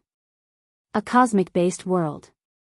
The advantage should be its vastness, while the disadvantage is the isolation of different planets, star systems, and galaxies. However, the isolation is perfect for Buddhism to secretly establish a base. He went on to check some of the worlds in the lower realm, and their composition was similar, except way smaller. After getting the information he wanted, Wang Wei finally checked on his chat group. Mad King, the assassin, the doctor, the scholar, the butcher, and wannabe god had all become tier 6. Over the years, the group contacted each other less in a blatant attempt to reduce the effect the group or Lord of Karma had on them. However, they realized how useless this method was when the Mad King suddenly attacked wannabe gods' worlds, wreaking havoc in a sneak attack. Then, the group became weary of each other, planning to protect themselves or attack others. Wang Wei did not spend much time with them but released a mission for these people to help spread Buddhism in their factions. And the reward was very generous and enticing. Afterward, he began to create other subgroups of the chat group based on the Heavenwell community. Wang Wei currently had access to a few communities to recruit people in large numbers. He divided the recruit into two groups. The first one was sovereign or rulers, people who controlled a large population. Wang Wei chose people who had rights to the throne but did not have power for myriad reasons, mostly political or military. He would help them sit on the throne in exchange for making Buddhism the main religion and allowing them to gather incense. The second recruited group were people with a high affinity with Buddhism, and they were the group he would grant the Buddha world seeds. These people would become monks and practice Tao Buddhism. He also lured a few quasi-emperors into converting, making them serve as the protector of these new and weak monks. All these things took him 3 days to accomplish. On the first day, he received a notification from Lord Spirit that the final trial would occur in a week despite the upper-seated players leaving. Wang Wei exhaled deeply after accomplishing his task. The seed has been planted. Now, all I have to wait for is the towering tree. He did not just spread Buddhism in these world communities, he also left his Fate's shadow guards along with some other secret factions. And as long as he acquires more coordinates, his tentacles will continue to spread throughout the endless void. Of course, Wang Wei did not intervene in the Heavenwell worlds. He did not infiltrate or leave any factions, it was too risky. Since he had time, Wang Wei returned home to cultivate his acupoints into the turtle defense array. The idea of the turtle acupoints defense array is to condense a talisman that contains the power of the sex array. Wang Wei has to keep the talisman inside his divine sea. He can set up the array with his acupoints, and the talisman would be the primary power source. The sex formation could be moved, and Wang Wei could keep it inside his divine sea. But that would leave it vulnerable, so he had to use this alternative method. The downside of both ways was the fleshly body had to be of a certain level to bear an emperor-level talisman or array, and not all its power could be mobilized. In just 4 days, Wang Wei barely started learning this array. Regardless, he had to leave to return to the trial. Once everybody had arrived and taken their position, Lord Spirit spoke. The main theme of this final trial is longevity. Seeking longevity, The final trial is simple. Your mind will be sent to a mortal body. The setting will be a mortal world with little to no spiritual chi. Your mission will be to create a method of longevity. The ranking will be based on the person who can live the longest, said Lord Spirit. You said little to no spiritual chi. Can you be more specific? Asked Tong Ruobing. There was a vast difference between a world with absolute zero spiritual energy to one still having some trace of it, no matter how little. You can find out on your own. Any more concerns? No one said anything as they contemplated how to pass this trial. From the basic information provided, it was obvious that things would be more complex than stated. In that case, let's begin. The participants proceeded to the pagoda. When Wang Wei opened his eyes, he found himself lying on a rock-hard bed, wearing old clothes that had been washed too many times. He stood up from his bed and immediately saw how skinny and malnourished he was. Even when he was an orphan back on Earth, he was never this weak. Wang Wei slowly walked to a bronze mirror to see his reflection. It was his face instead of somebody else. Then, some information appeared in his mind, which simply stated he was an orphan in this village. The info also contained some basic information about the villager and its villagers. Wang Wei took a moment to ponder his next course of action. The first step was to decide whether this world had any spiritual chi and its quantity. This information would determine the method he would use next. Unfortunately, he could not sense anything as this body severely restricted the power of his soul. He needed to enter a deep state of meditation to sense energy. But with how weak his body was, he could die if he did so. The mind or spirit connects the soul to the body. If he entered deep meditation with his malnourished body, his fleshly body could not bear the process. I need some meat and nutrients, thought Wang Wei as he considered his options. Hunting would not work in his current state, so he decided to steal. There were a few villagers with livestock, so he targeted them. He memorized the layout of the village and the villagers' habits, like sleeping and drinking time. Then, he stole some vegetables and a chicken from one of the neighbors to make soup. There were no spices, including salt, so the food tasted horrible. I can't remember the last time I felt hunger, thought Wang Wei as he munched on a chicken leg. Ever since he began cultivating, he never felt the sensation of hunger. If he counted the time he spent listening to his ancestor preaching, he was now over 100,000 years. And the sensation was the first time in a very long time. It somehow felt nostalgic. He still had his desire for good food, but the Buddhist instinct for nutrients. Aging, sickness, hunger, and death are fundamental things defining a human. So, am I a human without these things? Wang Wei was not having an existential crisis about his identity since he did not care that much. He believed that since he still had his emotions and desires, and since he thought himself to be human, he was human. However, now that he had nothing else to do, he wanted to ponder this philosophical argument. Of course, once he finished stuffing his face and digested the food, he went to bed since he was tired. For the next month, Wang Wei became a thief at night while helping on the farm in the morning. Because of his quiet and helpful personality, no one suspected him when his thievery reached a point it could no longer be hidden. The villagers organized a night watch group to catch the thief, and Wang Wei offered a few opinions on better organizing things. Of course, no one caught him. During this month, he used a martial breathing method he knew to maximize the absorption of nutrients from all the food he ingested. As such, he could return to normal health in just 1 month. Wang Wei had to wear more oversized clothes to hide the changes in his body since he was no longer as skinny as a bone. And with a semi-healthy body, he could finally attempt deep meditation. Unfortunately, he did not have the environment to do so. In his current situation, if he was disturbed and forcefully woken up from deep meditation, he could injure his spirit and soul. And he did not feel it was safe to just barricade the hut he lived in since it was not soundproof. With the desire to be cautious, he spent another month digging out a hideout. Wang Wei took this time to build some muscles and allowed the scandal of his thievery to die amongst the villagers before they got the government involved. He took the time to go hunt since he only needed a bow and arrow, and for his new body to adapt to his previous skill.